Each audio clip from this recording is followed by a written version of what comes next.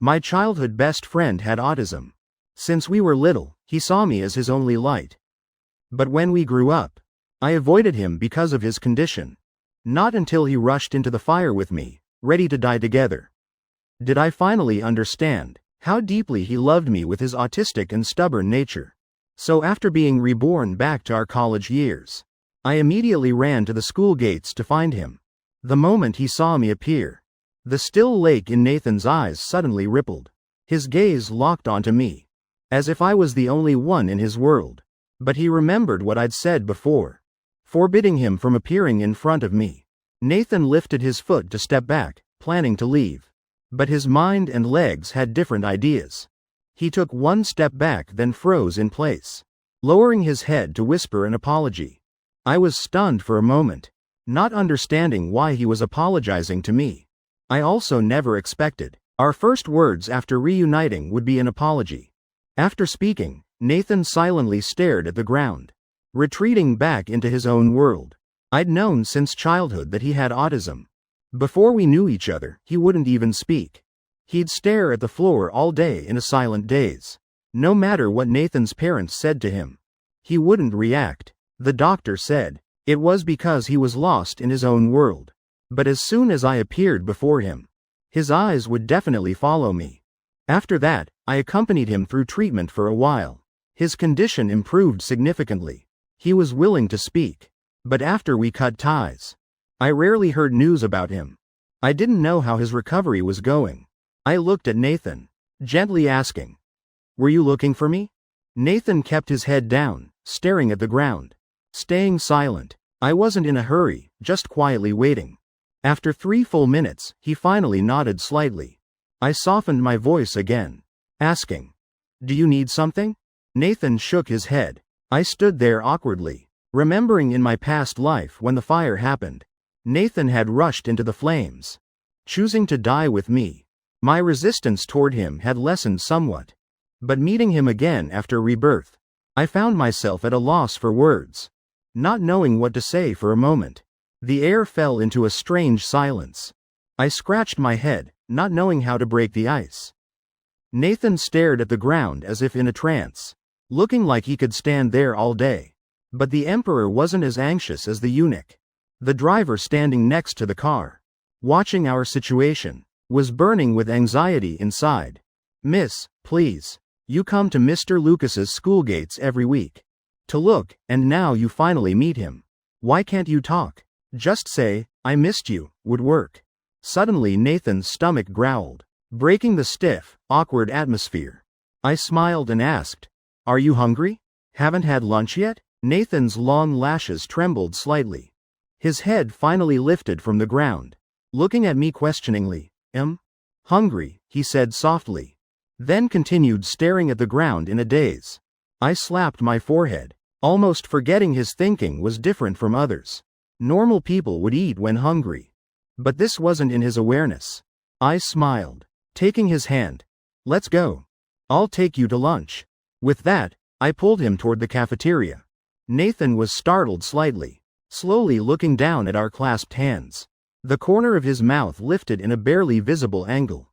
The driver saw us leaving and quickly followed, to prevent anything unexpected happening to the miss. The master and madam had instructed to stay close and not leave the miss's side. When we arrived at the cafeteria, it was right at peak dismissal time. Seeing a beautiful girl walk in, all the students simultaneously looked over, with everyone's gazes. I didn't feel anything. But Nathan uncomfortably pressed his lips tight. His body also leaned closer to me. Seeing Nathan frown, the driver behind thought this wasn't good. Immediately accelerated to a small jog over. I turned to look at Nathan, gently asking, "What do you like to eat?" Nathan's head began throbbing in waves. His brows filled with restlessness. My voice suddenly cut in, making him pause for a moment. Right after, the anxiety in him eased. He stared at me intently, not answering my question. I knew his nature, didn't expect him to answer either. Just felt bad ignoring him.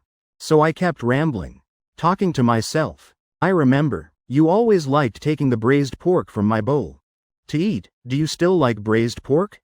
Hearing me speak, Nathan's chest felt like a spring breeze had blown through, suppressing his restless emotions. His furrowed brow gradually relaxed, as if his eyes could only hold me. All the surrounding gazes became meaningless. The driver saw Nathan's emotions calm down again. His feet that had run out several meters abruptly stopped, his eyes full of amazement. When the miss had episodes or hurt herself, or hurt those around her, each time took enormous effort to finally calm her down. But this time with Mr. Lucas, she calmed down in less than 2 minutes. Now he finally understood why the madam always mentioned Mr. Lucas. At the cafeteria's serving counter, I ordered myself eggplant and potatoes, along with braised pork. Ordered the same for Nathan. But considering he ate little, I reduced his potato portion, of course using my student card. All right, now we carry our trays to the table. Let's eat over there. I held his hand, teaching him how to carry the tray. As soon as I pulled my hand from Nathan's, his brows immediately furrowed. He put his hand back into my palm. When wrapped in warm hands, his brow relaxed. I pulled my hand away. You need to carry the tray now. Can't hold hands. Nathan immediately grabbed my withdrawn hand again. He grabbed it again. After several back and forths, he wouldn't let go. I felt helpless with his difficulty communicating. This was also why I disliked him before. The past me would have lost patience already. But now I had more patience than before. Hold hands, then hold hands. But Nathan saw me frown, his heart sank. A hard-to-detect panic appeared in his expression. He knew this was a sign I was getting angry. Because he wasn't listening. I would hate him. But he couldn't control himself. He wanted to hold my hand. Hold it forever. But I would hate him, would tell him to leave. Would never speak to him again. Nathan thought of these things. His head began throbbing again, like several needles stabbing simultaneously. So painful he clenched his fist, punching hard at his temple. This sudden action startled me. Even the driver watching from afar. He rushed over quickly. I hurriedly pulled Nathan's hand back, saying, it's okay, it's okay. We won't let go, we'll keep holding like this. The driver with this situation was clearly very experienced. Taking a pill bottle from his pocket to give him medicine. Miss, I have medicine, taking it will stop the pain. Nathan ignored the driver. After a long while he slowly reacted. Staring at me, voice hoarse, asking, really? I was stunned before remembering our earlier topic. Quickly raising our clasped hands before his eyes. Really, look, Nathan saw this. His lips pressed together, lifting slightly, stopping the head hitting. His other hand also lowered, obediently standing beside me. The driver froze again. First time seeing the miss have an episode then recover so quickly. This time didn't even need medicine. Seeing me carrying the tray with one hand, the driver immediately reached to take it. Mr. Lucas, let me do it. You and Miss just go sit over there. I saw using one hand was really inconvenient. Nodded in agreement. Then thank you. Thank you. After speaking, I led Nathan to a corner table to sit down. The driver soon brought both meals over. I nodded to the driver in thanks. Haven't you had lunch either? How about I give you my card? You go get a meal. The driver quickly shook her head. No need, no need. I'll eat bread later. I knew the Watson family had many rules. Didn't insist. I sat down and handed Nathan chopsticks. Let's eat. Nathan looked at the chopsticks, then at me. After a moment, he slowly took the chopsticks. I also used my left hand to hold chopsticks and began eating. I wasn't left-handed. It's just that Nathan before was like now. Even eating, he had to hold my hand. After many times, I'd trained the skill of eating with my left hand. Nathan ate very slowly. Each bite of food had to be chewed thoroughly for a long time. He'd even space out while eating. I turned to look at him. Saw him pick up a piece of meat with chopsticks but freeze. Knowing he was daydreaming again. That wasn't good for his health. I reminded him. Nathan, eat first. He heard my voice, his lashes fluttering. Slowly putting the meat in his mouth, while I was quietly eating. A pair of chopsticks reached toward my plate. Taking a piece of eggplant, I looked at Nathan. Didn't you still have eggplant on your side? Nathan didn't speak. taking another piece of potato from my plate. I laughed helplessly, just pushed my plate closer to him. After finishing lunch, it was nearly 1 o'clock.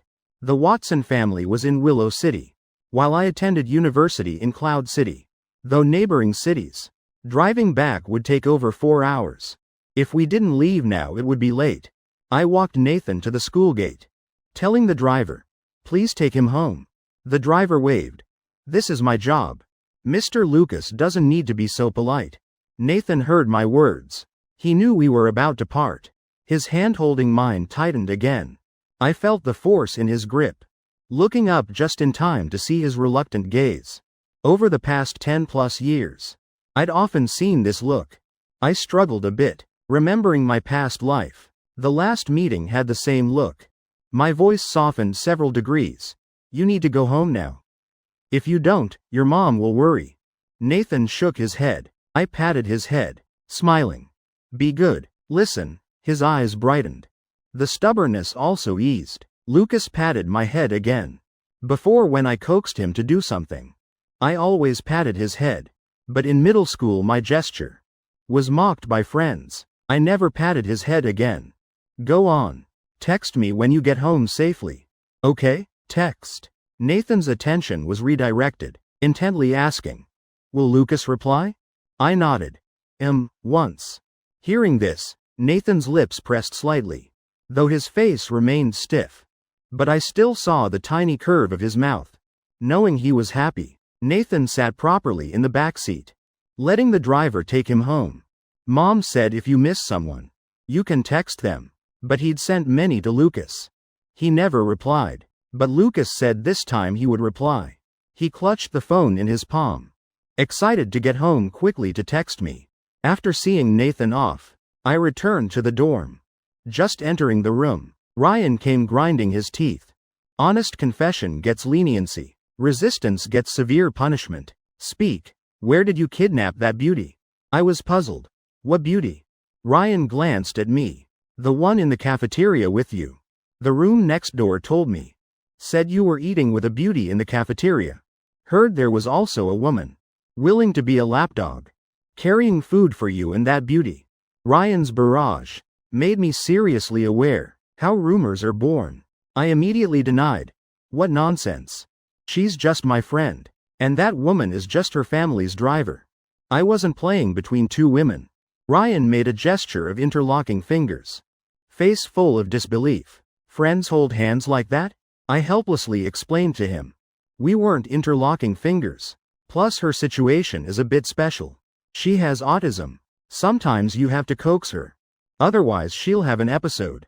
Ryan's first reaction was the same as others when learning Nathan had the condition. Shock, sympathy, pity. Such a beautiful girl. Her looks could easily beat all the girls in our school.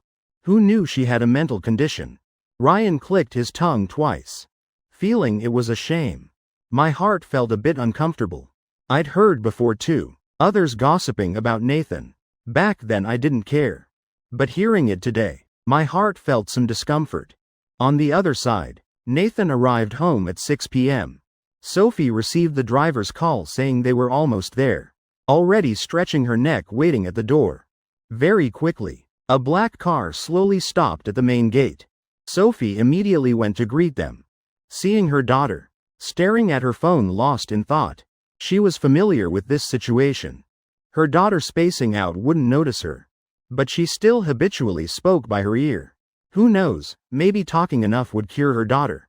Nathan, did you have fun today? Are you hungry? Mom will make dinner right away. Make your favorite braised pork, okay?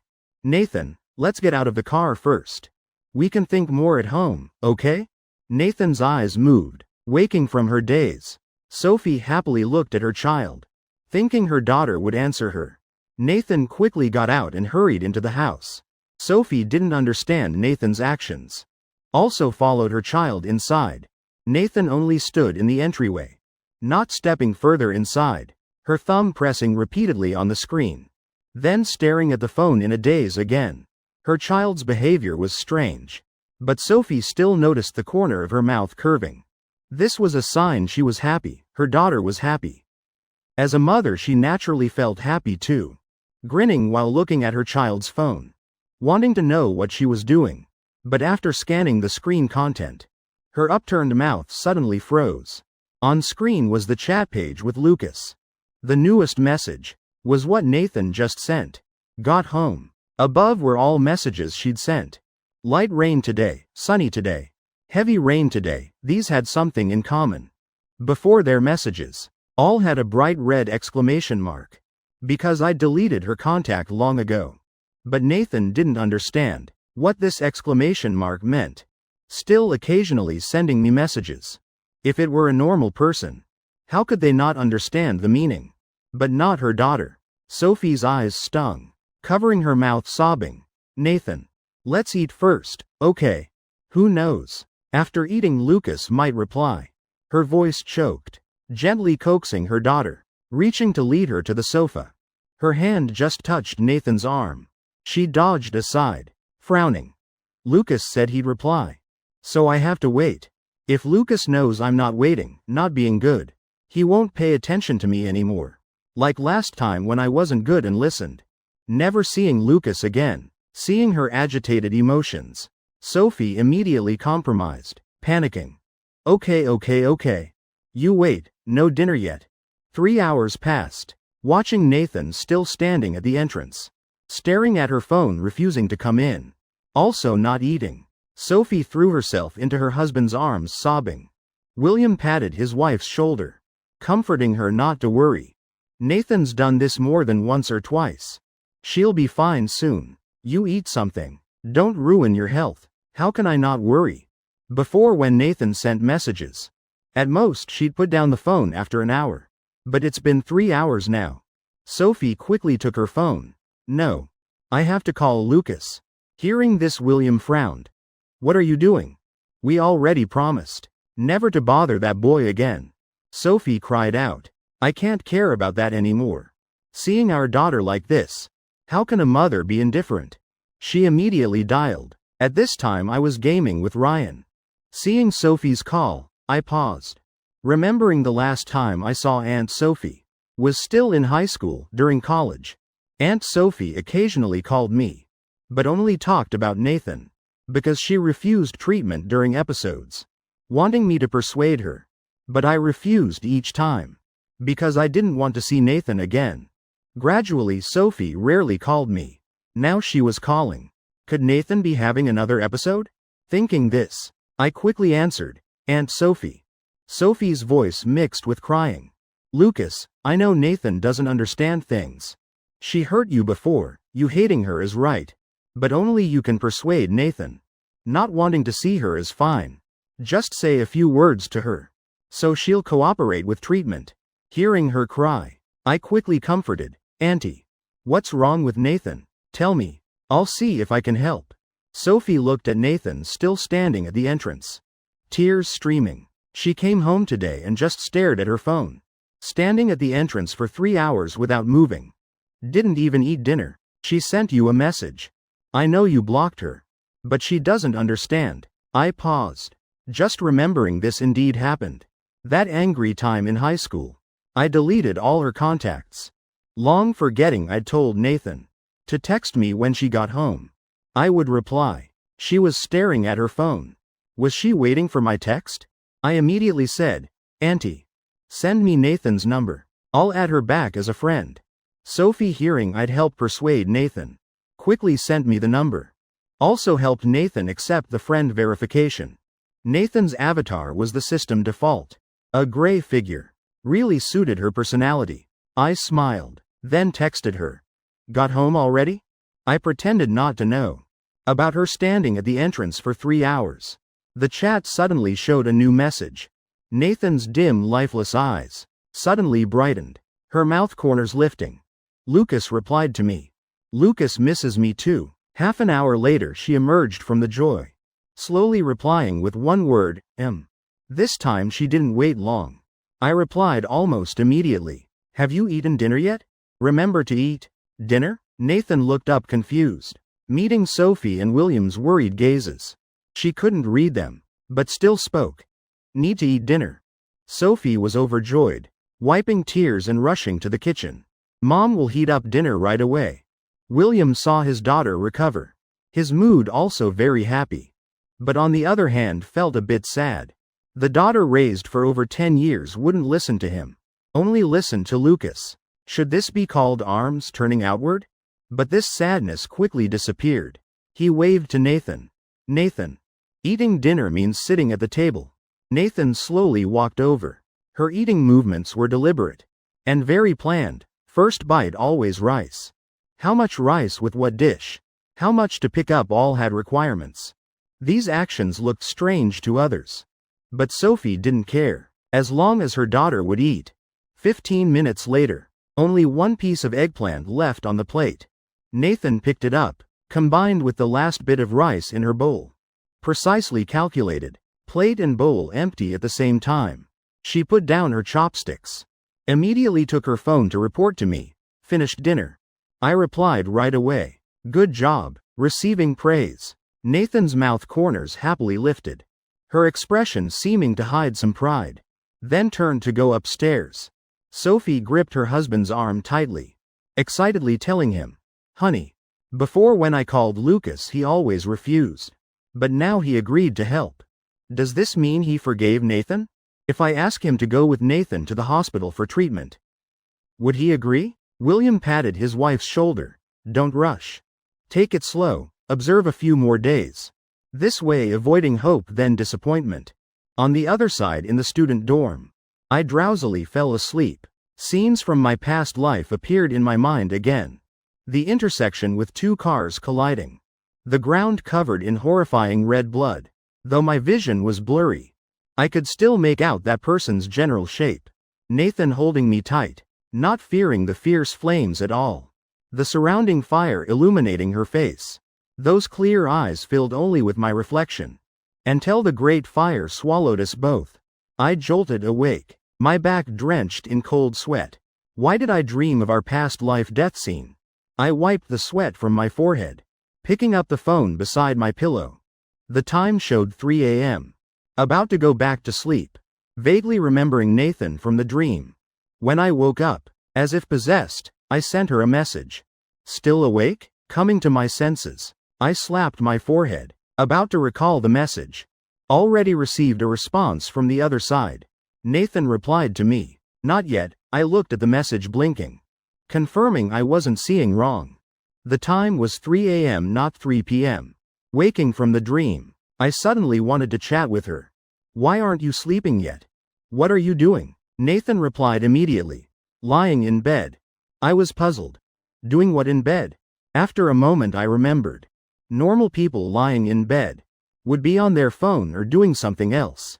But when she lay in bed, she was just lying there.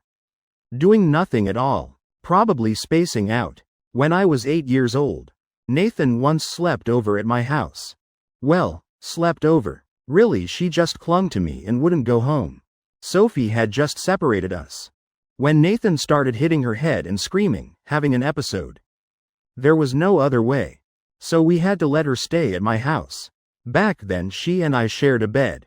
That night at midnight, I woke up because I wet the bed. Opening my eyes, I saw her wide round eyes, just staring at me. I asked her, "Why aren't you sleeping?" Little Nathan's speech wasn't even fluent yet. Stammering, "I am sleeping." I put my small hand over her eyes. No. Sleeping means closing your eyes. Like this. Seeing her eyes move, I immediately said, "Don't open them." Little Nathan obediently didn't move. I was satisfied and closed my eyes again. Gradually we both fell asleep. I remembered that time. Chuckling softly twice. Texting her. Sleeping means closing your eyes. Nathan immediately replied, "I know. Lucas taught me already." Somehow, I always felt this sentence carried some pride. Then close your eyes and sleep nicely now. I sent a sticker of Mama Bear patting Baby Bear's head, coaxing to sleep, though she wouldn't understand. But I thought this sticker was very fitting at this moment, so I sent it. Receiving the sticker, Nathan was indeed puzzled for a moment. She understood each word, but didn't understand what these images meant. But it seemed like head patting. Her eyes suddenly brightened, like stars twinkling in the night sky. Lucas wanted to pat her head. In the darkness, her cheeks flushed red, staring at that sticker for a long time. So long that I fell asleep again. The phone screen beside my pillow lit up. Also a head-patting sticker. Sent over. The next day I was catching up on sleep in bed. The phone chimed with a message notification. Groggily feeling for the phone. It was from Sophie. Have you and Nathan finished lunch? I heard Cloud City has rain today. After eating, let her come back early. Having lunch with Nathan? I rubbed my eyes. Blearily replying, Auntie, did you send to the wrong person? A second later Sophie's call came through. Before I could speak, the other side anxiously asked. Nathan went to Cloud City early this morning. She didn't look for you? My drowsiness half cleared. Sitting up in bed, she came to find me. I don't know, don't worry Auntie. I'll go check the school gate now. After speaking I hurriedly climbed out of bed. If she came, she'd probably still be at the school gate. I quickly changed clothes and ran from the dorm, running to the cherry blossom tree by the school gate. Sure enough I saw a familiar figure. I ran quickly, panting as I reached Nathan. Why didn't you tell me when you arrived? The moment I came outside, Nathan's gaze locked onto me. Eyes constantly sparkling. Lucas came out to see her again. But hearing my question, she immediately pressed her lips anxiously. Eyes not daring to look straight at me. I didn't rush her either. Quietly waiting for her answer. Nathan's fingers kept rubbing. This was her habit when anxious. She sneaked a glance at me. Seeing I was still waiting for her after half an hour, she finally pressed her lips answering. Lucas doesn't want to see me. I was stunned. Because I don't want to see you. So you'd rather stand at the school gate all day and not tell me? When did I say I didn't want to see you? I wanted to defend myself, but stopped mid-sentence. I really had said that. It was after finishing college entrance exams. The night after the graduation party. Nathan insisted on going with me. Plus my parents also persuaded me. So I had to bring her along. Everyone's youth has someone they have feelings for in their heart. Some even confessed publicly. Of course I also had a girl I liked. During the party I secretly glanced at her several times. But Nathan never knew what to say. What not to say. Directly asking on the spot. Lucas, why do you keep looking at her? Over 50 students and teachers in the class immediately turned their teasing gazes over, making me die of embarrassment on the spot. And that girl coldly glanced at me. No reaction at all. Even told the guy friend next to her teasingly. We don't know each other. The spring flower hadn't even budded. Already broken off. When we got home, I told my parents straight. Never wanted to see Nathan again. This matter was probably one of the reasons we cut ties. And the last time we met, I yelled at her. I never want to see you again in this lifetime. I shook my head, pulling my thoughts back from old memories. Looking at Nathan gently saying, that was before. Now I want to see you. So next time you come find me, definitely tell me. Got it? I looked into her eyes seriously instructing. In Nathan's heart, it seemed like a brilliant flower bloomed. She curved her lips nodding hard. If her usual soulless face was cold as an ice mountain, then this smile now was like melting ice and snow. Spring bringing hundreds of flowers blooming enchantingly. Students entering and leaving the school gate all stared. The driver following Nathan also gaped in amazement, quickly taking out her phone to photograph the smile. Pressing send. Receiving the photo, Sophie was so shocked her phone fell. Thud. Hitting the ground. After reacting, she was overjoyed beyond measure. Excitedly wanting to print this photo. 20 or 30 copies. To hang in every corner of the house. Nathan's smile had city-toppling charm. Even though I only saw her as a friend, I couldn't help blushing, let alone a great beauty staring straight at me. As someone single for 20 years since the womb, how could I not be moved?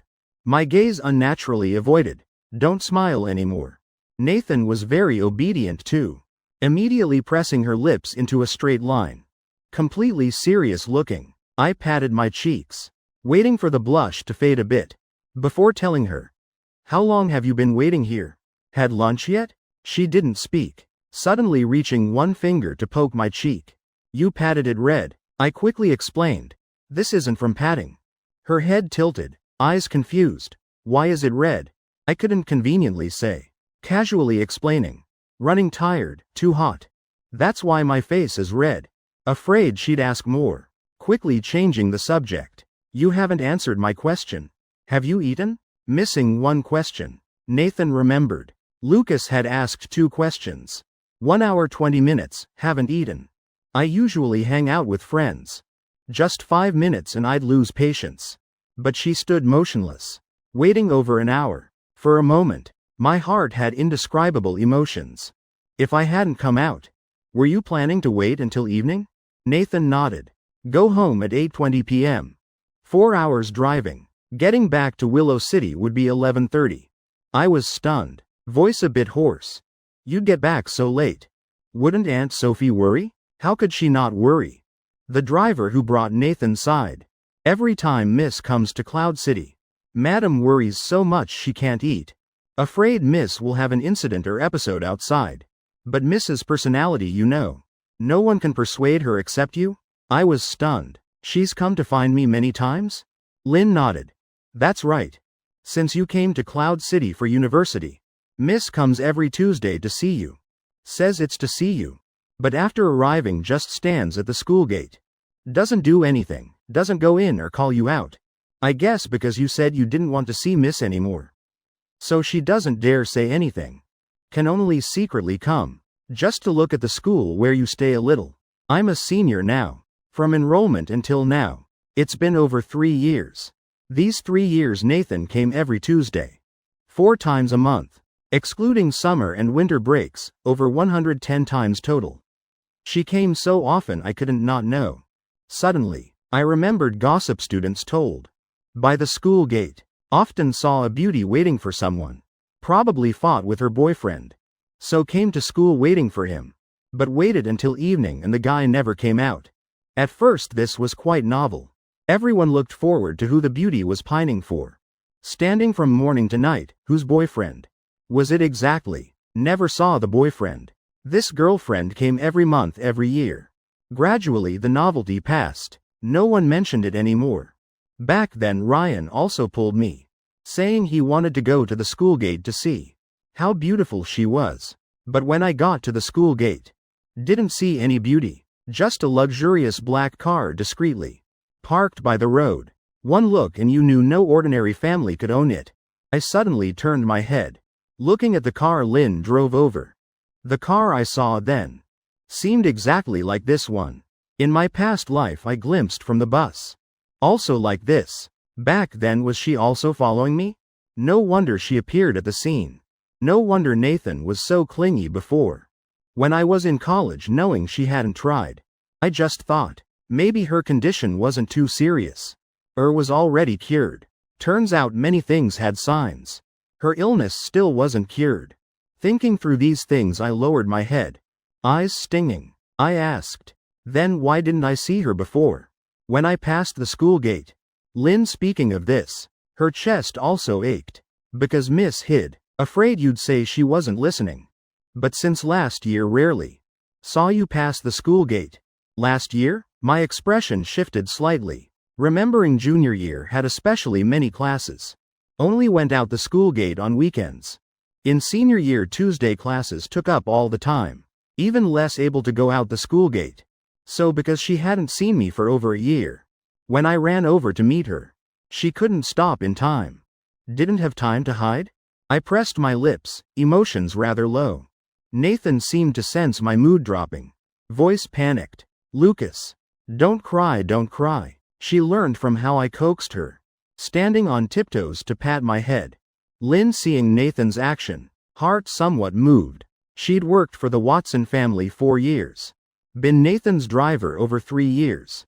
Living together so long. She already saw Nathan as family. Mr. Lucas, though me saying this isn't appropriate. But Miss really likes you. I clenched then released my hand. Finally, taking Nathan's hand placing it on my forehead. Not crying, let's go, I'll take you to eat. We arrived late. The cafeteria only had some leftovers. I glanced over. No dishes Nathan liked. Could only buy her fried rice with egg to tide over. Eat this to fill up first. Later, if hungry, have the driver buy more food. Okay? After speaking, I pulled her to sit at the cafeteria table. Nathan obediently nodded. Taking the spoon, I handed her. Slowly eating. I sat beside her, remembering Lynn's words again. Miss really likes you. Did Nathan's mind really understand what liking meant? She depended on me just because of her illness. When she recovered, probably wouldn't even want to see me. Nathan, I called her once. Nathan, holding the spoon, quietly looked at me. Have you been to Dr. Liu's recently? Dr. Liu was a domestic autism treatment specialist. The doctor, also in charge of treating Nathan's condition. When she was 6, Dr. Liu had started examining her. Nathan, hearing this name, her brows furrowed, seeming rather resistant. Healthy. I softened my voice, asking, have you gone?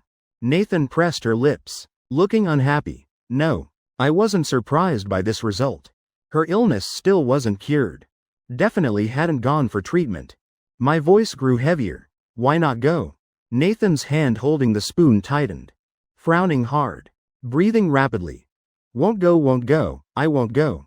She suddenly screamed. The fried rice on the table was also pushed to the floor. The sudden episode stunned me. The first to react was still Lynn, quickly running over to hold her, preventing her from self-harming behaviors. I have medicine in my pocket. Quick, take it out for Miss to take. I tensely quickly took out the medicine bottle, just about to give it to her. Remembered what Dr. Liu once said. Taking too many sedatives harms both physical and mental health. Must persuade her to calm herself. The first step to curing her is reducing medication frequency. Lynn forcefully holding Nathan tight, urgently shouting. When Miss has episodes, who can persuade her?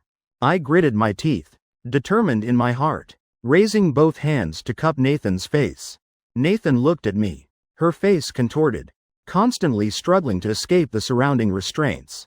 Looking very pained, I pressed her head, mouth constantly repeating, we won't go anymore. The clear voice echoed in the throbbing head. It was her familiar voice. Lucas.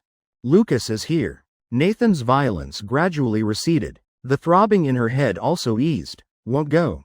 The first sentence after calming was this. She pouted, aggrieved. I saw Nathan calm down. Then withdrew my hands, turning to the students looking over here. And the cafeteria lady apologizing. Sorry. We'll clean up. Fried rice and broken bowl pieces scattered across the floor. Not convenient for the cafeteria lady to sweep. After speaking, I looked worriedly at Lynn. How are you? Hurt anywhere? Just now in the rush hit the table. Lynn raised her arm. There was a purple bruise. This injury was common in the Watson household. Every time Miss had an episode needing someone to hold her. Half an hour later, the helpers and Miss were all covered in injuries. They were used to it. I saw the bruise, brows furrowing. Our cafeteria has a first aid kit. Wait a moment, I'll get it. Lynn shook her head. This injury is nothing. Before finishing, I'd already gone far. When I came back, not only carrying the medicine box, but also a broom. Apply the medicine yourself. I'll sweep the trash. I handed Lynn the medicine box. Then took the broom and started sweeping. Though my face was calm. But Nathan still sensed my mood wasn't good. Lucas, no response received. She suddenly became flustered, fingertips anxiously rubbing her pants. Lucas wasn't paying attention to her. Lynn also noticed. The atmosphere between Miss and me was rather delicate. Didn't dare speak randomly. Quietly applying medicine beside, reducing her presence. Nathan pulled my sleeve. Facial expression contorted strangely. Unable to express her emotions well. Matching her mood. She really disliked this feeling. But didn't know what to do. Could only helplessly call me. I pulled my sleeve from her hand, intently sweeping the broken pieces in the corner. When I finished dealing with the trash, turning back to look, Nathan already had a face about to cry. I sighed internally, then reached out to pat her head. Nathan's eyes immediately brightened, the sadness vanishing. I spoke to her seriously. You just spilled the rice I bought you. And hurt someone else. Sorry, Nathan apologized very quickly, as if engraved in her bones. Before, when Lucas was angry at her, had to say this to forgive her. I pointed toward Lynn again. And her, Nathan immediately told Lynn. Sorry. The apology from Nathan's mouth came extremely fast. Like having no sincerity. Lynn's face horrified. No, it's fine. Being forgiven. Nathan turned to look at me. Again reaching to pull my sleeve, waiting a moment. Seeing I didn't avoid, she knew I'd forgiven her. Mouth corners slightly curving. Expression also happier. I looked at her softly asking. Why did your head hurt just now? Did I say something I shouldn't have? If so, I apologize to you. Sorry. Nathan quickly shook her head. No. I'm not angry at Lucas. Don't need to apologize. I reached to pat her head. I know your headache is sudden. But next time let's try to control it a bit. Okay? Nathan nodded aggrieved. When we left the cafeteria. It was an hour later. The clear skies suddenly darkened. Seeming like heavy rain was coming. I remembered Sophie's instruction for her to return early. I have class this afternoon. Go home early today, okay? Nathan's just present. Happy look immediately disappeared. She didn't like it, but these were Lucas's words. Her mouth had to listen. Her mouth corners drooped. Looking pitiful. Leading her out of the school gate. Received a message from Ryan. Asking if I was drowning in beauty. Forgetting afternoon class. I chuckled. Texting while walking. Seeing my attention stolen by the phone. Nathan's expression grew more pitiful. Just like a kitten. Forgotten waiting for affection. Seeing I was about to hit the trash can ahead. She secretly reached her small hand to pull my sleeve. Leading me to the side. Safely passing the obstacle. There was still a small tree ahead. She pulled my sleeve again. I also knew I couldn't look at the road while texting. Simply gave one hand to hold Nathan's shirt corner. Letting her lead me. Looking at the hand holding the shirt corner. Her downcast mood suddenly brightened. This action was like when we were little. Lucas playing with others. The eagle catches chicks game. Chicks had to hold mother hen's clothes following mother hen. Mother hen had to protect the chicks. Back then, she could only stand under the big tree. Watching Lucas play with others. Now she finally got to play with Lucas. She carefully protected me. Still reluctant when reaching the school gate. However, I was completely unaware of her emotional changes along the way. Just surprised her mood changed so fast. Before leaving I told Lynn. Stop by a restaurant later. Buy some food for Nathan. Lynn's expression somewhat difficult. Mr. Lucas. How about you buy it for Miss? I'm afraid if I buy it Miss won't eat. She really wasn't making excuses. Everyone knew Miss's personality. Even if Madam bought for her. She might not eat. But she knew as long as Mr. Lucas bought it. No matter what Miss would eat. I heard and thought it made sense. But where were there restaurants by the school gate? I thought about it. Could only go to the convenience store nearby to buy some bread. For her to eat in the car. Got it? Nathan like a treasure. Hugging the bread tightly. Obediently nodding. I was silent a moment, not knowing if she would listen to what I said. Before they left I instructed once more. But Nathan was already hugging the bread. Lost in her own world. When I got to class. The dark sky boomed once. Pouring down the long suppressed heavy rain. I was glad I made it back in time. Rain hitting the car. Surrounded by the thick sound of water. Nathan's stomach growling in the car was especially clear. Lynn laughed softly saying casually, Miss. If hungry, eat 2 pieces of bread to fill up first. Nathan unhappy. Why eat? This is a gift Lucas gave me. If I eat it'll be gone. Lynn even more helpless. What Mr. Lucas bought she couldn't bear to eat. Very quickly Tuesday came again. Tomorrow was the first day of National Day holiday. I'd already arranged with Nathan. For her to come Thursday. I could also catch a ride home with her. But Tuesday she still came. When I received the message I was still in class. After class 1 immediately ran to the school gate. Nathan quietly calculating time in her heart.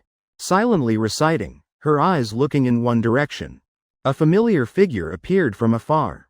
Actually just a blurry shape. She intently watched that figure. Mouth corners slightly curving. Lucas came out to see her again. I almost ran quickly over. Why did you come today? Didn't we agree to change to tomorrow? Nathan anxiously lowered her eyes. Lynn seeing she didn't speak. Helped explain. Miss coming every Tuesday is a fixed schedule. If her plan is broken, Miss will go crazy. I helplessly nodded. I remembered now. Indeed, there was this issue. Nathan, even when eating, where her right hand held chopsticks. How wide her mouth opened each time had to be precise. When I was little on my birthday, everyone ate birthday cake. Little Nathan discovered it wasn't the usual chopsticks but a fork. When eating cake had an episode right there. Then let's go, we'll go to the cafeteria for lunch. After speaking, I held her hand walking toward the cafeteria. Even I didn't notice how naturally I held Nathan's hand. How familiar, Nathan's mouth corners full of smiles. Fingers gently closing to hold my hand tight. The flower in her heart blooming over and over. The next day, Nathan came to the school gate at noon again. But because I had afternoon classes, could only make her wait until evening to go back together. But I'd already packed my luggage, pulling my suitcase to the school gate first. Arriving, I saw sweat on her forehead. Then suggested, standing here is too hot. There's a bubble tea shop at the intersection ahead. How about you go inside and wait for me? You can enjoy air conditioning too. Nathan didn't even look at the bubble tea shop. Already shaking her head, Lynn opened her mouth to explain.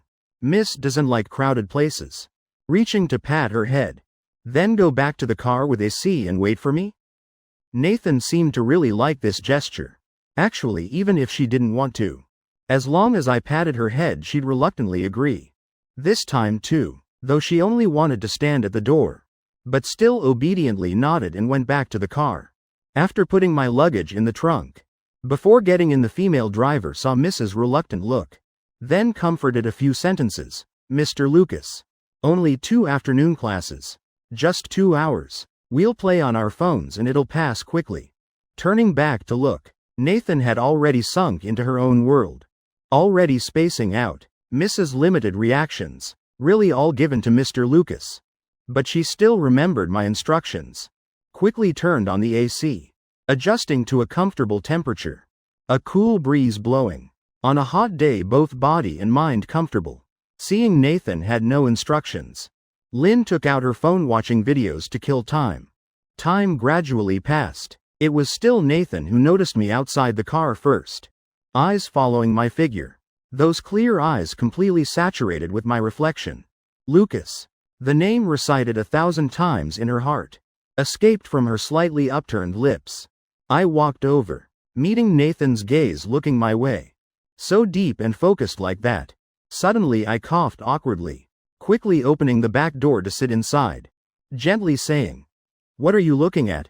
Nathan didn't speak. Her gaze still fixed on me. Lynn in front was playing on her phone. Not until hearing my voice did she realize I'd finished class. Quickly putting down her phone. "Mr. Lucas, are we going back to Willow City now?" Hearing her question, I nodded. "Yes, thank you." After speaking, I took a bottle of water and gave it to Lynn. The car drove on the highway. I was a bit sleepy, so leaned against the seat, slowly closing my eyes. Still remembering to tell Nathan, "I'm a bit sleepy. Going to sleep for a bit. Remember to wake me when we reach Willow City." Nathan obediently nodded, but I'd already closed my eyes. Not hearing, not seeing. From Cloud City back to Willow City the whole way. Her gaze never once left me. After 4 hours of driving, we finally arrived in Willow City. Night had already fallen across the sky. Just as the car entered the highway exit station, going over a speed bump with a jolt. My head tilted to the side. About to fall. A hand reached over to support my head. The palm slightly cold. I instinctively turned my head, rubbing against Nathan's palm, making it slightly ticklish. Her long lashes fluttered, cheeks flushing red in patches. Lynn heard Nathan's voice, turned to look, seeing her tense, flustered expression. Secretly laughing inside. First time she saw Miss display emotions outwardly. "Miss, you can rest Mr. Lucas's head on your shoulder. That way he won't fall." She secretly laughed, making the suggestion. Nathan blinked. The hand supporting my head gently lifted, then placed it on her shoulder. I lay uncomfortably, frowning, head moving, finding a comfortable position to rest.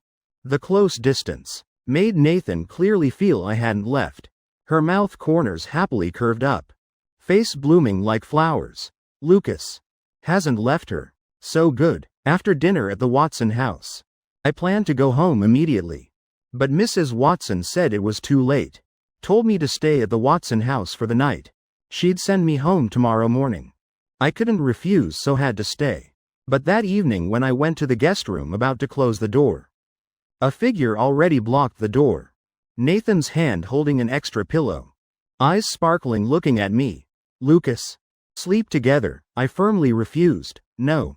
Nathan immediately looked sad, pressing her lips, looking so pitiful. Didn't we used to sleep together? Before I turned 12, we indeed always shared a bed. But after I became aware of gender differences, I didn't let her share anymore.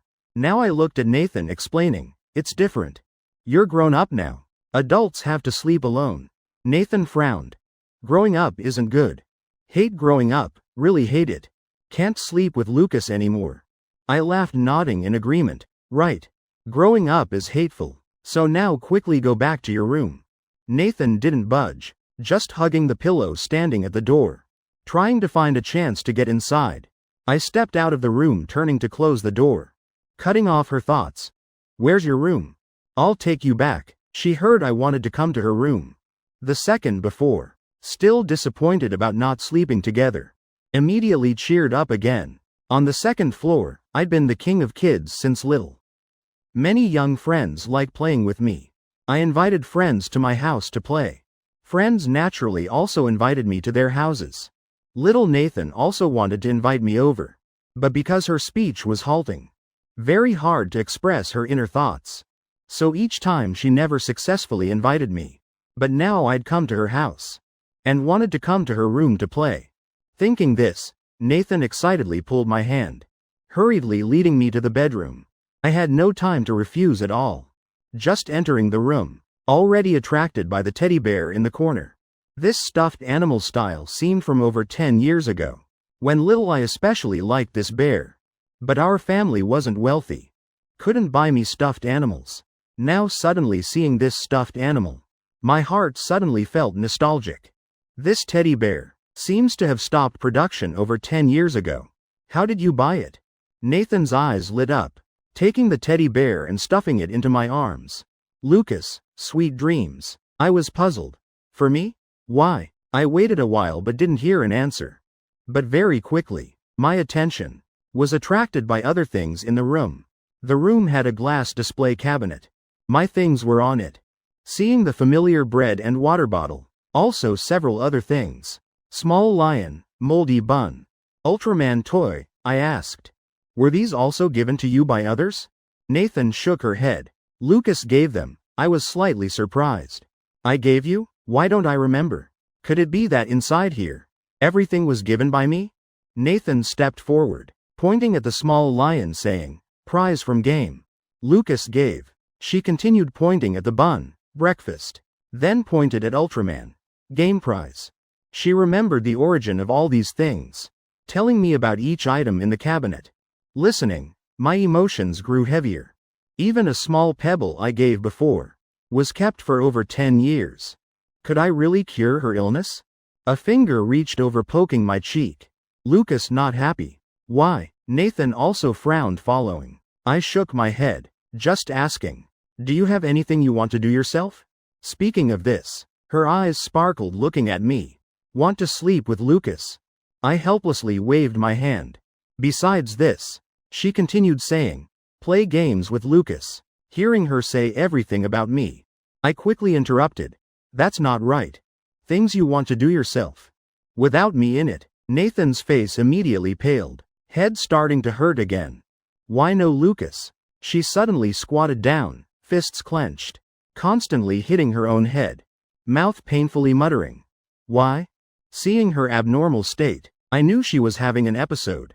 Immediately ran over, lifting her face, forcing her eyes to look at me, her palms sweating, heart jumping to her throat, mouth speaking nonsense, completely without thinking. I tried shouting at her, Nathan, I'm here, look at me. Nathan's pale complexion gradually recovered rosiness. Seeing I was still here, Nathan pressed her lips, directly hugging me.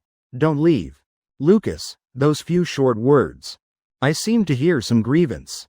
I was just speaking hypothetically, just nonsense. Don't get agitated. I comforted, patting her back. Nathan dejectedly said, hypothetically also not allowed. I quickly comforted. Okay. Won't say any more. But let's throw away this bun, okay? It's all moldy. If she hadn't said it was a bun, I wouldn't have recognized it at all. Probably Sophie also wanted Nathan to throw it away. I'd just finished speaking. She was grieved again. I reached to pinch her cheek. Throw it away. I'll give you a new gift, okay? Hearing this, her pinched lips. Voice muffled. Really? I nodded. Really, not until I assured her many times. Did Nathan reluctantly throw the bun in the trash? The cabinet just opened. The stench immediately spread through the room. I also threw away other food in the cabinet. All of it. Called the housekeeper to clean the smell from the room. Then threw the trash in the outdoor bin. Only then feeling relieved. As for Nathan, because seeing it cleaned out, the cabinet became empty. Pitifully pressing her lips. Lucas, new gift. I nodded. I remember. It's late now. Quickly go back to sleep. I need to go back to my room to rest, just as I was about to leave. Nathan stuffed the teddy bear at me. Bear for Lucas. I took the bear. Okay. Thank you, just leaving. I was in the second floor hallway, meeting Sophie with a joyful face. She heard from the housekeeper. Nathan finally threw away the moldy things in the cabinet, thinking her daughter had awakened. Seeing me come from her room, only then knowing it was thanks to me. She was about to chat about her daughter. Glancing and seeing the panda bear in my arms. Exclaiming in surprise, Nathan finally gave you the bear. I was puzzled. Finally? Sophie continued. This bear was bought over 10 years ago. Back then this bear image was very popular. You'd stare at it for a long time when out. One day you and Nathan fought. She insisted on buying it. Probably wanted to give it to you. But I don't know why she didn't give it. Sophie really wanted to explain for me. Also hoping her daughter's image could improve in my heart. At night when sleeping, I lay in bed, only then suddenly discovering there really was this matter. Back then I really liked this bear. But our family's finances weren't good. Couldn't buy me the bear. Mom felt bad for me. Used needle and thread to sew me an Ultraman stuffed animal. When I received it I was extremely happy. After that I told everyone I met. Bears aren't as cool as Ultraman. I like Ultraman the most. Back then Lil Nathan heard my words. Her small cheeks all wrinkled up. So it was back then? First time sleeping at the Watson house. My heart was actually a bit uncomfortable with the bed. However, perhaps because the bear gave me a sense of security. Slept very well all night without nightmares. When I woke it was past 10 o'clock. I jumped up from bed. Ran to the bathroom quickly washing my face. Opening the door about to leave. Saw a figure standing at the door. Accidentally startled. Why are you standing here? The moment the door opened, the girl's soulless eyes suddenly became brilliantly bright. Hearing my question, Nathan obediently. Lucas sleeping. Can't disturb. I was a bit embarrassed. Being a guest at someone's house and waking up so late. Touching my neck. Opening my mouth.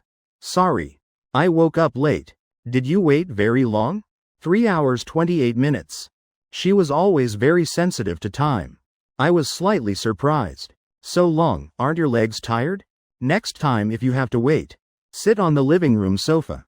Don't stand here anymore. Nathan shook her head. Here can see Lucas right away. Nathan looked at me.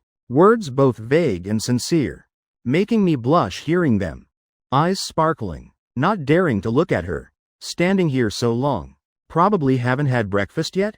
Aunt Sophie must be waiting for us in the living room. Let's quickly go out. After breakfast in the living room, I said goodbye to Nathan's family. Preparing to take a car home. Sophie even instructed Lynn to drive me back. But I didn't want to trouble others. Firmly taking a taxi home myself. Just before leaving, Nathan was still reluctant, clinging to the taxi door. I used my last resort. If you let go, I'll come visit you again tomorrow. Nathan's expression shifted. Tomorrow? I nodded. Tomorrow I'll take you to get a haircut, okay? I'd long wanted her to get a haircut, but was afraid she wouldn't want to go. Nathan happily nodded. Okay. Her smile brilliant again, secretly calculating in her heart. How many more hours until tomorrow? Then I turned to ask Sophie, Auntie, is that okay? Sophie was overjoyed beyond measure, of course. The girl won't cut her hair and won't let me fix it. Lucky you're here to handle her. I set a time with Nathan again. Only then finally able to get in the car to go home. Just as the car was about to leave the intersection, I instinctively turned to look at Nathan. She was still standing at the main gate, craning her neck watching the car, not willing to leave. Suddenly I again felt somehow. At this moment she really did resemble the loyal dog Ryan once mentioned. The next day, Nathan called me early. Lucas, I'll pick you up, I immediately replied. When you arrive, remember to call me. I'll come down. Do you still remember where my house is? Though Nathan used to come to my house often, but after many years, don't know if she'd forgotten the way. Remember? She answered very quickly, her tone even hiding a desire for praise. I didn't skimp on compliments either. Such good memory. We chatted about a few other things. A while later, before hanging up, an hour later, Nathan texted saying she'd arrived. I told Mom, then went downstairs. Seeing me standing outside the car, the slightly dazed girl immediately became lively. I opened the car door, urging Nathan to get in. Why didn't you wait in the car? Isn't it hot standing outside like this? She shook her head, obediently sitting in the car. Hot. Though she said that, but I still saw sweat on her forehead. I took tissues from my pocket, helping her wipe. Nathan's mouth corners curved up, then pointing at her neck. This place needs wiping too. I raised an eyebrow, even learned to push for more. I stuffed the tissue at her. Wipe yourself. Nathan gravely pressed her lips, taking the tissue, reluctantly wiping herself. Seeing her aggrieved expression, I couldn't help laughing. Lynn started the car. Mr. Lucas, where do you want to go now? I thought for a moment, then said, drive to the intersection ahead. Stop there for a bit. I'll take Nathan to get a haircut. Lynn uncertainly stopped at the intersection, also following us out of the car. Many small shops along the road. Walls were undecorated cement. If not familiar people and regular customers, no one would come here to shop at all. I familiarly went to a small barber shop. Inside was an old man, sitting in front of the TV, one hand holding a large palm fan, fanning, eyes not leaving the TV. Entering the shop, I called, Mr. Chu. I came for a haircut. The old man turned. So it's Lucas. Not going out this holiday? He laughed heartily, standing up, even giving me 2 apples. I wasn't polite either, casually taking an apple to bite, the other apple given to Nathan. Seeing the light in her eyes, I knew what she was thinking, immediately instructing, eat it now, can't take it home to store. If possible, really wanted to break her habit of storing things. Nathan's just formed thought was extinguished. Had to obediently bite the apple. Missing my parents, so didn't go out. Sir, this time I brought Nathan for a haircut. Please cut her hair. I pulled her to sit in the barber chair. The old man preparing haircutting tools, while chatting with us. Haven't cut for years. Nathan's become so beautiful. If Lucas hadn't said, I wouldn't have recognized her. Nathan frowned, hands tightly gripping the cloth on her, wanting to pull it off. I stepped forward, helping her loosen the cloth at her neck. What's wrong? Neck too tight? She didn't speak, still uncomfortably pulling the cloth. Lynn's spirit immediately tensed, staring at Nathan, afraid she'd have an episode. Also prepared in her heart to hold her. I softened my voice, gently asking, then what is it? You have to tell me, so I can help you solve it. Didn't you promise me when your head hurts, you'd tell me? Are you lying to me? Nathan, hearing this, immediately panicked, shaking her head. Not lying. Lucas, I don't like being touched. I suddenly remembered. She indeed didn't like others touching her. I pretended to be angry, looking at her. But yesterday you already agreed to cut your hair? Do you want to go back on your word? Nathan's face full of difficulty. She didn't like others touching her, but she'd promised Lucas she'd cut her hair. What to do now? Just as she was anxious until red-faced, a warm hand held hers. I'll hold your hand. You let him cut your hair, okay? Nathan tightly gripped my hand, only then reluctantly agreeing. The old man beside hearing our conversation opened his mouth saying, "Didn't expect after so long. Nathan still depends on you like this." I pulled the corner of my mouth, glancing at Nathan saying nothing. Seeing Nathan's emotions stabilize, Lynn's suspended heart lowered. The old man cut hair very quickly. Skills also good. Soon finished. After cutting the bangs covering her eyes, Nathan's delicate features completely revealed. Clear eyes no longer covered by bangs became more beautiful and charming. She stood up, constantly widening her eyes looking at me. I saw her action was a bit strange, then asked, "What's wrong? Don't like it cut short like this?" Her mouth corners happily curved, like I momentarily couldn't distinguish if she meant liking the hair or liking me. "All right, hair's cut, let's go." I said goodbye to the old man, pulling Nathan, quickly leaving, afraid one step slow would be teased by Mr. Chu. Back in the car, Nathan lowered her head looking at her empty palms, unhappily pressing her lips.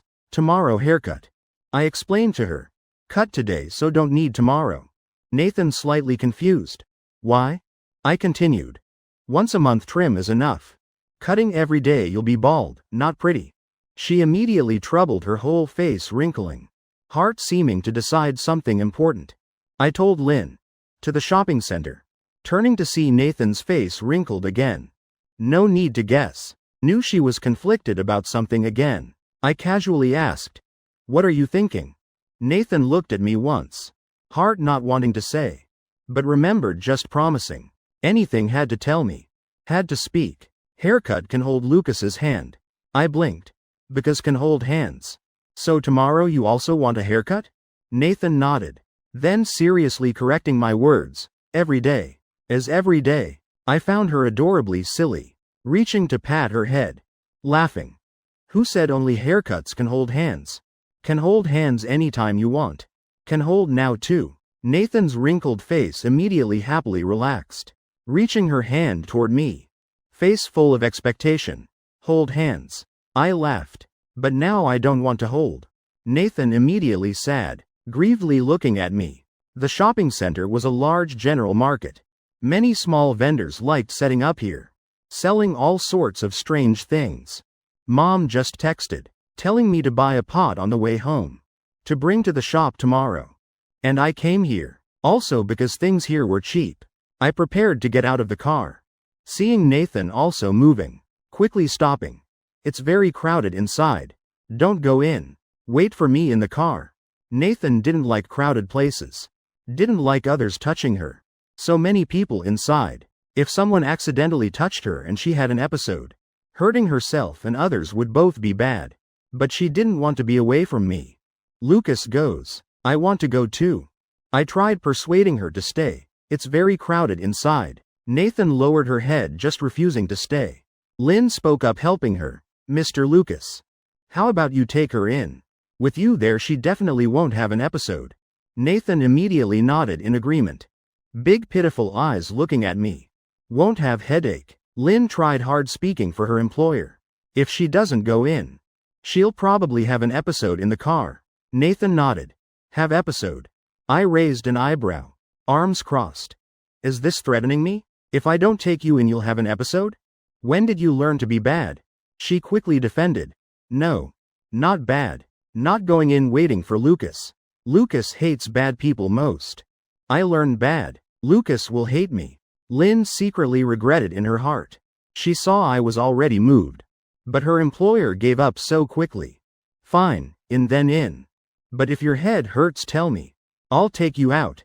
Nathan joyfully nodded hard, immediately following me out of the car. I worried she'd be bumped. As soon as we entered the market I held her hand leading the way. She lowered her head looking at my hand holding hers. Little flowers in her heart blooming non-stop. After buying the pot Mom needed, we passed the clothing stall. A woman suddenly ran out, holding clothes, putting them in front of us. "Handsome boy, beautiful girl. Look at our clothes. Both cheap and pretty." This enthusiastic sales method startled Nathan, quickly hiding behind my back. I timely pulled the woman, We're not buying clothes. Thank you. I timely pulled the woman. Not buying, just look? Other places definitely can't buy clothes this good. The woman while pulling me to her small stall, constantly rummaging through clothes on the rack. Give to the beautiful girl beside you also works. She'll definitely like it. Nathan's lashes fluttered, eyes brightening for a moment. Gift. Nathan's eyes lit up. I knew what she was thinking. After promising to give her a new gift, she kept remembering. The woman immediately seized the sales opportunity. Right. Let this young man buy clothes as a gift, how about it? See, the beautiful girl really likes this outfit. Buy her one. Only $30, very cheap. I looked at Nathan. You like this outfit? She grievedly pinched the dress corner. Gift. Promised. All right. Consider it rewarding you for obediently cutting hair today. And not having a headache. I stepped forward, choosing a light-colored shirt from the rack, holding it up to her comparing. Like this one? Nathan pressed her lips, mouth corners showing a faint smile. Like. She didn't even look. As long as it was my gift, she liked everything. I picked up another shirt, somewhat undecided. This one seems not bad either. Nathan continued saying. Like. I seemed to discover something. Raising an eyebrow, holding a plastic bag. And this? The girl blurted. Like. I secretly laughed. Nathan's eyes flashed with doubt, not understanding what I was laughing about. I held the two outfits I was undecided about, carefully comparing. The word, like, from Nathan's mouth had no reference value. I'm afraid even if I gave her a leaf, she'd probably keep it like a treasure. After 2 minutes of indecision, I finally chose the blue dress. Every time I saw her, she wore white dresses. Wanted to change her clothing color. Also considered adding some color. That evening, Nathan and I parted to go to our homes. The 7-day National Day holiday passed very quickly. In a flash, only the last day remained. I wanted to spend more time with my parents, so went to help watch the family bun shop. But when I was packing buns for customers, suddenly saw Nathan standing at the shop door. Her neck anxiously shrinking. Avoiding others' gazes. Lynn beside her pointed at the buns on the tray, smiling. Boss, 2 buns please. We haven't had breakfast. I quickly finished packing buns for other customers. Hurrying over. It's late already. Why haven't you had breakfast?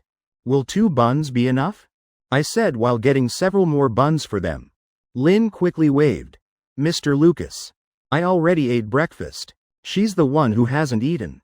You're taking too many. I shook my head. It's fine. Extras can be taken home for Nathan. Aunt Sophie and Uncle Watson can eat them too. After speaking, I also got her a cup of soy milk. Nathan's mouth corners bloomed with a faint smile. Like network lag. Half an hour later, answering my question. To see Lucas, those few words. Off-topic answer. But I understood what she meant. Too eager to see Lucas. So didn't have time for breakfast. I handed her the buns. Did you need something from me? Or not? Nathan, hearing this, suddenly became dejected, hugging the buns silently. Lynn immediately explained. The holiday's almost over. Mr. Lucas hasn't contacted her these days.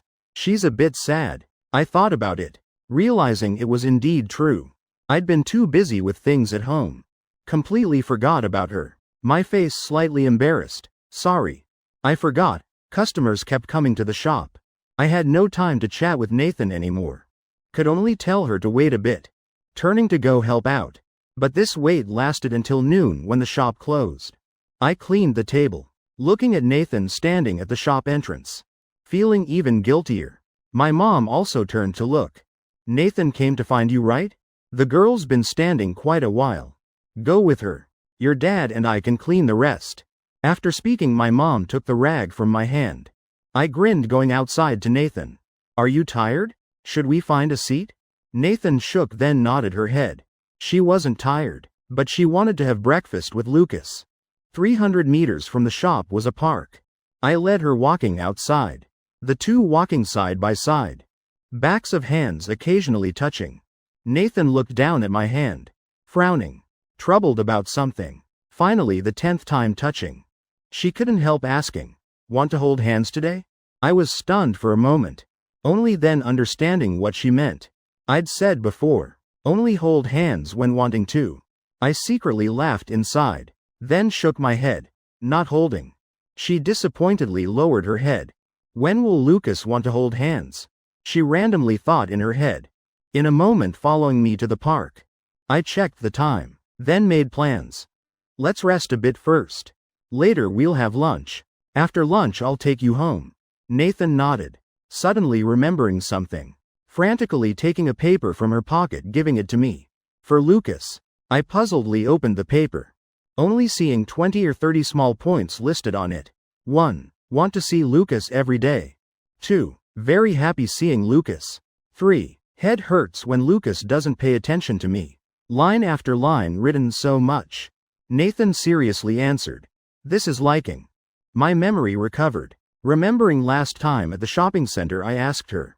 Do you know what liking is? She said she knew, but I didn't take it seriously. Her thinking different from normal people. What could she know? But now, she gave me this paper full of writing to tell me. This was her liking. I looked at the paper filled with black writing. Shocked, speechless. Words at my mouth, not knowing what to say. These past days writing this? Nathan's expression proud, nodding. Eyes looking at me always brilliantly bright. Like Lucas. My head like porridge, completely not knowing how to answer. Wait here for me a moment. I'm going to the bathroom. I stood up, walking toward the public restroom. My figure staggering. Like running away. In the bathroom. I stood before the mirror. Thoughts in chaos. 2 little people in my head arguing. One little person said she's an autism patient. Doesn't even know basic communication. What does she know about liking? The content on the paper probably written randomly. Don't take it too seriously. The other little person said in the past life during the car accident. She'd rather die with you than leave. Isn't that enough proof she likes you? You've known her over 20 years. Don't you know she never lies? But the 2 little people argued half an hour. Still no conclusion. I also realized I'd been here too long. Irritably scratching my head, then turning on the faucet. Splashing water on my face. Waiting to calm down before leaving. Nathan sitting dazed on the bench. Soulless eyes looking at the ground. Not knowing in her own world what she was thinking. I walked closer. Only then discovering several kids around her. Making faces at her.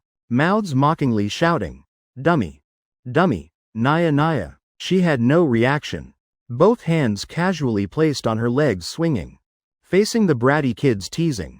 She was silent like a soulless doll. Lynn hadn't followed us into the park. After I left, no one watching over Nathan. The kids got even worse. Seeing her motionless, even reaching out to hit her. I angrily gritted my teeth. Just about to step out from behind. A call rang out. Lucas Thompson. I turned, facing a familiar face.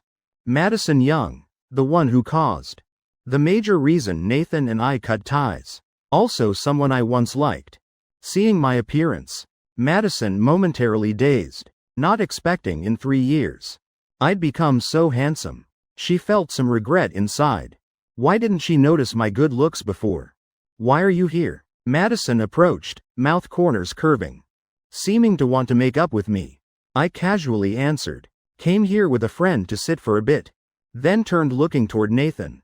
The kids had stopped hitting, but still beside her, mockingly noisy. Those words grating to hear, making me frown involuntarily. Madison followed my gaze, also seeing the woman sitting on the bench. She frowned, voice carrying some disgust.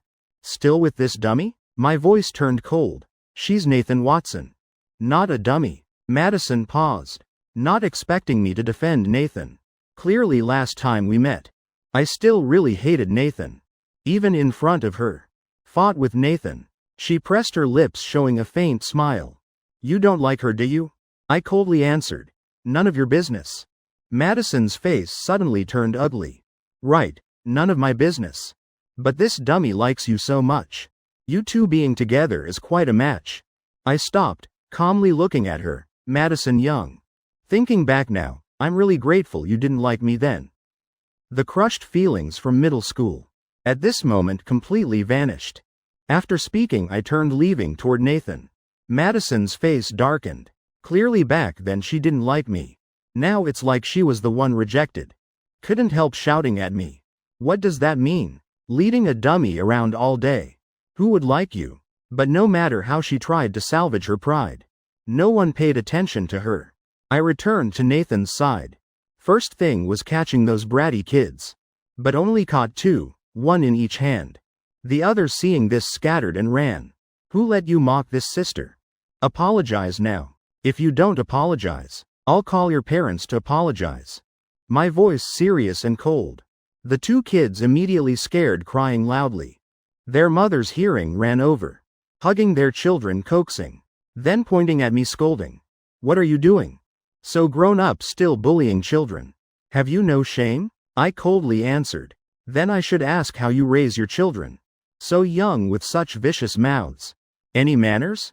The two women speechless from my words, leading their children running away. Nathan also seeing me this fierce for the first time. Sitting on the bench dazed for a long time. Eyes staring straight at me. Finding it somewhat novel. Not until I chased the two women away did she step forward, holding my hand. Lucas, don't be angry. She stiffly patted my shoulder. Indignant for me. Bullying Lucas, bad people. I was slightly angry. They weren't bullying me. They were bullying you. She, Ed once. Not caring about this matter. As long as they didn't bully Lucas was fine. I seemed to understand her inner thoughts. Anger rising again. They can't bully you either. Next time you see others scolding you, you scold back, understand? Nathan, half understanding, nodded. As long as Lucas wasn't angry, whatever he told her to do was fine. Seeing her like this, I sighed. Never mind. Telling you won't help you understand. Next time you go out, must have Lynn beside watching over you. Then pulled her, leaving the park. After this disturbance, the matter of just receiving Nathan's paper, I immediately forgot behind my head. The next day was the last day of National Day holiday. Luckily I bought a bus ticket. No need to trouble Nathan anymore. Sophie also knew I was returning to school today. At breakfast, she specifically asked Nathan, Lucas is going back to school today. Should we go to the station to see him off? Nathan's long lashes fluttered, happily nodding. A moment later, disappointedly shaking her head. Sophie, stunned, not understanding why her daughter's emotions suddenly dropped. But her daughter didn't want to go. She told Lynn no need to prepare. Nathan remembered the time we just cut ties. She kept texting me at home. Just that above had extra red exclamation marks never seen before. She didn't understand what those were. But she sent many. Lucas never paid attention to her. Lucas was angry. She just needed to say sorry. Lucas would forgive her. But this time she said many sorries. Lucas was still angry. She must have done wrong, making Lucas angry, not wanting her anymore. Nathan tightly gripped her phone. Face growing paler, head also hurting along with it. She hit her head on the table in front, eyes reddening, the whole person half crazed. From when I got on the bus back to school, in some room on the second floor of the Watson house, Nathan sitting dazed in a chair, not knowing how long sitting. No one could guess what she was thinking. Suddenly the phone screen on the table, along with a ting, lit up, pulling her thoughts back. Those dazed, heartbreaking eyes, immediately filled with color. That was the special reminder she set for me. After telling Nathan I'd arrived, I went with my roommates for a good meal. But unexpectedly I had an allergic reaction, and had to be hospitalized. The next day when I woke up, opening my eyes seeing Nathan sitting by my bed. Seeing me wake, the girl spoke, Lucas. Her voice carrying some hoarseness and joy. Why are you here? I was very surprised by her appearance. I shifted, wanting to sit up, only then discovering my hand held tightly by her. Both cheeks suddenly abnormally red, but luckily with several red spots on my face, helping me hide the embarrassment. I pulled my hand away. Nathan immediately grabbed it again. Force even stronger than before. Can't move. Nathan's face showed some seriousness. I was stunned for a moment, never seeing this expression from her. Momentarily not reacting, the hospital room door opened. Friend Ryan excitedly ran to me. Lucas, you're awake? Feeling better? Hungry? Rambling a bunch. also separating our clasped hands. Nathan unhappily frowned, showing a trace of hostility. I answered, "Better now. Though still a bit itchy. But much better than last night. The doctor said you might be allergic to this raw fish. Told you to be careful later." After speaking, Ryan regretted again. "If I'd known, I wouldn't have invited you." I comforted him. "This isn't your fault. I didn't know I'd be allergic either." Ryan sadly nodded, continuing, "Oh right. The doctor also said don't wander around. Continue hospitalization for observation 2 days. Only discharge when better." I nodded, slowly understanding, then discovering Nathan's "can't move" turned out to be the doctor's instructions. I looked at Nathan beside me, softly asking, "Nathan, why are you here?" Ryan lowered his voice, answering, "Her? Called you many times last night. I thought it was urgent, so answered. Conveniently told her about you. Who knew she'd take the overnight bus? Arrived at 5 or 6 in the morning. Just staying here, not willing to leave. Since you're awake. Then I'll go downstairs, buy 2 lunches." I nodded, saying thanks. Ryan left. The hospital room left just the 2 of us. I just turned my head, meeting her staring gaze. Eyes unnaturally avoiding. I found a topic. "Coming to Cloud City last night. Does Aunt Sophie know?" Nathan nodded. "Knows. Oh right," Ryan said earlier. "You called me many times last night. Was something wrong?" She pressed her lips, expression seeming aggrieved. "Lucas didn't reply to messages." I took my phone to look. Only then discovering she sent me over 10 messages last night. But all the same sentence sent. Making people not understand. "Cloud City cloudy today." I looked at Nathan's sent weather forecast messages, strangely asking, "What does this mean?" She answered, "Missing Lucas, so sent." I missed Lucas for a long time last night. Miss once, then send 1 message. But you didn't reply, sad for a long time. But Lucas said you've been very busy lately. Have lots of homework to do. Might not see phone. So I called. Then knew you were sick. Not that Lucas doesn't miss me, so good. But Lucas being sick, not good." Nathan frowned tightly, face full of conflict. I guessed asking, "Because missing me?" But didn't know how to express. "So sent weather?" Nathan nodded. Occasionally also received her sending Cloud City weather. Always thought she was reminding me. Remember sun protection, bring umbrella. Turns out because missing me? Then sending so many messages last night was because really missing me? Suddenly I remembered again. The paper full of small points about liking me. Cheeks couldn't help reddening. Eyes also panically avoiding. Lucas's face too red. Nathan's expression immediately panicked. Standing up, about to go outside. I quickly pulled her. "Where are you going?" She hurriedly said, "Find doctor. Lucas sick." I pulled her back. "Not sick." Nathan then calmed down, staring at my cheeks, confused. "Not because sick. Why cheeks so red?" I didn't answer, just tilting head, avoiding her gaze. Also using hand to cover a bit. "Look at those many red spots. So ugly." Nathan pulled my hand away. "Not ugly, very handsome. I like looking at Lucas." Her expression serious, as if I was the most handsome person in the world, attracting her gaze everywhere, anytime. My heart fluttered, mouth opening. Before speaking, interrupted by the door opening. Ryan carrying 2 lunchboxes in. "I'm back. Hungry? Eat quickly. After lunch." I wanted Nathan to return to Willow City. But she firmly refused, insisting on staying to care for me. To make me better, Lynn had to book a nearby hotel room for her to have a place to rest. But Nathan, outside the hospital, didn't want to go anywhere. The hospital room had a sofa. At night sleeping, Nathan lay on the sofa resting. The sofa rather short. She had to curl her legs to lie down. Looking rather pitiful, I pulled the blanket on myself. Turning on the hospital bed. Just couldn't sleep. But just turning over, already facing her glass-like eyes. I froze, opening mouth asking, "Why not sleeping yet?" "Can't sleep," Nathan's voice very soft, like a gentle breeze passing the ear. Outside in the hallway, occasionally electronic call bells rang. Also footsteps walking back and forth. These noises I could completely ignore. But these sounds in Nathan's ears, magnified hundreds of times.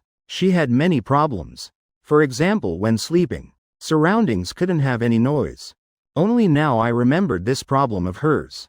Then said, "I'll have Lynn take you to the hotel to sleep? It's quieter there than the hospital."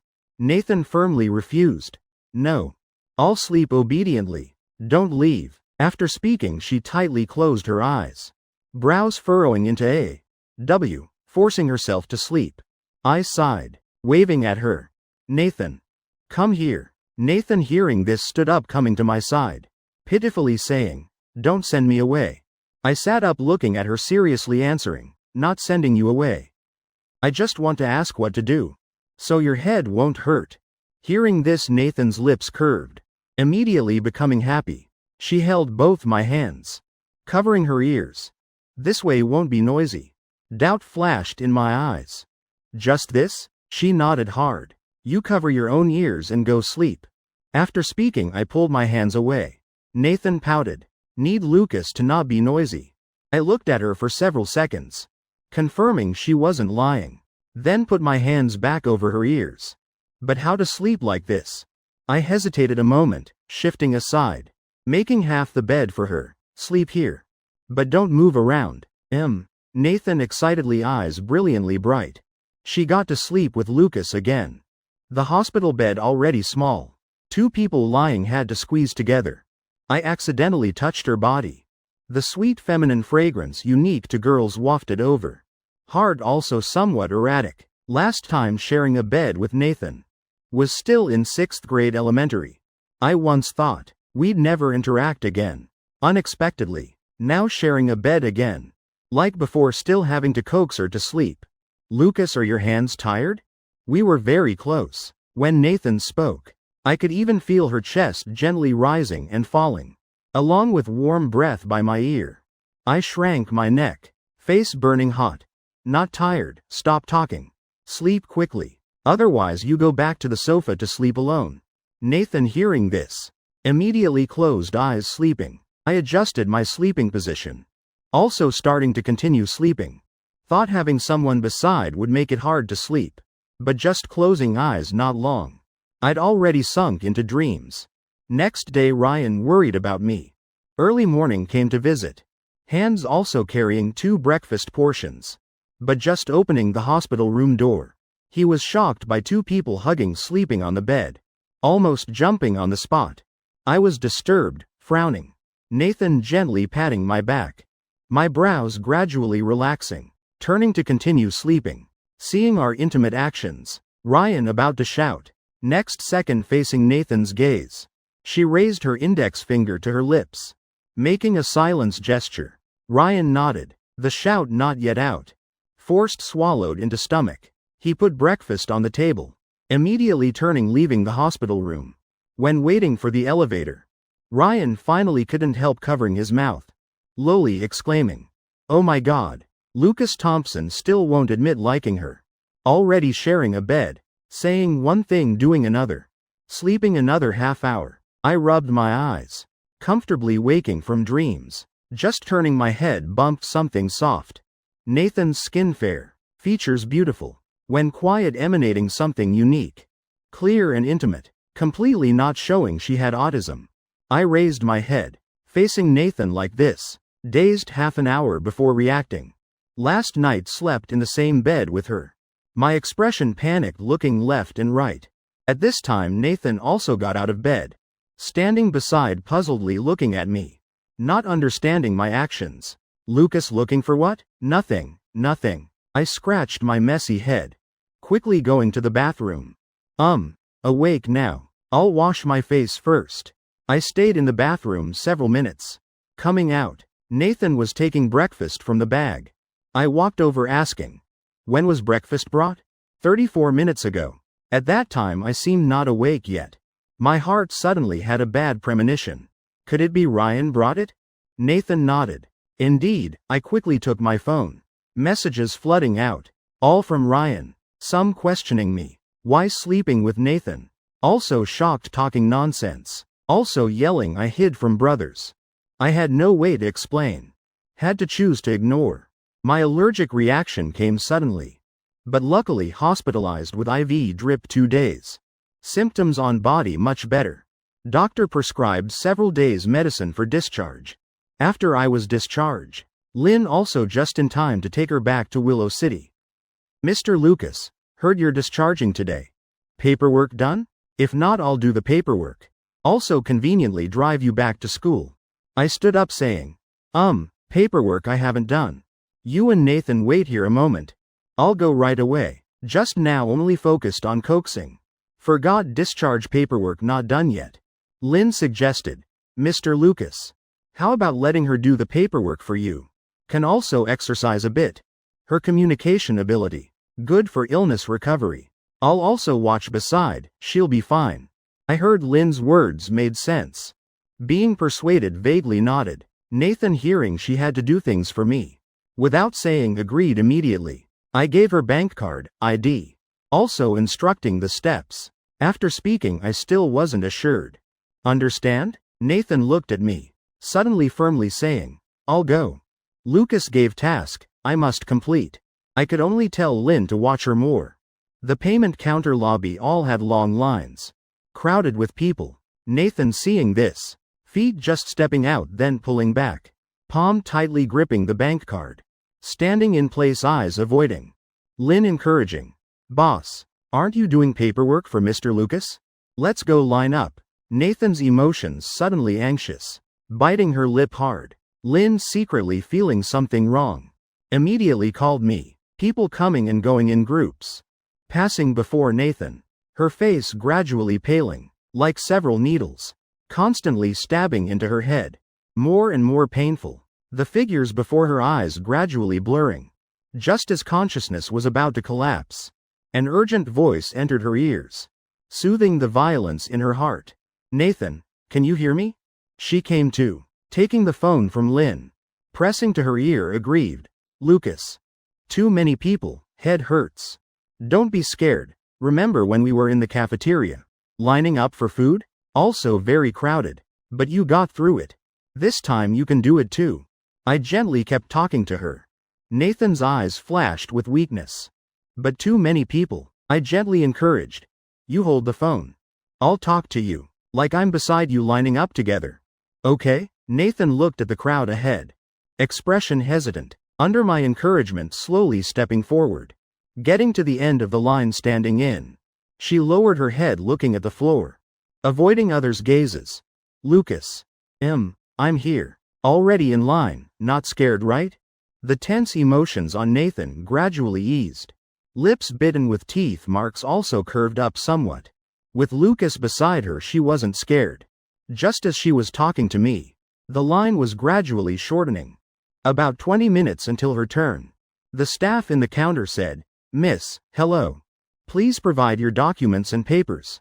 Nathan's gaze panicked, avoiding. Standing in place, gripping hands, not speaking. The staff thought she didn't hear. Repeated once more. Lynn quickly stepped forward. Boss. Put the documents in your hand on the counter. Give them to the staff. That's all. Hearing from the other side, I also said, Nathan. Can you help me give the documents to the staff? Nathan's long lashes fluttered, finally placing the documents on the counter. Then slowly saying, Okay. Paperwork done. Nathan put the payment receipt in my hand. Looking at me, eyes sparkling with broken light. Carrying pride, like waiting for my praise. I smiled, patting her head. Very good. You can do it yourself now. Other things I'll ask you to help with too. Nathan happily nodded. Leave it to me. After that, I rode in their car back to school. When parting at the school gate, though we'd been together 2 days, Nathan still didn't want to leave. I patted her head, saying, The day after tomorrow is Tuesday. Aren't you coming? Then we'll meet again. Nathan's voice disappointed. Lucas busy. Can't meet me. I was silent. After National Day returning to school, I was indeed very busy. Several times I told Nathan not to come, because I had no time to see her. Thinking for a moment, I slowly said, Last month was busy. Now it's done. Come Tuesday, I'll continue taking you to the cafeteria for food. I promise you. I held out my pinky to Nathan. Pinky promise must be kept. Nathan also held out her pinky. After hooking fingers, she finally left satisfied. Back at the dorm, I'd just come from the stairs. Saw in front of 2 rooms' doors. Surrounded by 4 or 5 male students. Seemed to be discussing something. Ryan, seeing me return, excitedly ran over, throwing himself at me. Lucas. Finally your discharge. You not in the dorm these days? I've been so lonely alone. My neck was also squeezed, breathless. Ryan, let me go. Standing aside, complaining. Wow, you're so weak. What about in bed later? Let's go exercise. I rolled my eyes at Ryan. Mid-November. Cloud City had entered winter.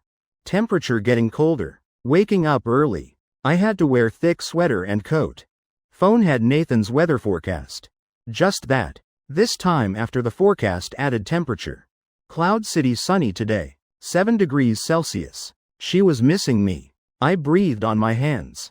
Warming frozen hands before typing a reply. Going out today, remember to wear extra layers. And sweater. Her reply still brief as always. Today was Tuesday. Nathan surely preparing to come find me. Somehow, I suddenly looked forward to noon arriving. At noon the dismissal bell rang. I quickly packed up my books. Then ran out of class. Other classmates looked strangely at that departing back, but Ryan was already used to it. At the school gate, Nathan indeed was already waiting for me. When I walked over, only then discovering the difference about her. She wore a form-fitting knit dress. Simple lines but flattering, plus a thick beige coat outside. Also curled her hair. Just standing there, calm temperament, sweetness already radiating. Many passing male students turned to peek. At first I also squinted. Half an hour later reacting. Asking. Did Aunt Sophie pick these clothes for you? By habit she wouldn't dress like this. Nathan nodded, intently looking at me, seriously asking. Does Lucas like?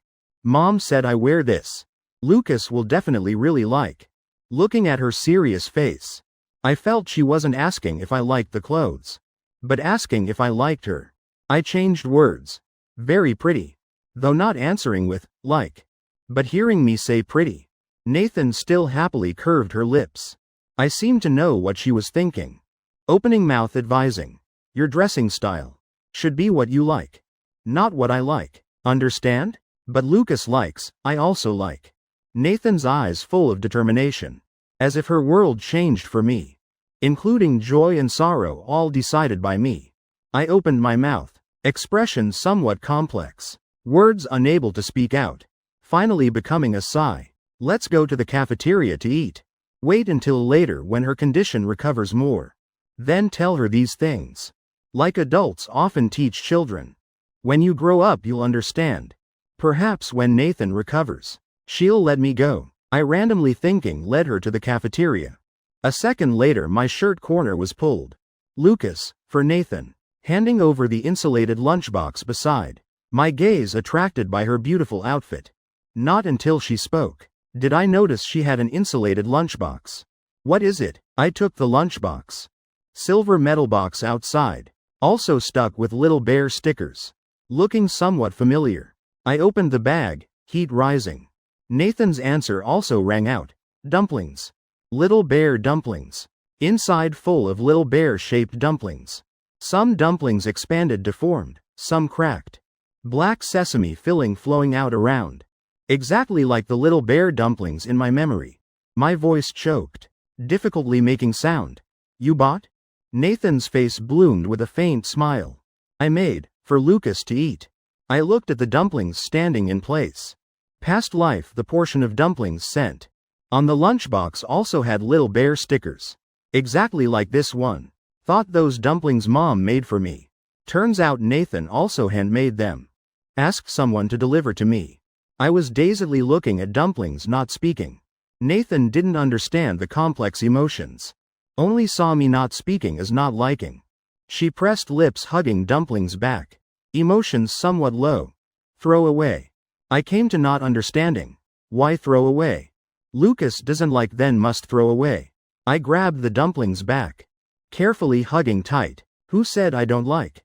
Given to me is mine now. Hearing this, Nathan's eyes lit up. Happy like a flower. I brought the dumplings back to dorm. Deliciously ate them all. Days entered December. Weather getting colder. Nathan came to find me again. She is always standing at school gate waiting for me to finish class. A male student continuously looking at Nathan. Finally shyly stepping forward. Hello. Are you here waiting for someone? Nathan looked at the teaching building ahead silently. If looking carefully, would even discover her gaze empty, soulless. Different from normal people. But the shy male student didn't dare look straight. Just asking. I don't mean anything bad. Just want to ask, can I have your contact? Some sound kept ringing by her ear. Nathan frowned, eyes moving, finally looking toward the noise source. Lynn was in the car on a call. Corner of eye glancing at school gate where Nathan was. Who knew this look? Scared, almost dropping the phone. She quickly hung up, immediately getting out, running over. Hearing the male student's last sentence. Sorry. Our miss doesn't like talking. But she already has a boyfriend. The male student hearing this mumbled quietly. Has a boyfriend, just say it directly. Lynn awkwardly smiled, not knowing how to answer. When I finished class, running to school gate. Saw Nathan talking with a male student. Footsteps stopping. Mood somewhat subtle. When I walked toward school gate. The male student also just waved goodbye to them. We passed each other. I tilted head carefully, looking at him several times. Was a handsome, clean male student. If she didn't have autism, didn't depend on me, would she like this type of male student? On the other side, Lynn also didn't notice me approaching. Instructing Nathan. Miss. If Miss encounters this situation again, Miss, just tell them Miss has a boyfriend already, understand? Nathan saw me behind. Empty eyes immediately brightened. I suddenly spoke. What boyfriend? Lynn startled. No boyfriend. Lynn's expression flustered, pressing lips. Before asking more, Nathan already excitedly pulled my shirt corner. Lucas. Seeing Nathan, the subtle feeling in my heart quickly disappeared. Also didn't ask who the male student talking to her was. Then pulled her wrist, walking toward cafeteria. No afternoon class. After eating, let's go to the mall for a walk. Nathan naturally had no objection. After lunch, I led her to the mall near school. Just entering, I went to bathroom first. Wait here for me a moment. Don't wander around. Nathan nodded. Lynn this time also followed us in. At a slight distance, watching over her. Not far, a woman seemed in trouble. In the mall lobby, looking left and right. Finally targeting Nathan. Stepping forward. Miss, I want to ask, which way to the bathroom? The woman's expression urgent. Nathan's eyes moved. Looking at the woman, not knowing what thinking. Until the woman almost couldn't hold it. Preparing to ask someone else. She then slowly opened mouth. I have a boyfriend already. The woman froze. Nathan repeated again. I have a boyfriend already. The woman, not understanding, laughed dryly. Is that so? Congratulations. So, do you know which way the bathroom is? Nathan frowned. I have a boyfriend already. This sentence said more and more fluently. The woman's face complex. I know you have a boyfriend already. No need to repeat anymore. Lynn and I ran over. Hearing Nathan seriously telling people she had a boyfriend. I confused. She has a boyfriend already? Who? When? Why don't I know you have a boyfriend? Who is it? Nathan shook head. Don't know. I puzzled. Don't know, then what are you saying? This is a scarf shop. I led her into a shop. Seeing many styles of scarves. I casually picked one up. Pretty? Pretty. And this one? I tried another. Pretty. Why is every answer pretty? I can't find reference opinions. Lucas handsome. Nathan serious. Because Lucas handsome. Wearing anything is handsome. I understood her implied meaning. Ears slightly red. If saying she's normal. Her behavior stiff and silly. But saying she's sick. Why does she know how to say nice things? Then I'll buy this beige one. I casually took one. Corner of eye saw the female model beside. I see you never wear scarves. Not cold? I'll buy you one. I held a red scarf. Color very matching her clothes. Lowering head, wrapping it for her. Lynn about to say she doesn't like scarves. Next second, seeing her staring at the scarf. Eyes brighter than stars in dark night. Well, things Mr. Lucas gives. Even if a stone, she'd treat as treasure. Let alone scarves she doesn't like. Many scarf styles. I wanted Nathan to try others. but just about to take the scarf off. She already hugged the scarf tight, not letting touch. Staff stepped beside, enthusiastically selling. Seems she really likes this scarf. Price not expensive anyway. How about buying it for her? I looked at her. Like this scarf? Nathan without hesitation. Like. Then buy these too. I saw her treasuring it. Let her wear it directly to pay. After shopping, sitting in car back to school, I then discovered backseat had a pink scarf. The scarf looked very high-end. Logo printed on it. Same brand as Nathan's clothes. All carrying subtle luxury. Fabric and material. Completely different from the $10 scarf I bought. Not same level. I held the scarf placed on car seat. Expression flustered. Nathan, how about wear your old scarf back? She extremely unwilling shook head. Miss doesn't like wearing scarves. Madam spent lots of effort this morning. Also couldn't make her wear. But now finally see. Not that she doesn't like scarves. But only likes scarves Mr. Lucas gives. Lynn driving. Not turning head laughing. I heard lips pressed smiling lightly. Nathan seeing her smile. Mouth corners also following curved up. Evening Nathan returning from Cloud City. Sophie seeing the girl wearing scarf back. Expression momentarily surprised. She knew before no matter what method the girl wouldn't wear. But quickly she discovered. This scarf wasn't the one she gave this morning. Sophie immediately understood. This new scarf definitely Lucas bought for the girl. That's why willing to wear. Nathan. Today. Sophie as always came to car calling the girl down. But she just opened car door. Nathan already hurriedly got out.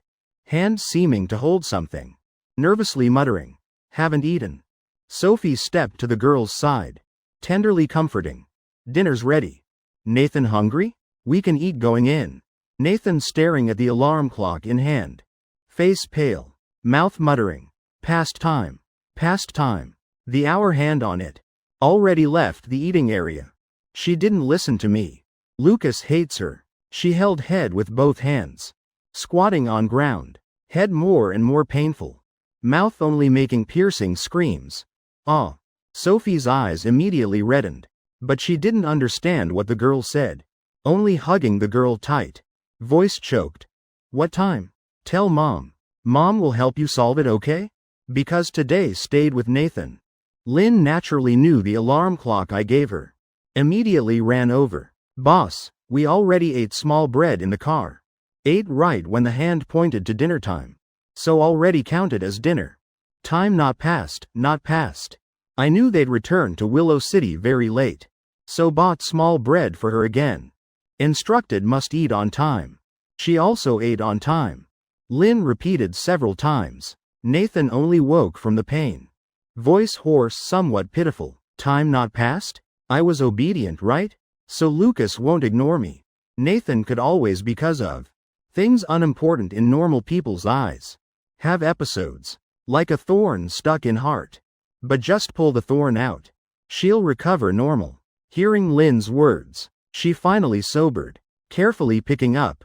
The alarm clock accidentally dropped during episode. Dusting it off. Her face carrying some self-blame. She dropped Lucas's gift on the ground. If Lucas knew would be angry. Then looked down at the scarf on neck. Seeing it still fine, breathed relief. She fixed the scarf. Then hugging alarm clock hurriedly went to room. Not a glance. Spared for Sophie worrying about her. This couldn't help making her somewhat sad. Housekeeper beside helping Sophie up. Madam. Your neck is injured. Let's go apply medicine. Was scratched when hugging Nathan during episode. This small wound is nothing. Sophie waved, not caring. This wound she's used to. But she called Lynn over. What did Nathan mean by past time? And what about eating? She wanted to know why the girl had episode. Lynn then reported everything about going out today to her. After listening, she suddenly fell silent. The alarm clock Mr. Lucas gave. Actually also thinking for her. She often eats one meal, forgets another. Hungry, also has no feeling. Lynn continued explaining. She worried Sophie because of the episode. Would blame Lucas Thompson. No need to be tense. I know Lucas's starting point is for Nathan's good. I just want to know Nathan's situation today. Sophie said, Could say Sophie watched Lucas grow up. Knew he wouldn't harm Nathan. Even if Nathan made him unhappy. Wouldn't like others take opportunity to kick down. But once Nathan has awareness of something, will be very stubborn. Just hope this alarm clock doesn't have side effects. Becoming better. Second floor room lights turned on. Sophie knew Nathan went to room. Also not standing at door anymore. Stepped into house. Lynn thought then sent me a message. Telling me about her episode. In the bedroom. Nathan placed alarm clock in display cabinet. Then touched the scarf on neck. Eyes full of hesitation. This was Lucas put on her. Reluctant to take off. But she wanted to store all Lucas's gifts. She stood before display cabinet thinking about an hour. Finally decided. Store scarf together in cabinet. Alarm clock. Our hand on it already pointed to sleep position. Nathan turned to bed. Covering blanket happily closing eyes. Today is a good day. Lucas gave me 2 gifts. I saw Lynn's message. Was all ready next morning. Seeing her say Nathan had episode. I was dazed for a while. But I had to hurry to morning class. Could only temporarily shelve this matter. Planning to ask her at noon after class. Still in Willow City, Nathan woke early. Standing before display cabinet. Looking at the alarm clock obtained yesterday. Watching second-hand TikTok running. Our hand gently jumping once. 6 o'clock arrived. She turned outside. Must eat breakfast now. Just after noon class. I sent Nathan a message. But usually replied immediately. This time waited long, no response. Remembering last night said she had episode. Afraid something happened to her again. Heart worried. Hand already pressing video call. 2 rings answered. Image in phone screen shaking quickly. A while later Nathan's face appeared. Lucas. She happily called. What were you doing? Maintenance. I was curious about that shake just now. Out buying food. Her answer shocked me more. I really couldn't imagine her going out buying food. Willing to communicate now? With mom? She added a sentence. Nodding. This made more sense. Though still curious why she'd go out. But most important now was still last night's matter. I heard Lynn say. Last night you got home and had headache again. Nathan pouted. Expression seeming aggrieved. I controlled, still hurt. Lucas, don't be angry. Lucas said must control, can't have headache. But I controlled very long. Still couldn't help headache. I didn't listen to Lucas. Lucas must be angry at me. I'm not angry. But I heard Aunt Sophie was scratched by you. Go visit her a bit, okay? I said. Nathan's episode could say I indirectly caused. Heart always feeling guilty. Okay. Nathan nodded. Though she today ate breakfast and went out. Looked at mom many times already. But Lucas said so she must do. Video hung up. I waited half hour. Received her reply message. Looked already. I asked. Then did Aunt Sophie say anything? Happy? Touched? Said one sentence. Why are you staring at mom? I choked. I didn't expect telling her to visit Aunt Sophie. Was really just literally looking. Not saying any comforting words. Silent for a while. I sent clearer sentence again. Just more specific. You still need to ask how her wound is. Does it hurt? Must say sorry to her. Nathan slightly frowned. Didn't expect had to say so much. But she still obediently agreed. She put phone down, turning outside. Sophie watching Nathan go then come back. Puzzled. Nathan, something wrong? She stood silent. Very long later finished organizing language. Mom's neck injured. Apply medicine. Sophie frozen very long. Shock only appearing on face. What did you say? Just now Nathan was caring about mom? Or am I hallucinating? Nathan pressed lips repeating once. Injured. Apply medicine. Nathan worrying about mom? Expression on Sophie's face clearly excited. Happy, wanting to step forward, hug the girl. But remembering the girl doesn't like others touching. Lowered hands again. So you just came was wanting to care about mom's wound? Thinking this warmth rose in her heart. Mom will apply medicine later. Today we went out buying apples. Nathan, want to eat? Mom, go get one for you. She happily about to go downstairs to living room for fruit. Nathan pulled her shirt corner, not finished saying. She had one sentence not said, sorry. Now finished saying. Then left in place. Sophie shocked, twice speechless. Stepping to room, waiting for daughter. Being cared for by daughter. Sophie endlessly happy. Meeting anyone told once. Even called to tell me. Along with William Watson working at company. Then remembered several close sisters. Called over again. This excited expression. Simply wanting to announce this to the whole world. And Nathan completing task, returning to room. Also reported results to me. Eyes sparkling, looking at me on phone screen. Like waiting for praise. I didn't notice her expression. Just thinking about Sophie's situation. After you apologized, did Aunt Sophie say anything? No, she shook head. Mom dazed, like me. I thought a while. Very quickly, understanding what she meant by dazed. Aunt Sophie must have been shocked, speechless. If it were me, I'd probably be stunned too. Just imagining that scene, I couldn't help but laugh. Lucas isn't praising me. A voice tinged with grievance suddenly rang out. I was stunned for a moment. Then saw Nathan pouting, her mood seeming unhappy. Her eyes slightly downcast, long lashes fluttering, looking somewhat disappointed. I couldn't help laughing. Before, to encourage her to work actively. After completing something, I'd always praise her a few words. Unexpectedly, she was now used to being praised. Our Nathan is so good. Next time if you accidentally hurt someone, you should also apologize first, okay? Nathan's eyes lit up. Nodding satisfied. Phone matter resolved. I could finally eat lunch peacefully. Phone not hung up. I ate while chatting with her. So cold going out this morning. Didn't want to leave the blankets at all. Really jealous of northern heaters. Heard rich families all have heaters installed. Does your house have them? When chatting, Nathan rarely spoke, usually just silently listening to me talk. Only speaking when asked. Were you cold going out today too? I didn't wear my scarf. Nathan shook her head, making me startled, asking. Why didn't you wear it? Yesterday bought her a scarf.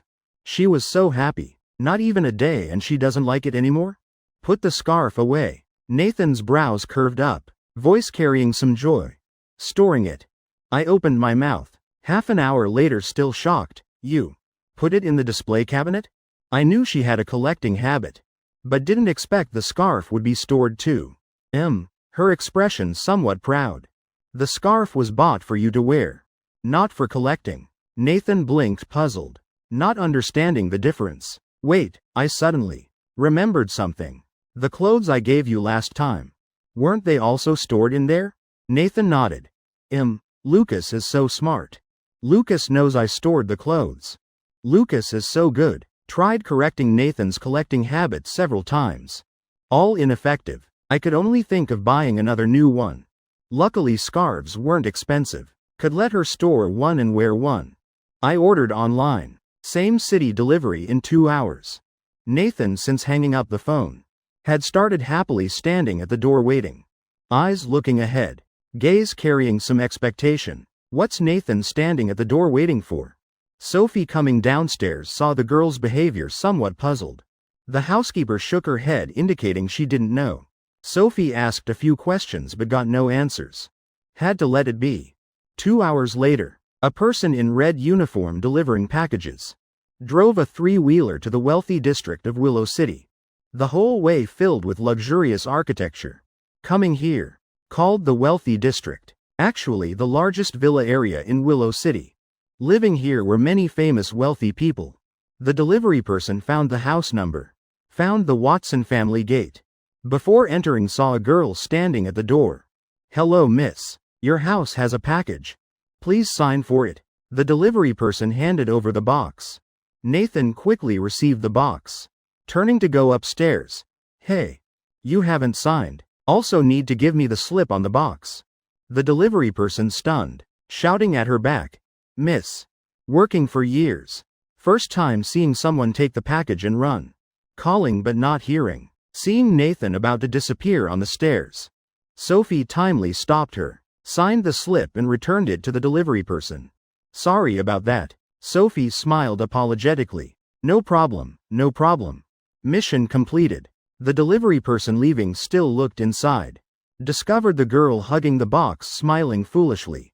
He shook his head. Rich district people really strange. After receiving the new scarf, Nathan was happy. Then carefully placed it in the glass display cabinet, storing it carefully. Not until I called to check did she obediently take the new scarf out. Remember to wear the new scarf when going out. This is our promise, okay? I gently coaxed. Nathan nodded hard. Promise with Lucas. The new scarf couldn't be stored in the display cabinet. She looked around, thought for a while before deciding beside the pillow. This way she could see it every day. After placing it, she stood beside the bed looking at the scarf, sinking into her own world, eyes becoming empty, until Sophie's call came from outside the door. Nathan, dinner time. The alarm clock says it's dinner time. The vegetables we bought at noon can be eaten now. The soulless eyes gradually recovered, black pupils moving. Nathan turned to look at the clock in the cabinet. Time was nearly 7 o'clock. She'd stood from afternoon to evening. Seeing the time, her expression panicked, hurriedly going downstairs. She ate late today. Lucas would be angry. New Year's Day approaching. Weather entering midwinter. Cold wind howling outside. Everyone wearing thick down jackets and thermal underwear. I was no exception. Almost wrapped myself into a ball. After class, Ryan and I returned to the dorm. Two people chatting. I discovered I have potential as a gigolo. Every winter I miss summer immensely. Come summer I miss winter. Ryan shivering said. I nodded agreeing. Me too, oh right. Did you do the homework the teacher assigned yesterday? When they were almost at the dorm, a female student suddenly chased from behind, stopping the two. Hands on knees panting. Class president. What's up? Ryan puzzled. The female student rested a moment, finally breathing evenly, told them. New Year's Day is coming. Our department has a dinner party. But still short two handsome guys to greet at the hall entrance. So you guys. No can't. Before finishing, Ryan and I refused in unison. With this result, the female student wasn't surprised. Just face sad. Very dejected. Those two guys had emergencies. Really urgent. I asked many people. They all said busy, no time. Now only you guys left. If you refuse, I'll have to apologize to the teacher. Please, if you participate, I'll treat you to dinner. Hearing the female student's constant pleading, the two softened a bit. Finally negotiated for 2 bubble teas. I want the most expensive kind. Ryan, gritting teeth, definitely had to make a killing. The female student happily agreed. No problem. Mission completed. She waved, then said goodbye and left. Ryan sighed. I was planning to go home for New Year's. Didn't expect to delay one day. Ryan's home was in Cloud City. 3 days holiday could also visit home. But my going back was troublesome. 2 days coming and going. Only 1 day at home. Not like the long National Day holiday. Forget it, won't go back. But what did I do at school this new year in my past life? I thought carefully. I seemed alone in the dorm, being a left behind child at school. But New Year's Eve night, I received a gift. Was an apple and hand warmer. Initially I thought Ryan bought it. Because before I told Ryan, Too Cold wanted to buy a hand warmer. But when I called to confirm, Ryan denied, also teased. Is it from a secret admirer? New Year's Day, class president brought suits for the handsome greeters. Those suits. But this winter, still rather thin. Ryan's mouth wouldn't close. Class president. If we catch cold tonight, will medicine costs be reimbursed? The female student smiled awkwardly. Just standing 10+ minutes. Wait for everyone to go in. You can go back to change. Fine, I helplessly, already agreed. Can't go back on word. New Year's Day evening. Near the hall, people coming and going. Ryan and I wearing suits. Standing opposite at the door. Shivering. I regret it. Shouldn't have agreed to class president. Ryan forcing a smile, while gritting teeth. Just 15 more minutes. Bear with it a bit more. Evening wind blowing. I also shuddered. Ryan could only chat with me, distracting attention. Suddenly a cheerful voice rang out. Brother Ryan.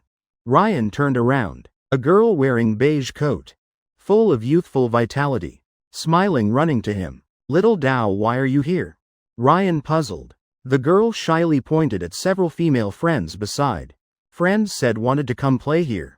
Then remembered you were at the hall. So I ran over to greet you. He looked at the female students behind nodding. Brother Ryan. Wearing so little, aren't you cold? I'm healthy, how could I be cold? Ryan smiled, saying. I curiously asked. Ryan.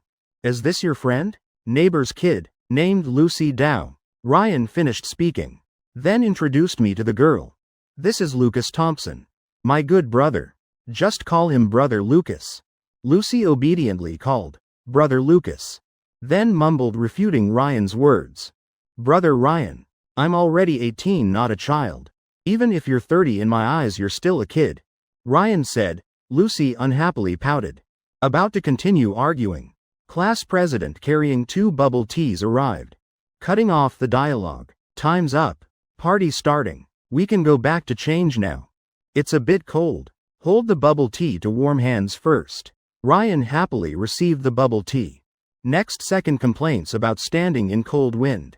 Immediately vanished. After delivering bubble tea, class president had things to do and left first. Lucis gazed dimly, looked at the bubble tea in his hand. Heart somewhat sour. Brother Ryan. Who is she? Why bringing you bubble tea? Our class president. Ryan answering while taking a sip.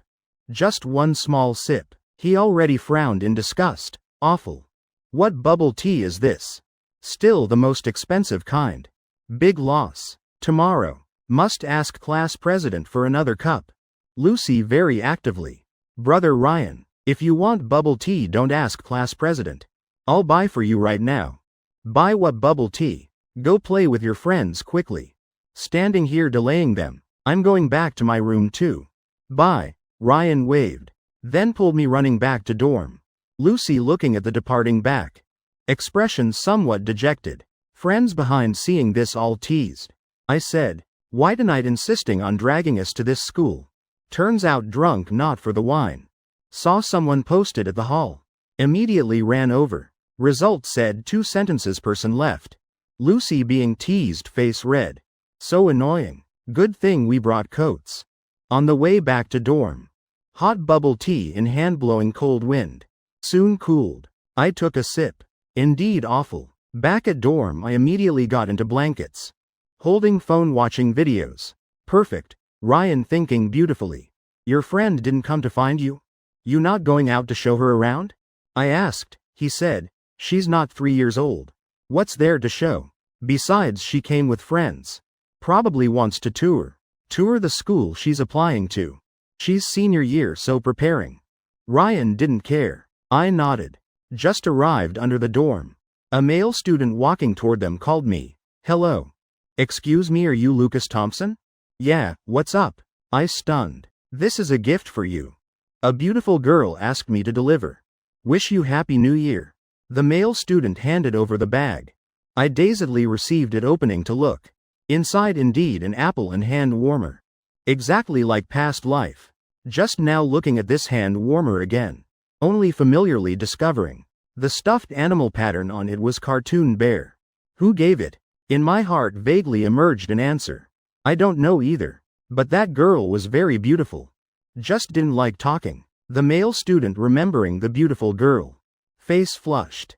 Then the male student pointed to the small area in front of the dorm. Oh right, she was just over there. But now the area had no one. The male student completed mission, retreated.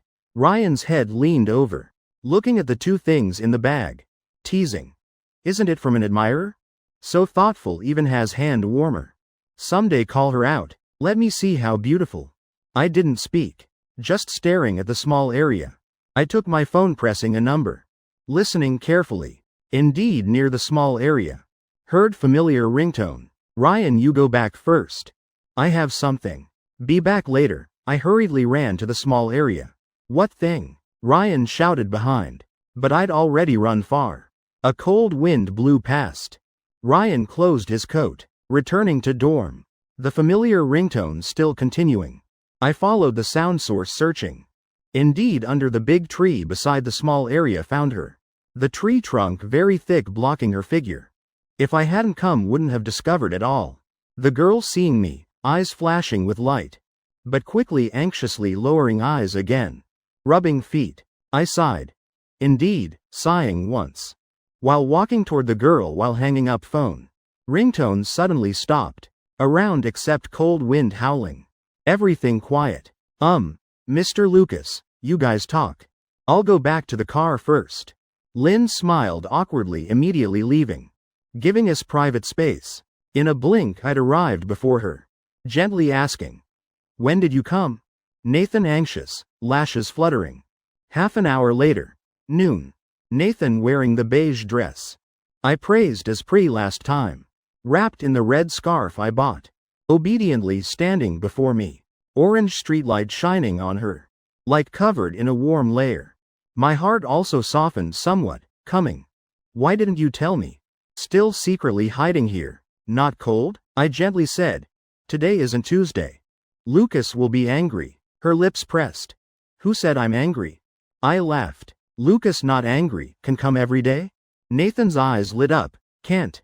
I immediately refused. Light in eyes extinguished. She disappointedly lowered head. Lucas still angry. This gift you gave me. Why didn't you tell me?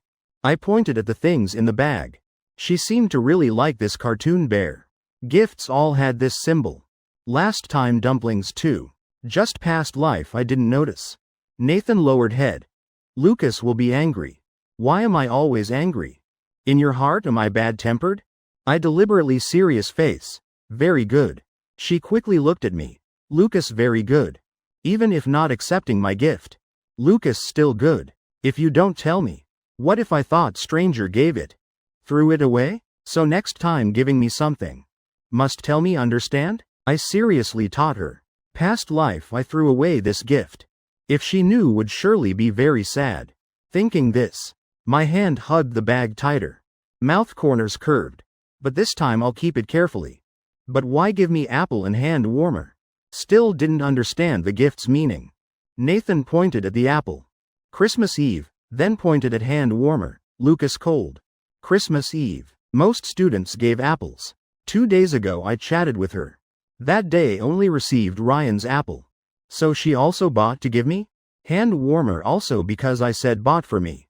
I didn't expect. Turns out every casual word I said she remembered. Thank you, I really like this gift. I curved my lips. Smiling brilliantly. Nathan stunned by my smile. Standing in place. The sunflower in her heart raising its head in the night. Blooming brilliantly. Without knowing her mouth corners also curved following. Students passing beside. Seeing 2 people beside the area smiling at each other. All secretly sighing in hearts. The sour smell of love. Achoo. In the beautiful atmosphere I sneezed. No good, too cold. I'm going back. Before finishing. A coat draped over me. I blinked. Only discovering. She took off her coat, draping it on me. The coat still had her remaining warmth. Also filled with sweet feminine fragrance. Following breath entering my nose, my ears. Embarrassedly turning red, I quickly returned the coat to her. Put it on quickly. Wait, tomorrow you'll catch cold. I remembered her constitution wasn't very good.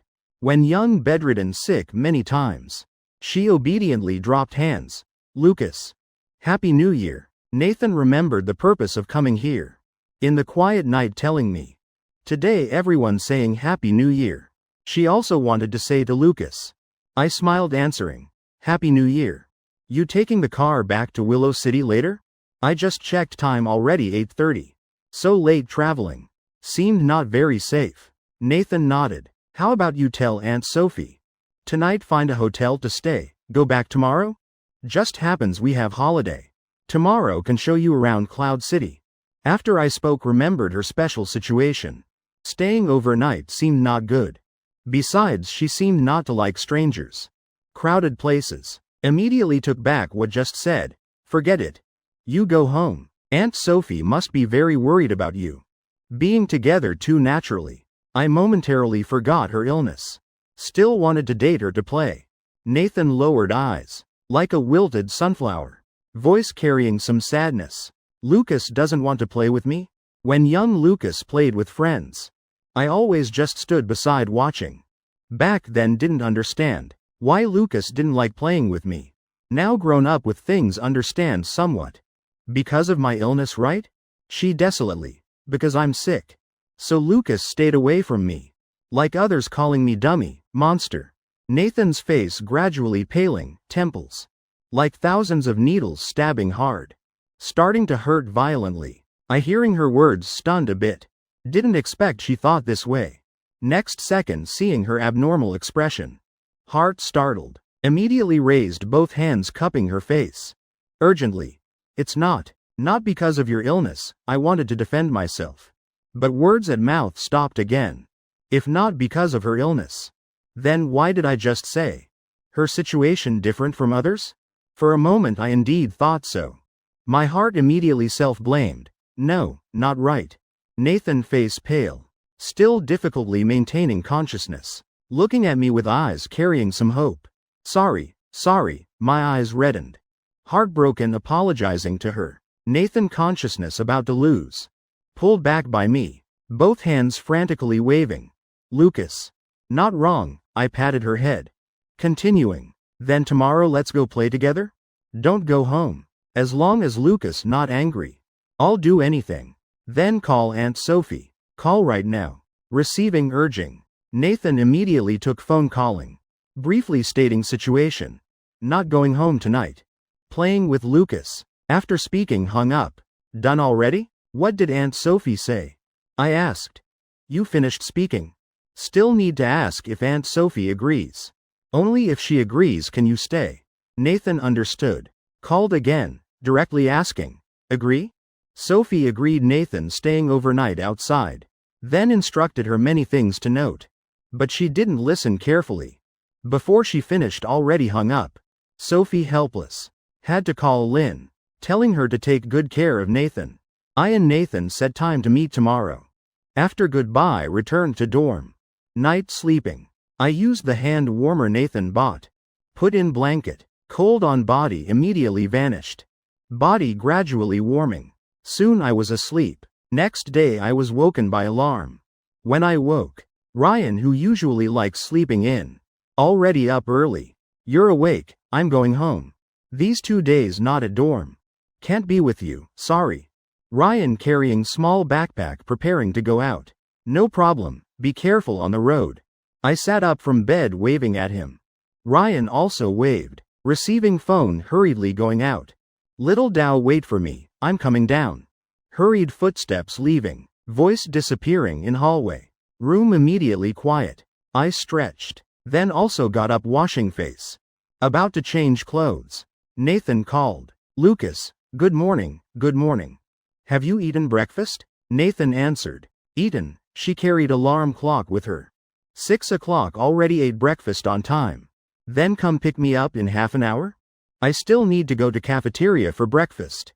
I checked time. Now 7:30. Change clothes then go eat breakfast. 8 o'clock going out just right. I said. Heart already thinking where to play later. Nathan replied. Okay, but I didn't expect to meet Nathan under the dorm. I froze then reacted. When you called me, already arrived under the dorm? Miss after eating breakfast came over. Standing downstairs waiting. After meeting your friend Mr. Lucas. He said you were awake then Miss called you. Lynn interjected, this behavior indeed like her. I sighed. Already here. Then come with me to cafeteria for breakfast. I pulled Nathan. Wanting to lead her to cafeteria. Must wait for Lucas. Half hour. Already promised. She stubbornly stood in place refusing to go. I said wait half an hour. But didn't say where to wait. So waiting at the cafeteria is the same. I argued, she thought for a moment. Then followed me along. Fragrant Mountain is a tourist area in Cloud City. Heard that from the mountain peak looking down. You can see the entire city panorama. The magnificent scenery absolutely beautiful. I've been in Cloud City over 3 years. Never had the chance to go to the peak to see. 1. Mountain climbing is tiring. 2. No one to climb with. When I suggested mountain climbing with Nathan, she agreed without a second word. So the two of us appeared at the foot of Fragrant Mountain. Right, there's also Lynn. So 3 people. Lynn didn't come up to intrude. Just stayed where she could see Nathan. Keeping a distance. Following behind neither fast nor slow. I looked at just walking 10+ minutes. Already exhausted beyond measure Nathan.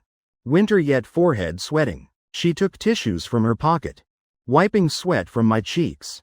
Thanks. I took the tissue, wiping myself. Before climbing, she bought a big bag of stuff. Mineral water, snacks, soft drinks. Like going camping. Also said. She searched on her phone what to bring. Thinking back now. Good thing I firmly left stuff in the car. Otherwise forget the peak. Couldn't even make it halfway up. When we sat on rocks resting. Many uncles and aunts passed by the road. Steps leisurely, not breathing hard. When you get home, remember to exercise. That way you'll have strength like them. Next time we climb, you can go to the peak with me. I pointed at passers-by, saying. Nathan looked over, nodding, vaguely understanding. If Lucas says exercise, then exercise. Luckily, Fragrant Mountain isn't very high. We rested while slowly climbing. Finally made it to the peak. There's a glass platform jutting out. Looking down through the glass. Could still see the entrance at the mountain base. Like stepping on air. I took my phone, snapping several photos. Commemorating climbing to the peak. Nathan, eggplant. Nathan turned her head. I pressed the shutter.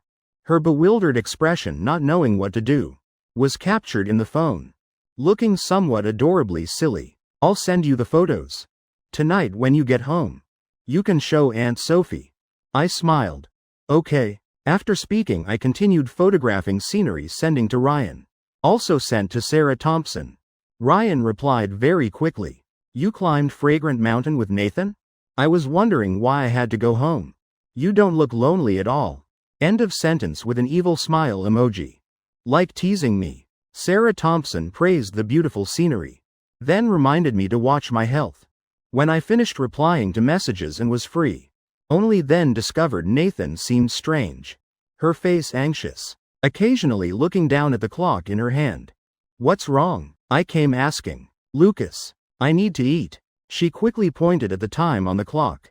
Showing past 12 o'clock. Already lunchtime. Okay. Then let's go down the mountain. I nodded. Preparing a bit, starting down the mountain. They took 3 hours climbing. Going down, though simple. Still needed half an hour. Seeing lunchtime about to pass. Nathan getting more and more agitated. Mealtime passed. Let's eat half-hour late, okay? I gently coaxed her. But she completely wouldn't listen. Eyes glued to the clock.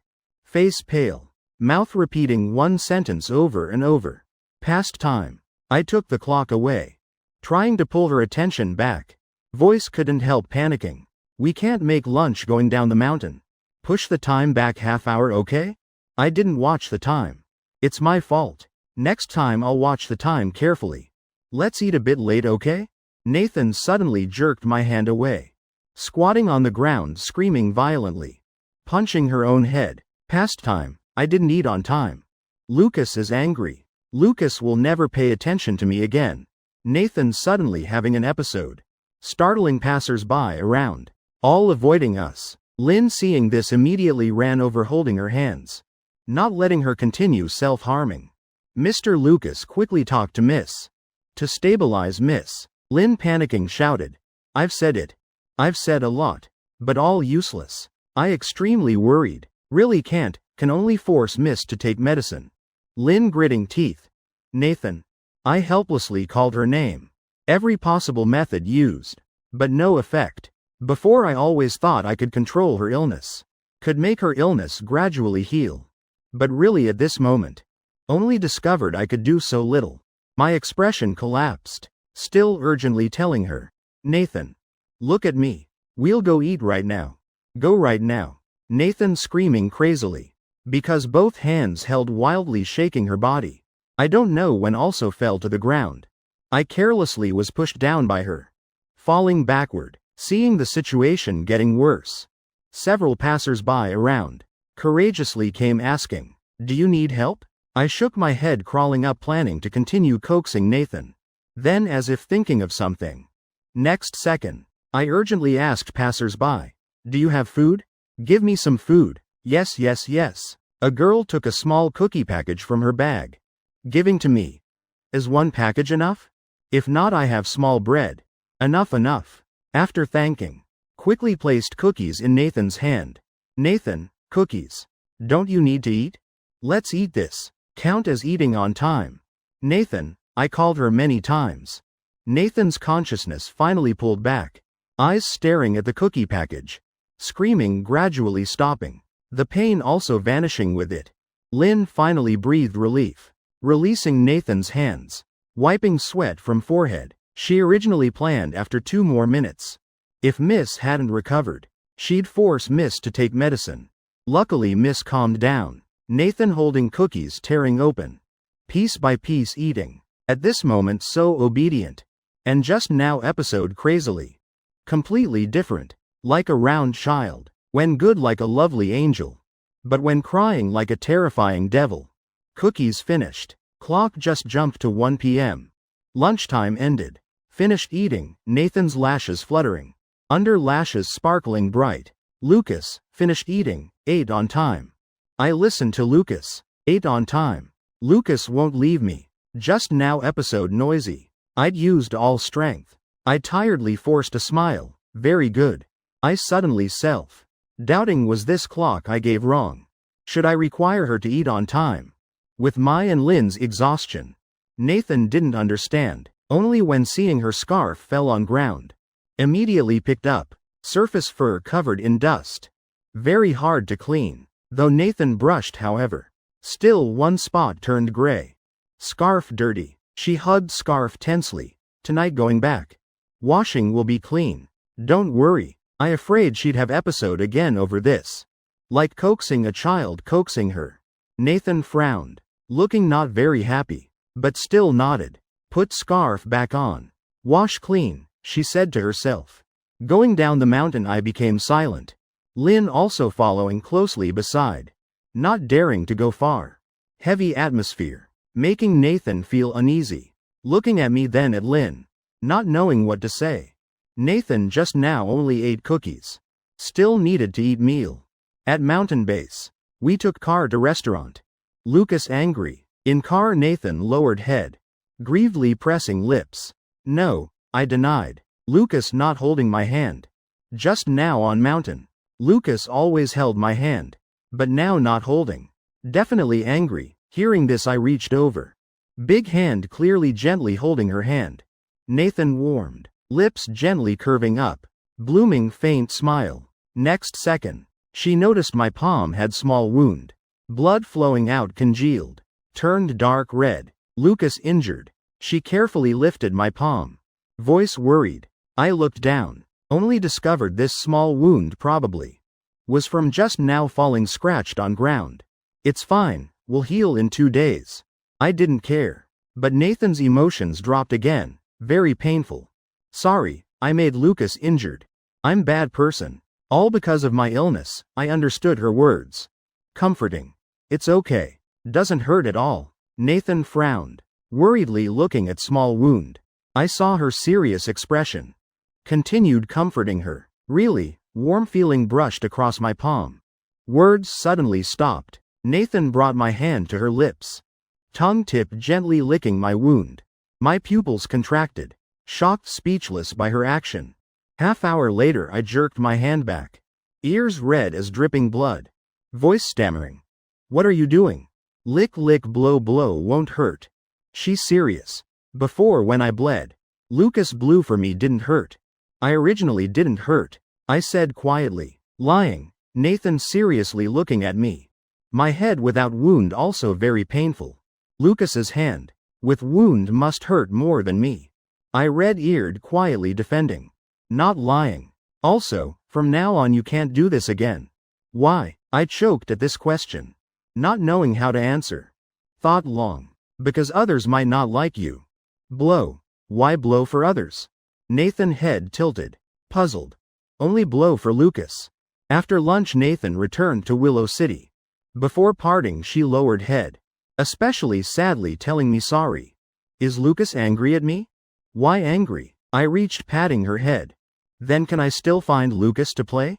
Play? Of course. Receiving answer. Nathan's mood finally improved. Took car going home. Back at dorm. I exhaustedly collapsed on chair. First time seeing Nathan episode so long. Today's energy. All used when she had episode. Thinking back. I seemed never carefully researched autism. Also exaggerated, wanting Nathan to recover normally. I tilted head looking at ceiling. Long time not moving. Not knowing what thinking. Finger unconsciously touching wound. On it seemed still lingering just now's warm feeling. Heart tingling foolishly. I suddenly sat up. Taking phone. Starting to search autism materials. Already decided from beginning. Then I must seriously treat. Evening phone on table rang. I hurried from bathroom running out answering. Discovered was Sophie. I checked time. Nathan probably already home. So knows about today's episode. Calling to ask me or blame me?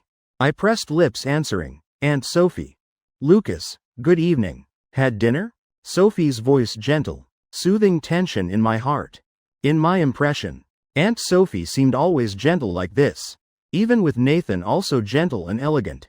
Already ate. I silent 2 seconds. Actively mentioning today. Aunt Sophie, sorry. Today Nathan's episode all because of me. How because of you? I know you don't want Nathan to have episodes.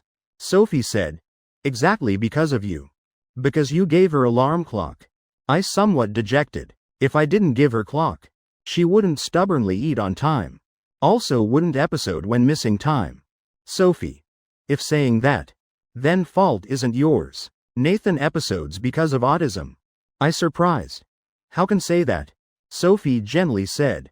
If Nathan was normal child, why go crazy over delaying? Mealtime? I opened mouth, but didn't know how to refute. Could only desolately, not. I never blamed her. Sophie gentle. I know you teach Nathan very well. Last time the girl cared about my injury. Also you taught right? And this alarm clock. Recently the girl always eats on time. William and I also more relieved. Now just small problem. But later Nathan will gradually fix. My heart somewhat touched. Auntie. You really don't blame me? I know you're a good child. I was afraid you'd blame yourself so-called. Not to blame you. Also, heard you were injured. Serious? Need doctor? Sophie caring. It's fine, just small wound. Will heal in 2 days. I quickly said. Next time I'll more carefully teach Nathan. Also carefully consider consequences. Already decided. Can't give up halfway. Thank you Lucas. Thank you for not giving up. Nathan, after the mountain climbing incident. I didn't take back the clock. But added habit of bringing small bread. If not on time. Give her bread to stabilize her emotions. Lynn.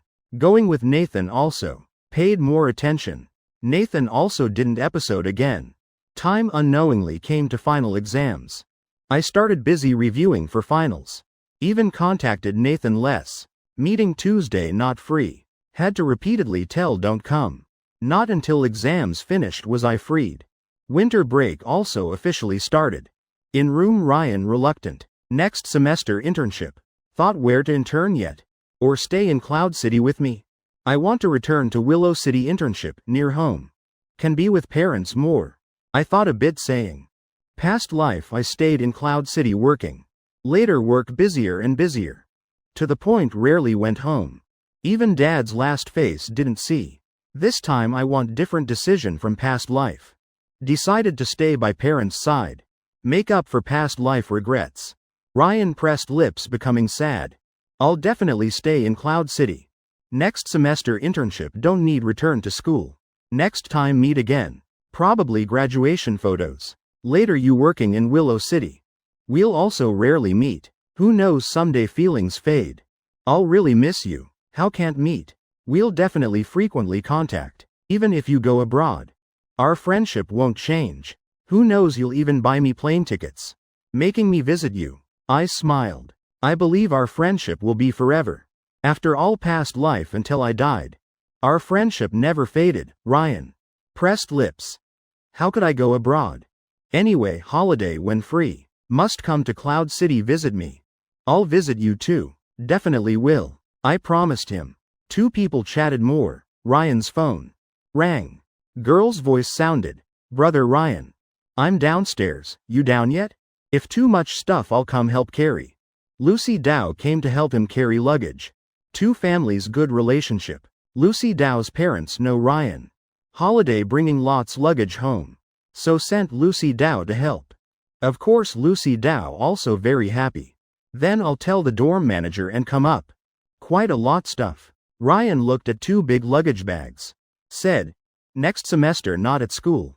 Everyone packing luggage early. After defense can leave school directly.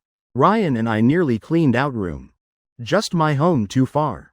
Like Ryan carrying back impossible. So all sent stuff by express delivery back home. Lucy Dow came in helping Ryan carry 1 luggage bag. Immediately ran outside. Completely not daring look elsewhere. Ryan besides seeing laughed. I'm taking train home. Hour and half arrives. Back to Willow City. Lucas Sr. came to pick me up home. Whole way mentioning how mom missed me. This morning even bought lots of food making big feast. I listened while smiling. Also feeling how good coming home. Arriving home time nearly evening. Sarah Thompson really is said made sumptuous feast. All dishes I like eating. Delicious? Mom's skills haven't declined, right? Sarah Thompson watched me eat a bite. Then asked. Delicious, 5-star chef skills. I nodded confirming immediately. Sarah Thompson happily smiled. Again picking many dishes into my bowl. After dinner I went to room organizing luggage. Clothes hung on hangers in closet. Books placed on bookshelf on desk. While organizing I saw in small cabinet. Ultraman doll mom made for me. Neck had red thread. Connecting head and body together. Clearly had a story. I smiled. Also remembering old matters. First few days I received Ultraman doll. Very treasured. Went everywhere hugging it. Once Nathan and I went to park playing. Met a bratty kid. Reached grabbing doll from my arms. I naturally wouldn't let go. Used strength pulling doll back. But pulling back and forth. Weak doll broke at neck into 2 halves. I looked at broken doll. Still had several cotton balls on ground. Fallen from doll body. Stunned half hour. Cried right there. Little Nathan silly beside also startled. Perhaps little Lucas's crying stimulated her. Next second lunged at bratty kid. Bit once. Bratty kid hurt also cried. Piercing crying attracted surrounding attention. Both sides' parents quickly ran over. Sophie pulled several times before pulling little Nathan off. Why does your child bite people? My child's shoulder bleeding. Compensation. Must compensate medical fees. Bratty kid's mother heartbroken hugging child. Loudly scolding. Sophie first checked little Nathan. Seeing the girl uninjured then breathed relief. Serious face asking. Nathan, why bite people? Nathan, little Nathan ignored her. Just pulled still crying little Lucas's hand. Clumsily comforting. Don't cry, don't cry. Sophie took tissue wiping tears from my face. Gently asking.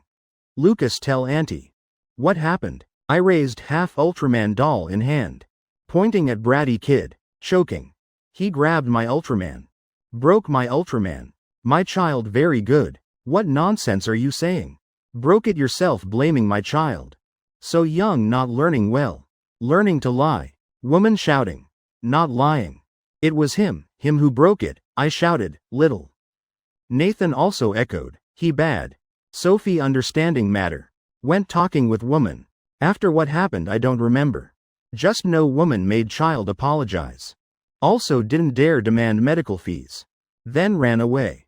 This Ultraman doll Sophie helped me sew back. But I complained sewing not pretty.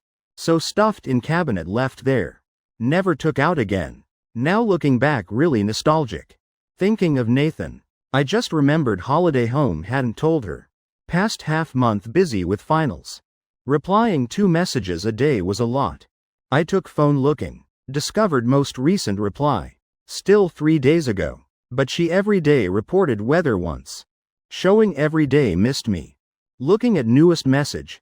Cloud City cloudy today. I smiled. Fingers moving. Sent her head patting emoji. Before putting down phone. Nathan already replied. Tomorrow can find Lucas. Just looking at sentence. I could feel her overflowing expectation. I'm on holiday home, not at school. When Nathan saw this message. Stood stunned in place very long. Lucas on holiday. But Lucas didn't take my car. Went home yourself. This time home didn't take my car. Lucas angry at me? Because these days I didn't talk to Lucas. I waited a while didn't see her reply. Then put phone aside, continuing organizing luggage. Busy, I forgot this matter again. Until phone rang. Receiving Nathan's call. Lucas, sorry. I was wrong, her voice grieved. But hearing me vaguely. What did you do wrong? She puzzled. Lucas angry. I'm not angry. But Lucas not paying attention to me, not replying my messages. Definitely angry. I laughed lightly. I was just organizing stuff. Didn't look at phone. So didn't reply your message. Not because angry, understand? But Lucas didn't take my car. Definitely angry at me. Though she also didn't know what she did wrong. Because I didn't want to trouble you.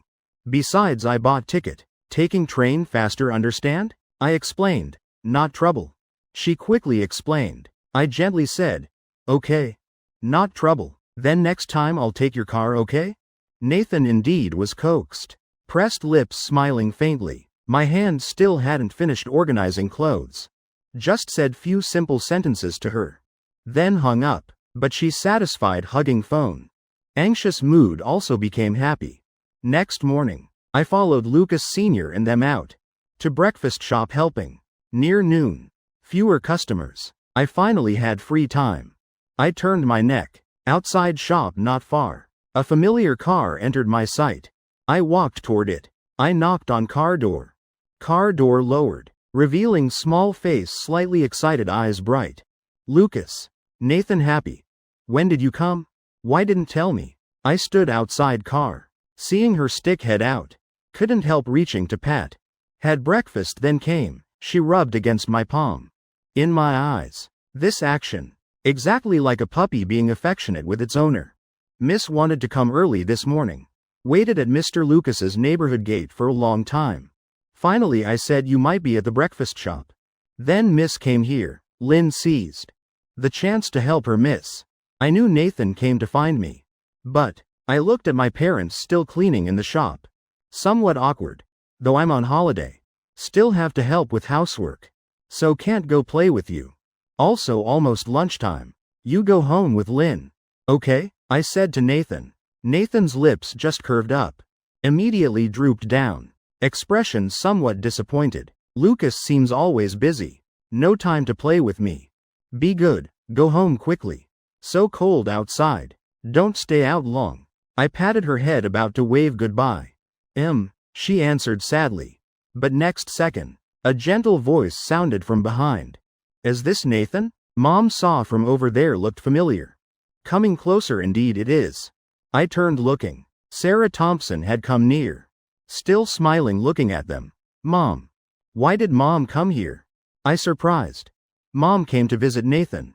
Last time the girl came, Mom didn't get to greet. Sarah Thompson hadn't finished speaking. Again looked at Nathan.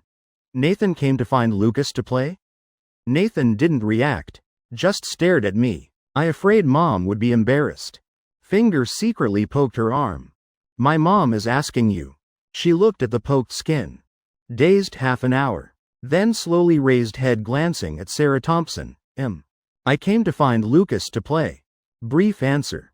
Good thing Sarah Thompson already knew her personality.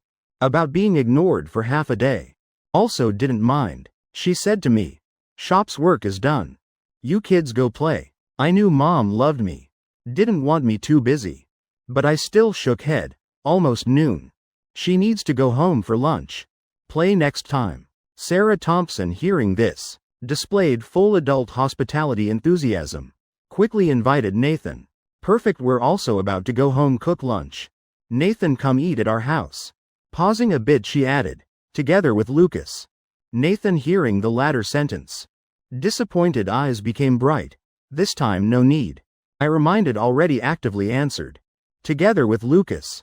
Sarah Thompson smiled. This girl still like before. Only mentioning Lucas gets reaction. Then decided like this. Nathan, have any dish want to eat? Auntie will make for you. Without keyword reminder. Nathan again didn't move. Then Auntie will buy herself. Sarah Thompson talked to herself. Mom. Why did Mom invite her home? I pulled her clothes. Said quietly. I've seen her episode going crazy. People around all get hurt. Me getting hurt is fine.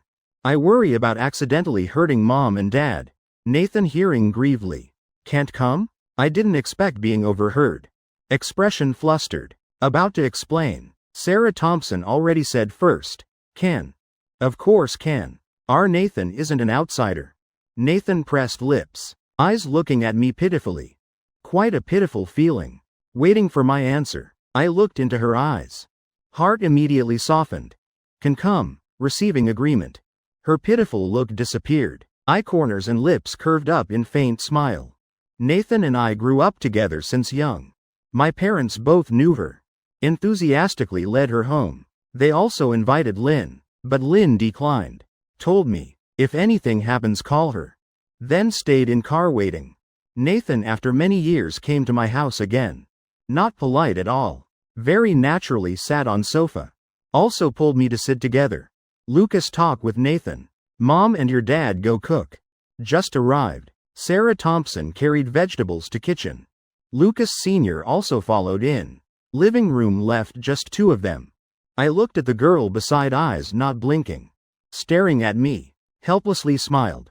Want water or tea? Nathan didn't speak. I decided myself pouring her glass of plain water. She held glass drinking. Eyes still quietly watching me. Sometimes I really wanted to know.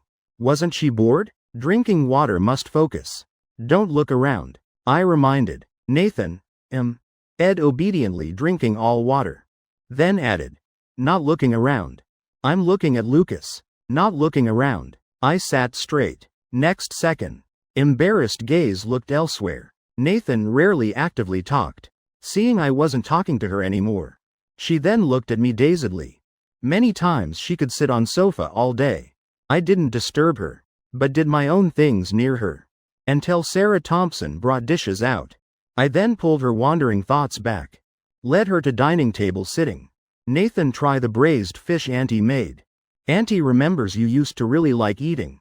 Don't know if still like now. Just sat down. Sarah Thompson already picked large fish piece for her. Mom, did Mom forget you have a son?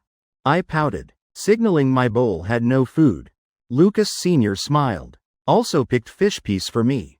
Dad remembers Lucas used to also like eating braised fish. Still like eating now. Just at school can't often eat. I ate fish piece into mouth. Face exaggerated. Thanks Dad. Still Dad treats me well, Sarah. Thompson glanced at me. I immediately smiled. Mom also treats me well. Thanks for Mom's braised fish. Lucas family meals very lively. But her home completely different. Nathan's ears kept having sounds entering. She counted in heart. I talked more than talking to her. She pressed lips. Heart somewhat dejected. But next second I picked carrots into her bowl. She quickly also picked same dish, half hour. Later, lunch finished eating. Can't let parents cook and wash dishes. So I actively took dishwashing job. When I finished washing dishes came out. Saw Nathan sitting on sofa sadly.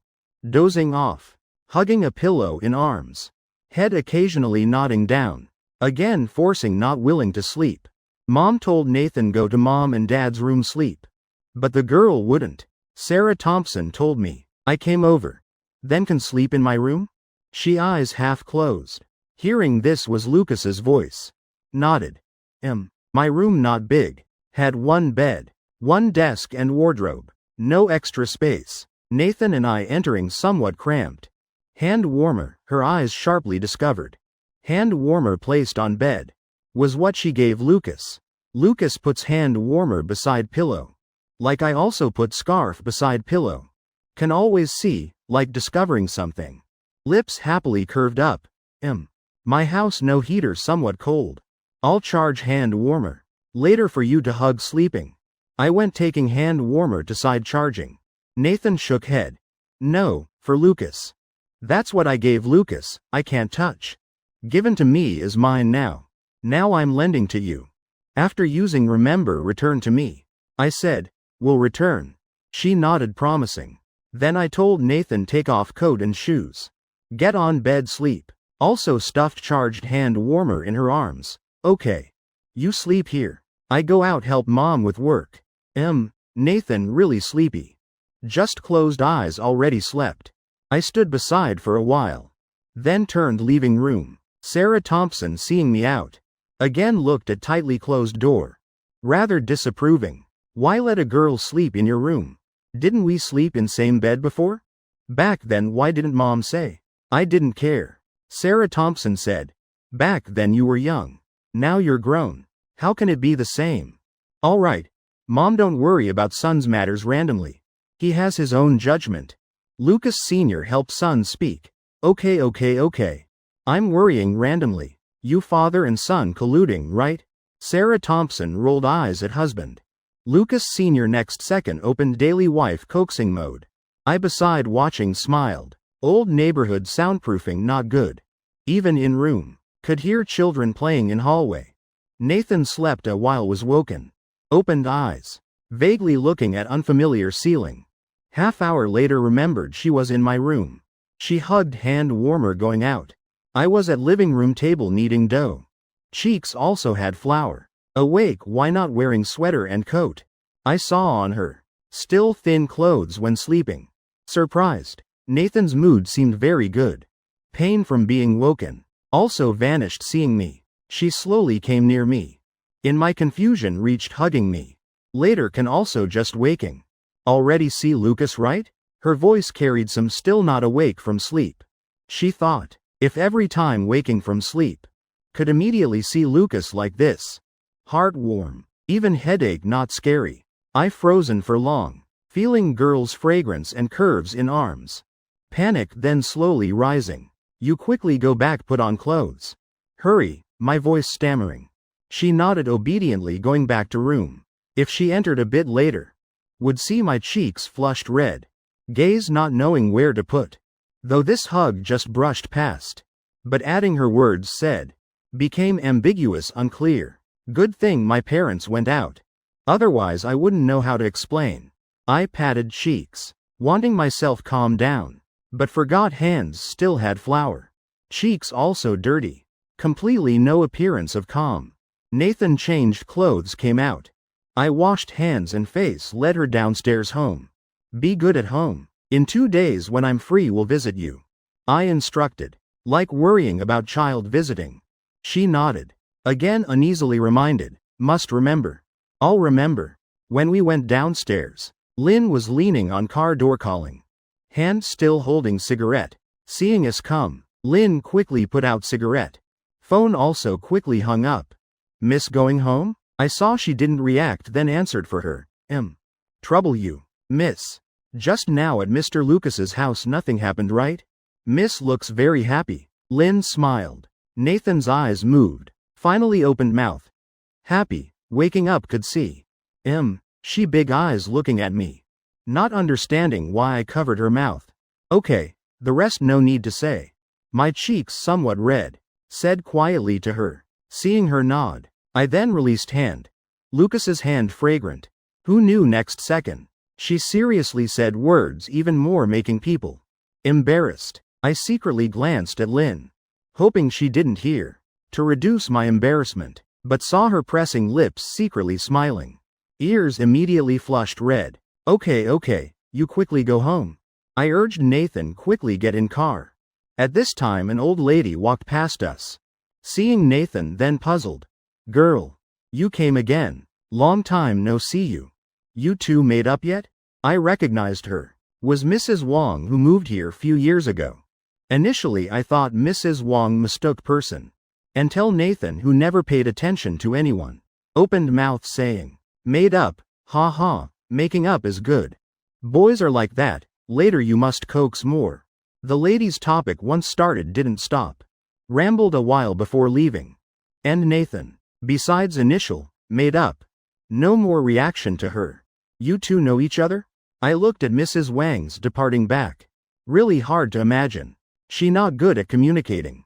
Had acquaintance in our neighborhood. Moreover, this Mrs. Wong rambles non-stop. Belongs to type 2 completely unrelated people. I really curious. Could Mrs. Wong have way to make her communicate normally? Nathan nodded. No. I wanted to ask more. But she already got in car. Seatbelt also obediently fastened. Lucas, goodbye. Goodbye. I had to give up. Waved at her. Going upstairs home. I met Mrs. Wong again in hallway. hands carrying 3 heavy bags. Immediately went to help. Mrs. Wong, let me help you. The boy from just now? Thank you. Mrs. Wong smiled brightly. Mrs. Wong moved here when I just started college. Very long not at home. New neighbors also didn't know me. How do you know Nathan Watson? My curiosity rose. Nathan Watson? Mrs. Wong puzzled. The girl who just greeted downstairs. Speaking of which, she used to come here often. Right at our neighborhood gate. Standing all day. I always saw her coming and going. I followed Mrs. Wong. While going upstairs with her. While listening to her tell about meeting Nathan. Once, I saw her holding bouquet, dropped few flowers. Helped her pick up and said few words. She said came to find someone. I heard driver beside say. She fought with friend. Then knew she was waiting for friend. Also specially brought flowers to apologize. But I saw her looking whole month. Didn't even see person's shadow. Probably person didn't want to see her, later saw her intermittently. Waited 1-2 months then didn't see anymore. Don't know who she was waiting for. In the neighborhood. Middle-aged women's gossiping ability very strong. Mrs. Wong mysteriously. I guess fought broke up with boyfriend. You're her friend. Do you know inside story? I promise won't tell anyone. She said quietly. I laughed dryly shaking head. If I didn't guess wrong. Nathan probably came to find me. Right around time we cut ties. Back then still summer vacation. But I at home rarely went out. Turns out she always came to find me downstairs. Also holding flowers. Don't know who taught her. Just imagining. Her silly face holding flowers. Already found funny. Parents coming and going probably all saw her. But why no one told me? What Mrs. Wong said after. Somewhat far-fetched. I didn't listen anymore. Mind wandering followed Mrs. Wong up several floors. Mrs. Wong stopped at a door. I'm here. Thank you.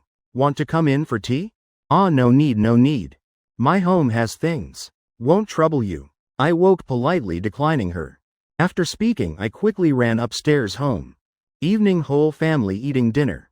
I specially asked them about this. Sarah Thompson looked at husband. Expression flustered. We saw back then you didn't want to see her. So didn't tell you. Back then you. Even Nathan's name wouldn't let us mention. How dare tell you. Besides you back then wanted to cut ties with her. Very determined. We said she stood downstairs looking for you every day. What use?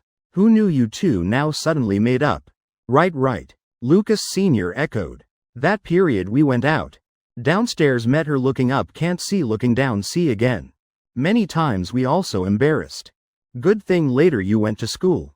She didn't come anymore. Sarah Thompson said. I silent. She didn't come downstairs anymore. Was she followed me to school? Every day just standing at school gate. Wanting to see me once. Seeing me again didn't dare come out. During time I knew nothing. She always waited for me. Waited for me to see her. Waited for me to make up with her. I mood complex finished rice in bowl. After eating I went to kitchen helping dad work.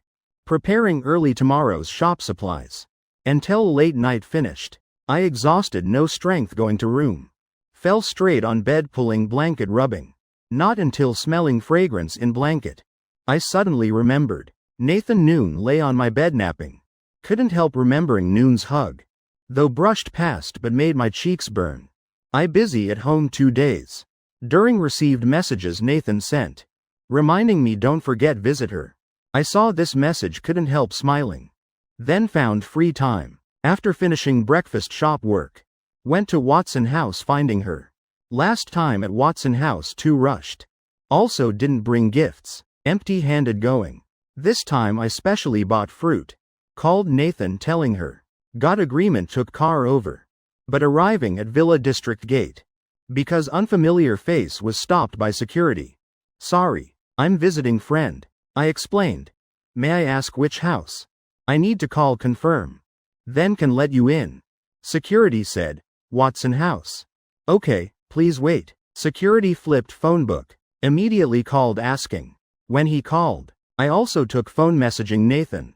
Telling her I arrived at neighborhood gate. A white Maserati.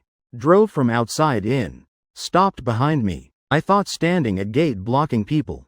then stood aside. Who knew? Driver's door lowered. A beautiful woman looked at me. Surprised, happy. Handsome guy.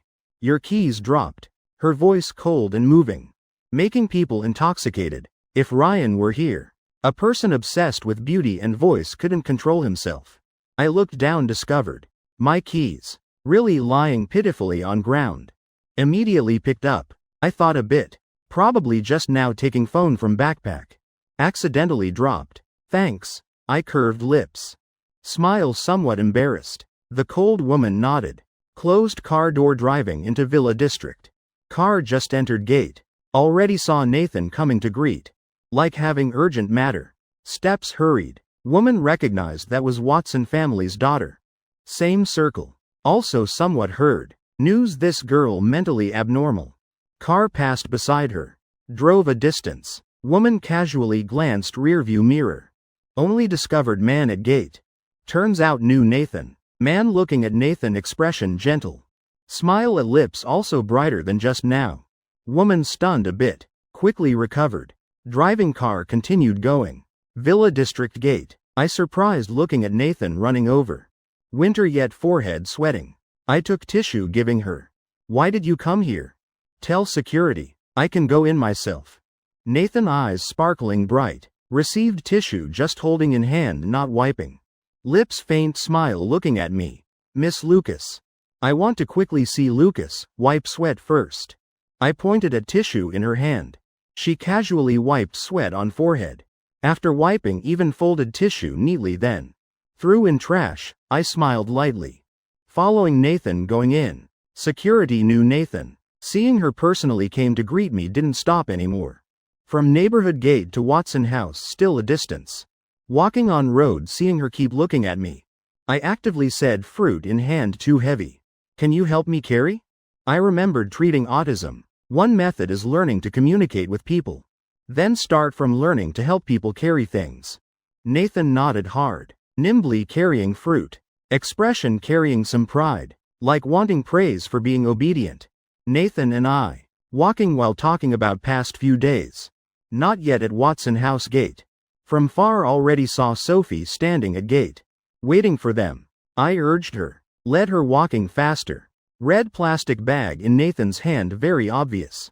Sophie glanced, seeing immediately. According to her daughter's personality. The girl wouldn't buy fruit. So could only be I brought. Sophie immediately understood. Said to me. Why also buy fruit? Everyone is family. No need to be polite. On the way over. Saw these apples, oranges fresh. So bought them. Just right for Nathan to eat fruit. Supplement vitamins. I said, then turned looking at Nathan. Smiling, asking. Okay? Seeing her nod, agreeing. Sophie knew she definitely would listen to me eat fruit. Before home had fruit she never ate. Again didn't dare force too much, afraid she'd episode. Good thing have Lucas. Looks like this time don't need to ask, she'll actively eat. Sophie smiled brightly, leading me into house. Also not caring about daughter behind. Seeing housekeeper wanting to come up. Help her carry fruit. She even stopped. Let Nathan carry herself. Don't need everything helping her. Housekeeper answered, turning. Person going to make tea for me. Lucas had lunch? Or should I have nanny make a portion? Sophie caring. I ate at home before coming. Troubling you again. I quickly waved. Then fine. But if hungry, remember, tell me. I'll immediately have her cook. I'll remember. Thank you, Aunt Sophie. Two of us talking beside. Nathan waited a while. Expression gradually starting urgent. Black eyes staring at me. Again worriedly looking at Sophie.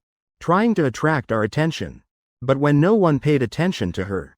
Slowly lowered head, standing in place, not speaking. Finally still, I opened mouth asking what's wrong with her. Nathan pressed lips. Glanced at me once. Eyes seeming full of grievance. Quickly lowered again. What happened? You don't tell me. I don't know what to do. Next time will still happen things making you unhappy. I said. I saw in materials. Autistic children often appear very cold. Like having no emotions. But all because they don't know how to express. And what we need to do is teach her learn how to express her emotions. So tell me, what are you unhappy about? I slowly guided her to let her speak her thoughts. her lashes fluttering, clearly listening, lips pressed together like hesitating. I also didn't rush her, quietly waiting for her to speak. Very long time, her lips finally willing to speak. Lucas came to find me. Right, to find you. Not understanding the meaning of this sentence, Mom pulled Lucas away. She complained, looking at Sophie. Lucas clearly came to find me. But Mom kept holding Lucas. I thought for a moment, then understood what her two sentences meant. After realizing, momentarily between laughing and crying, I was just talking with Aunt Sophie a bit. We'll still play with you later. Time not enough, she dejectedly. Lucas came at 13:17. Going home at 1700. Time together, only 3 hours 43 minutes. Now Mom kept Lucas 18 minutes. Time reduced again, but one day has 24 hours. I waited for Lucas 72 hours. This 3 hours 25 minutes meeting too short. Time not enough. I confused, wanted to ask more. Sophie stopped, expression on face complex, but she still loved her daughter. Gently said, Mom won't talk anymore, won't talk. Nathan play with Lucas. Mom going upstairs to rest a bit. After speaking quickly went upstairs. I looked at her departing back. Heart also embarrassed. Auntie must be sad. I came to your house to find you. You still complained she talked with me. Nathan pressed lips. Lowered head, not speaking. Auntie raised you up. She never complained about you. How can you complain about her? I lifted her face. Angrily pinching hard. I haven't seen Lucas for very long. She also knew she did wrong. Quietly defending. Mom also long time no see you. You still came to my house to see me. Auntie even longer than you not seeing me. What's wrong with saying two sentences to me? I glared at her. Nathan thought indeed so. Head immediately drooped down. What should you say when doing wrong? Knowing she realized the mistake. I then asked further. Sorry. This sentence she was very proficient. Not to say to me, must say to your mom. I pointed at the stairs, signaling her to go up. She was silent for a while. Under my encouraging gaze turned going upstairs. In bedroom, Sophie sitting by bed, looking at Nathan's photo on phone screen. Sighing deeply. Turns out the screen photo was the girl wearing new clothes. Taken to show Lucas. After New Year's the girl and Lucas climbed mountain. Sent her a selfie. Then changed it. Daughter when young held in arms so tiny. Very cute. Though later discovered autism. 3-4 years old still didn't open mouth to call mom dad. But back then the girl still listened to her. Just after meeting Lucas. The girl's mind all thinking of Lucas. Also not listening to mom's words. Even starting to complain about her. Bothering her and Lucas. Thinking this. She again breathed out a turbid breath. Suddenly room door sounded. A knock attracting her attention. When she was in room. Housekeepers didn't come in to clean. Could it be husband back? In her puzzlement Nathan walked in. She quickly glanced at Sophie. Again expression anxious, rubbing feet. Nathan, why come up here? Aren't you playing with Lucas? Sophie surprised. Just now still complained she took Lucas's time. Now why actively giving up time together? Coming to find her? Sorry, not complaining about mom, Nathan said quietly. What? Sophie stunned. Just heard what? For a moment, she doubted her ears had problem. Heard wrong. Nathan thought her voice too quiet. She didn't hear clearly. Silent 2 seconds. Came closer few steps for her to hear. Sorry. Not complaining about mom, she repeated once. Sophie's heart immediately filled with surprised joy. This was second time she received apology from daughter. Last time was when the girl had episode hurting her. It's okay, mom doesn't blame Nathan. She emotionally somewhat excited. Happy until hands feet didn't know where to put. Nathan serious. Next time let mom talk. 15 minutes. Lucas lend mom 15 minutes. Can't be more. Housekeeper made me a cup of tea. I sat on sofa drinking while waiting for Nathan to come down. Occasionally still uneasily looking toward stairs. Also didn't know if she apologized well. Her clumsy mouth. What if didn't say well? Actually I also understood Sophie's feelings. If it were me raising daughter over 20 years. Being complained about for talking few sentences with friend. Heart would also feel very uncomfortable. Moreover, Sophie's sad because of me.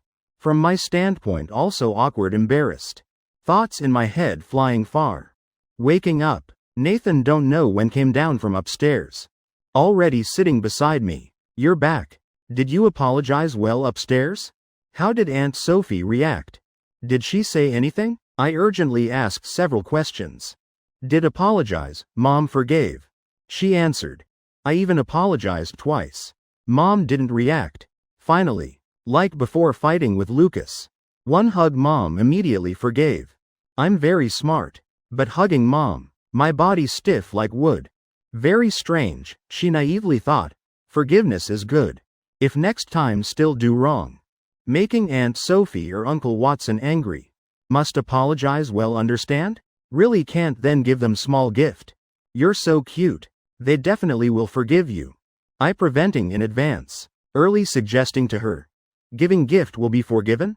Nathan suddenly asked. Of course. They definitely happily forgive you. Lucas also forgives? Ah, let me think. I pretended to pause. When her expression urgent, then joked.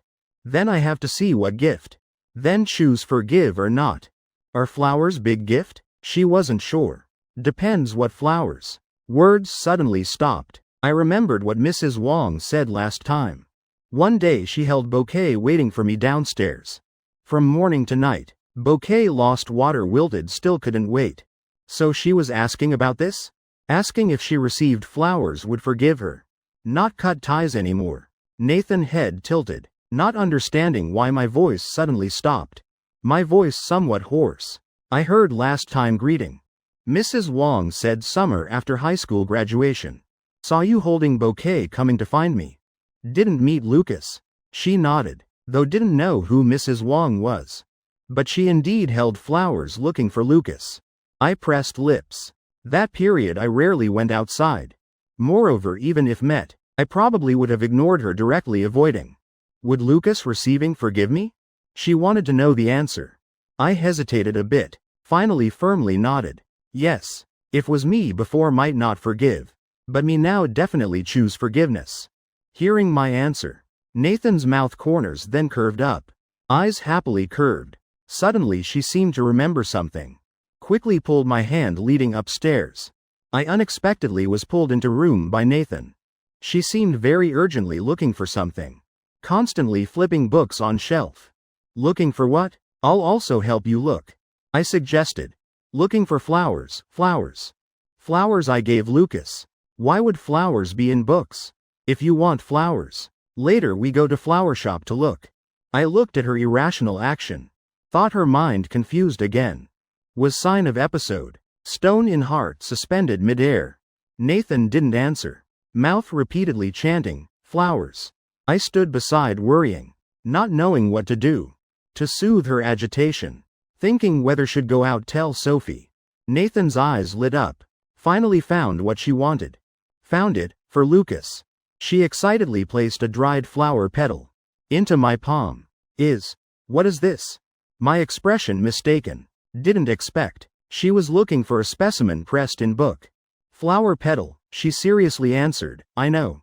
I mean, why give me this flower petal specimen? This is petal from flowers I bought that day. Now giving to Lucas. Forgive, sentence wanted to say rather long. She thought long before stammering few sentences. I pieced together a bit. Then understood her meaning. This petal from bouquet she bought before. Now giving petal to me. Replacing bouquet from 3 years ago, couldn't give. Asking me to forgive her. Because I said if I received that bouquet. Would definitely forgive her. Because she always wanted my forgiveness. I looked down at petal in palm pressed dry flat. But leaf veins still clear. Heart mixed feelings. I'll be good, won't follow Lucas closely. Don't ignore me anymore. Nathan promised me. She always thought. Because she followed me closely, not leaving. So I cut ties with her. She was already fixing. Very hard restraining herself. Just sometimes couldn't help secretly going to see me. My throat tightened. Opening mouth. Okay. Don't you realize I've already forgiven you? Otherwise why would I come find you to play? That's right. Nathan's suddenly understanding expression made me happy. Didn't you want to go out to play? Then let's go. I carefully put petal in wallet hiding well. Happily pulled her going outside. In front of Century Mall is Century Square. Even more people than inside the mall. Street vendors set up here. Lively, not losing to inside the mall. This time I brought Nathan over, already did homework. To let her learn actively communicating between people. Step out from her closed world. I found a ceramic painting stall. Relatively few people. Sat down telling Nathan. I want to play this. You help me ask the boss how much. Her eyes sparkled. Secretly pulled my shirt corner. Clearly refusing. I lifted her face. Voice gentle. Help me ask, okay? Nathan bit lip. Like deciding something important, nodded hard.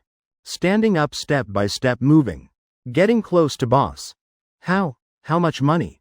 What did you say? Speak louder, can't hear clearly. Boss's voice resounding. Personality also fiery. Making her startled. She stunned few seconds. Neck stiff, turning head. Face full of fear, helplessly looking at me for help. Finally, this inquiry still needed me to help complete. Boss gave us a ceramic bear. Also gave several paint brushes. And a small plate holding paint. When choosing ceramic, I discovered Nathan looked at this bear many times. So chose it. She seemed to really like little bears. Last time dumplings. Stuffed animal on hand warmer. And this time ceramic bear. Before didn't see her like cartoon bears.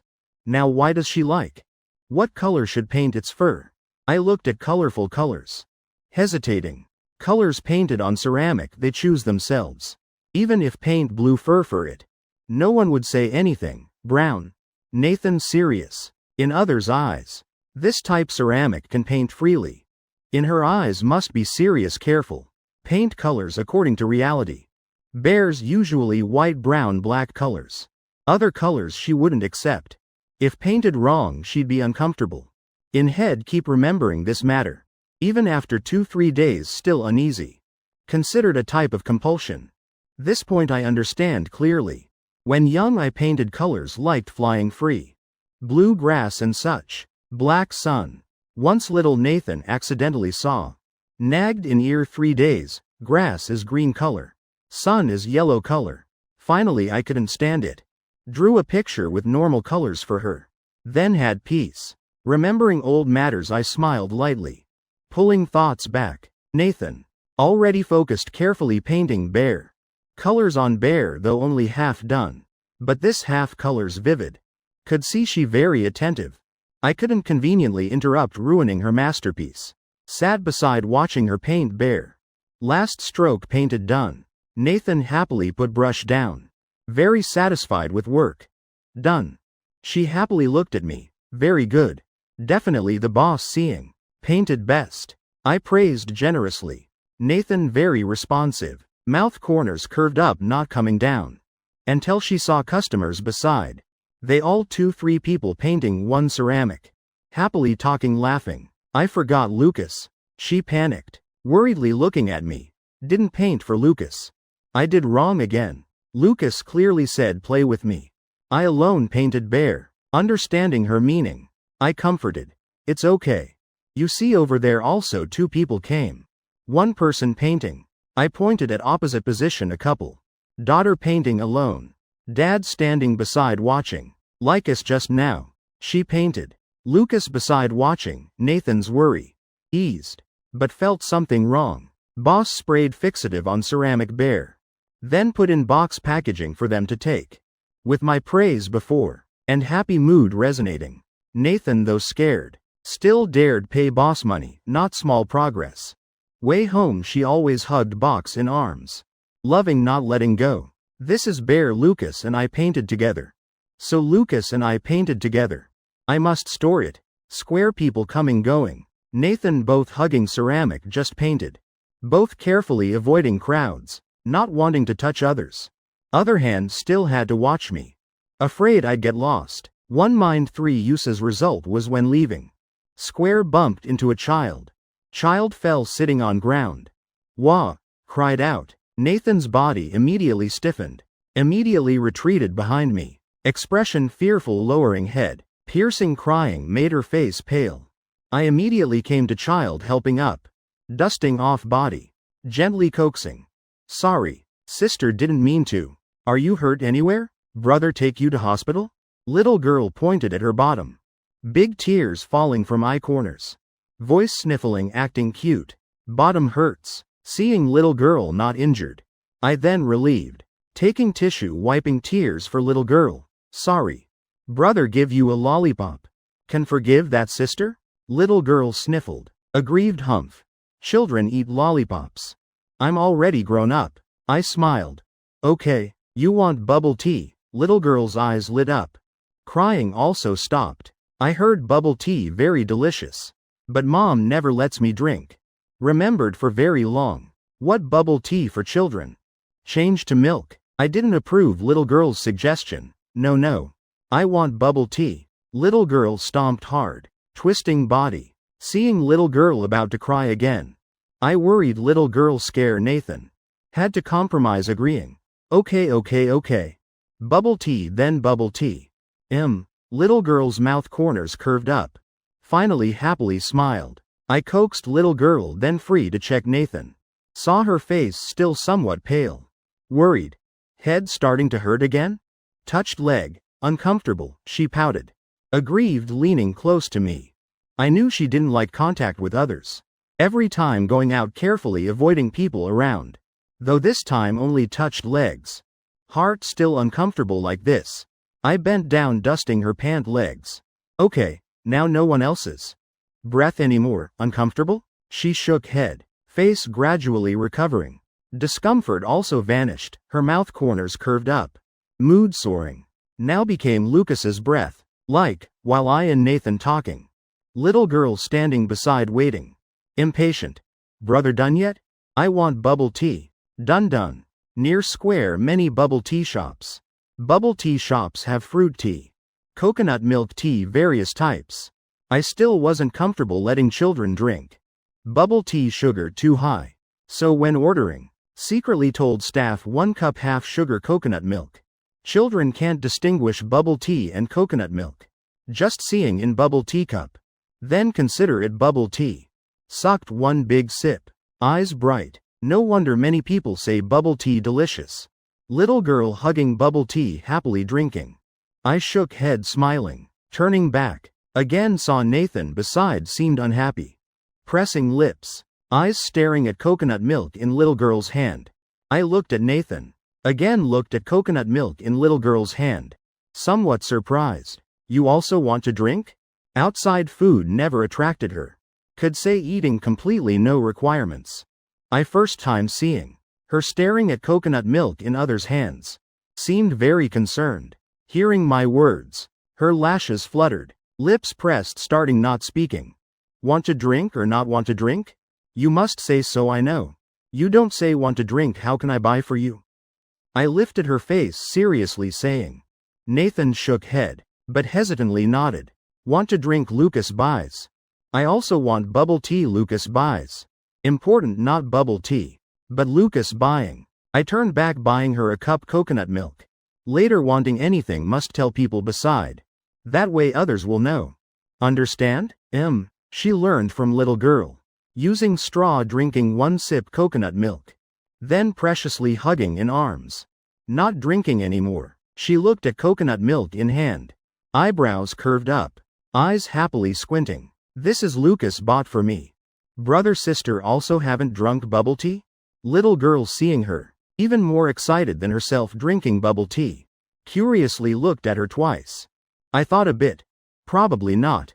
Shook head again looking at little girl. Where are your parents? Why haven't they come find you? Little girl been with them so long. Still didn't see parents looking. Or haven't discovered child missing? Just now busy coaxing people didn't look carefully.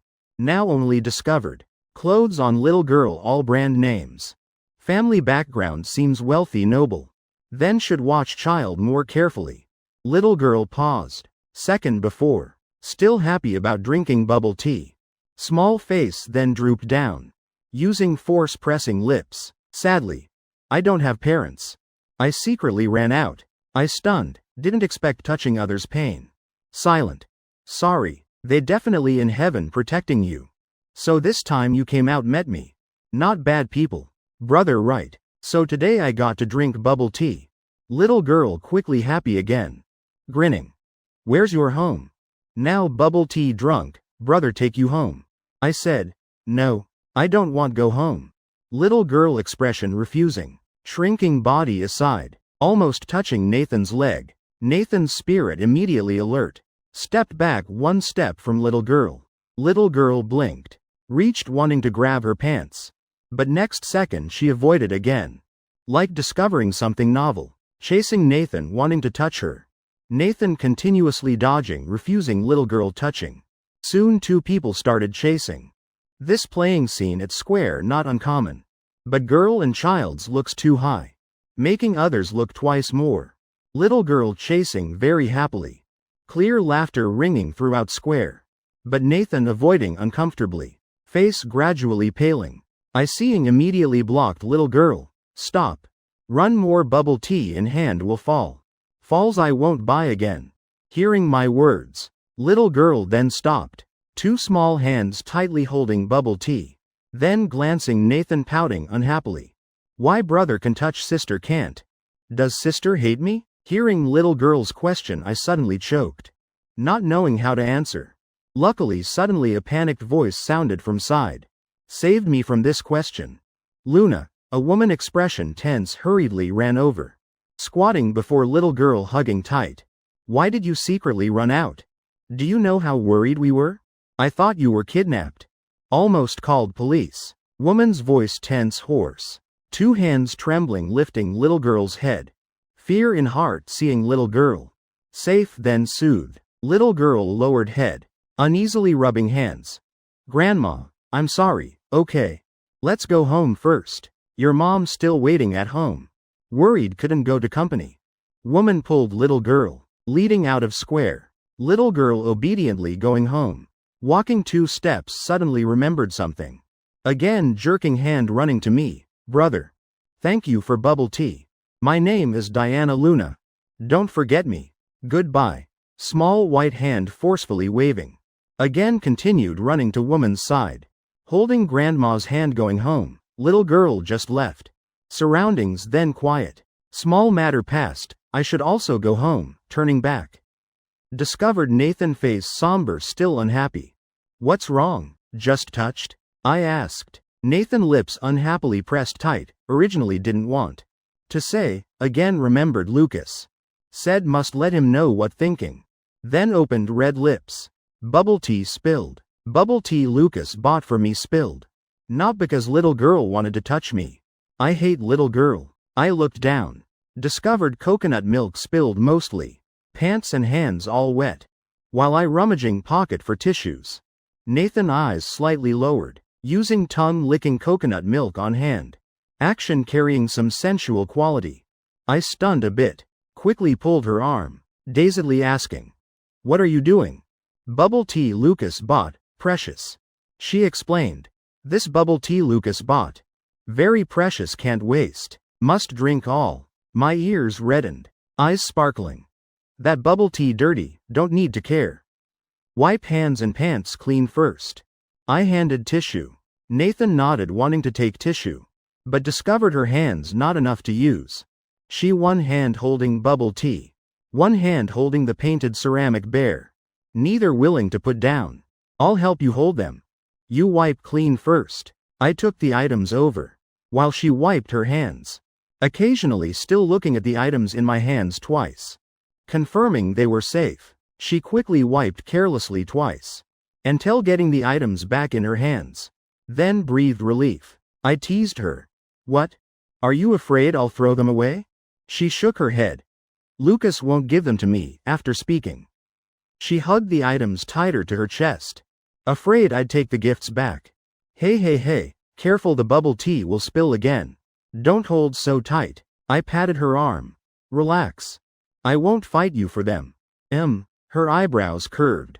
Blooming a faint smile. Looking at me with eyes full of sparkling light.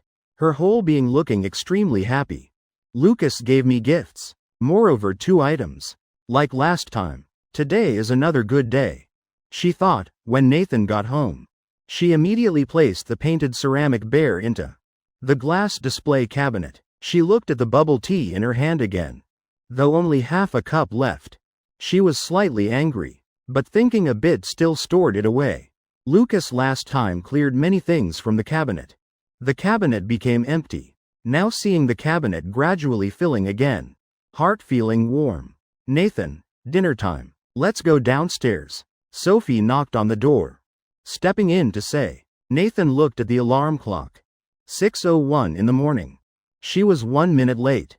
Her expression changed, immediately turning to go downstairs. Sophie looked at the girl's back. Satisfied, smiling.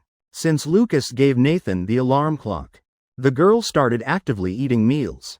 Also, no need for her to bring food to the room. Struggling to call the girl to eat. Nathan, when young, still listened to 1 or 2 sentences from her. Coming down to eat together at the table.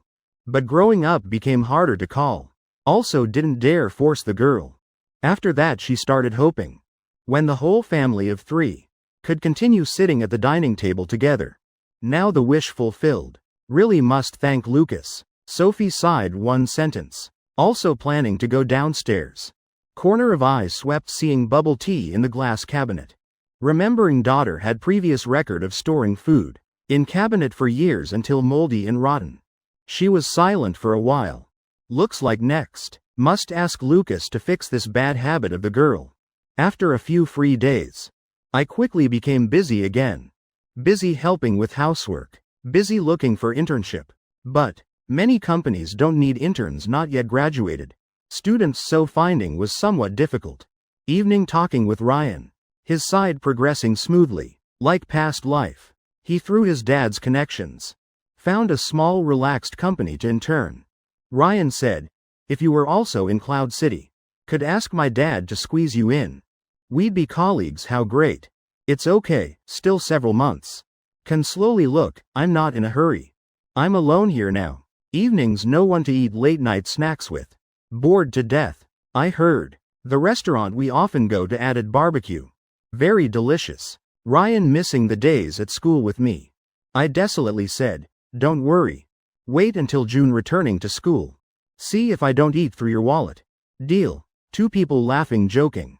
Time passing day by day. Internship work I still hadn't found. Yet welcome New Year first. Streets in residential areas hanging lanterns. All hanging red festive lanterns. Lucas Sr. not highly educated. But writes beautifully. New Year's Eve day. He wrote 2 couplets. Pasting couplets at home and breakfast shop. For good luck. In the neighborhood many acquaintances called Lucas Sr. over. Asking him to write couplets for their homes. After done even gave him some fruits as thanks. Sarah Thompson watching. Husband busy non-stop. Said to son. Look how famous your dad is. More than when I was reading books back then. I always heard mom say she was class beauty queen before. Result went cheap for dad. I smiled. Immediately flattering. Mom in my heart always most famous. Even more than dad. Sarah Thompson indeed happy like flowers blooming. Even gave the prepared red envelope to me early. That evening storing bubble tea in display cabinet. Nathan received my message. Can't store bubble tea. Either drink it all and throw away cup. Or pour it out then throw in trash. Nathan startled. Blinking. How does Lucas know? Okay. But still obediently agreed. Though she didn't like drinking coconut milk. But to not waste bubble tea Lucas bought. Still chose to drink it all. This way bubble tea Lucas gave. Would forever be stored in her stomach. New Year's Eve night. Many shops closed early going home. To reunite. Similarly, Lucas family dining table also made over 10 dishes. Had dishes I liked. Also had big lobster Lucas Sr. liked eating. Rarely this sumptuous. And this sumptuousness mostly appeared on New Year and important days. Lucas Sr. looking at lobster drooling. If only could eat lobster every day. Seafood expensive. Eating every day wouldn't have enough money. Lucas Sr. also only New Year and birthdays could eat. He naturally knew. Just casually sighing, I continued joking. Wait until I work earning money. We'll buy lobster for dad every day. Also buy new clothes for mom. Then dad waiting for our Lucas to earn big money. Lucas Sr. happily. Social media developing fast. Everyone doing things. All like posting online. This New Year's Eve dinner matter. Sarah Thompson couldn't avoid. Had to take photos posting to friends first. Before letting us move chopsticks. Lucas Sr. watching criticized directly. Women so troublesome. Sarah Thompson hearing immediately glared at him. Lucas Sr. immediately obedient. Coughed once. Wife slowly take photos slowly. I beside hearing laughed, half-hour later. Sarah Thompson finally took satisfactory photos. Posted to friends. Also commanded us two to like for her. Father and son immediately took phones liking. Photos taken very professionally. Just looking at photos made people crave eating. I looked twice. Conveniently pressed share. Also posted to my own friends. After posting I put phone down focusing on eating. Other side Watson family also prepared big feast. Atmosphere though not lively like Lucas family. But anyway this year daughter. Could sit at table eating New Year dinner with them. Sophie already satisfied. Nathan didn't like talking. Sophie just talked with husband few sentences. Still had to always watch daughter's movements. After eating Nathan stood up going upstairs. Lucas posted to friends. Their family's food looks delicious. Eating, honey look. Behind came Sophie's voice. Halfway upstairs she stopped. Stiffly turning back to dining table. Friends, she stared at Sophie's phone. Sophie secretly smiled twice. Handing phone to her. Here for you to see. It only wrote one sentence. Finished New Year dinner. About to start watching gala with family. Photo was shared from Sarah Thompson's dinner photo. Short sentence. Nathan still stared for several minutes. She raised head looking at Sophie. Expression tinged with some urgency. What's wrong Nathan? Have something want to tell mom? Let's slowly talk. Sophie slowly guiding the girl. William Watson's gaze also looked over. Wanting to know what daughter would say. Her gaze avoiding. Pulling shirt corner remembering my words. What thinking in heart must say out. Others then know to help her. Expression struggling done. She opened mouth. Gala, watch. Lucas watching. I also want to watch. Okay. Sophie happily turned on TV. Waving calling the girl to sofa sitting. Nathan sat down. Then really seriously watching gala. What performing on TV didn't understand. But just thinking. Lucas also watching same content. Heart very happy. First day of New Year morning. Outside a burst of playful sounds. Many children ran over. Saying two sentences wishing prosperity. Asking for red envelopes. Many children in neighborhood. Everyone knew each other. This first day. Anyone seeing children gave one red envelope. Though not much. But also showing heart. Sarah Thompson last night also wrapped many red envelopes. Today meeting children all gave one. I groggily just waking up. Already heard living room ringing with children's voices. Saying all wishes come true.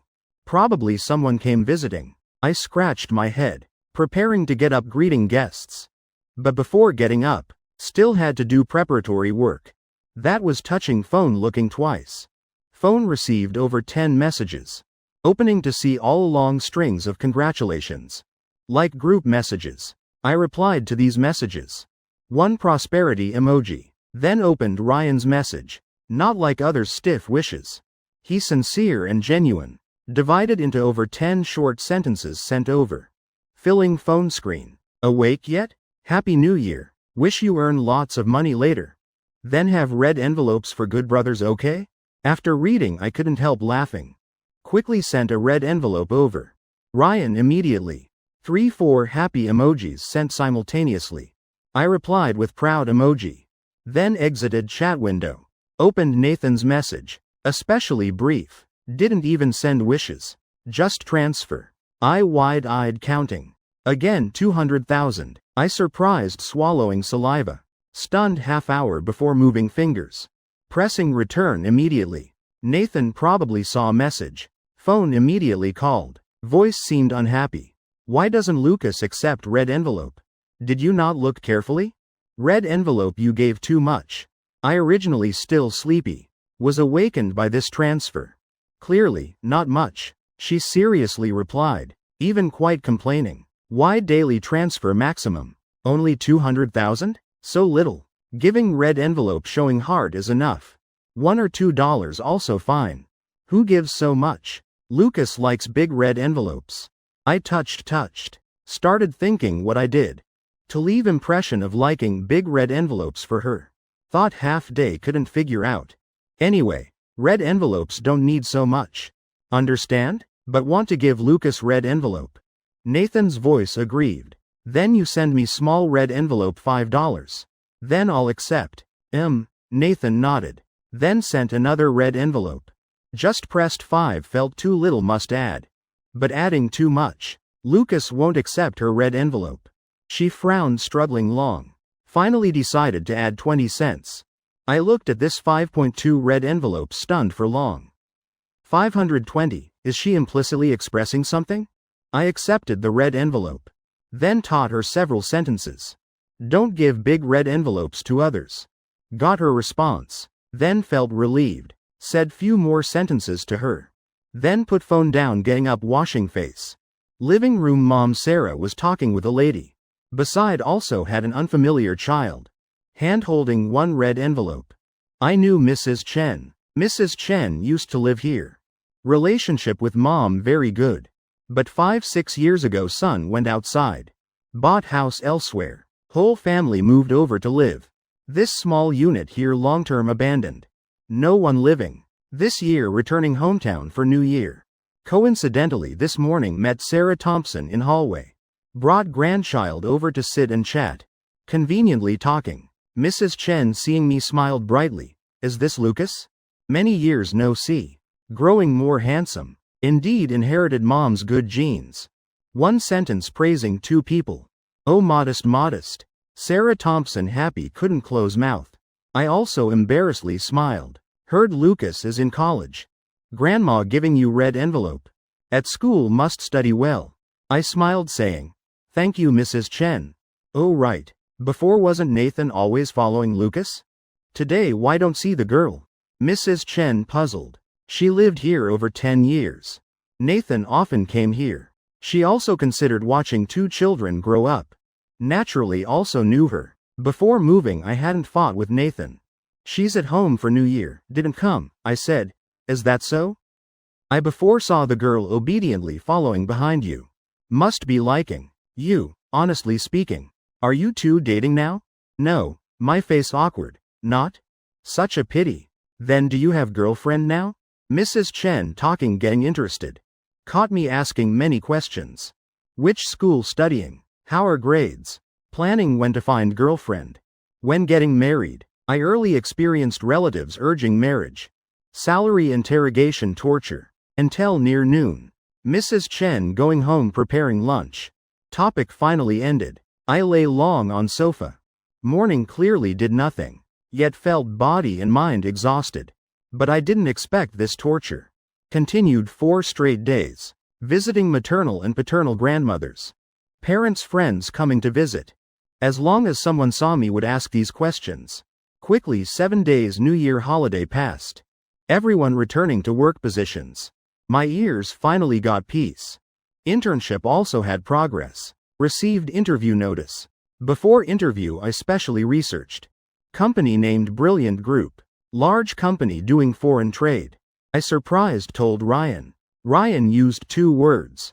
Expressing his shock. Oh my god, brother awesome.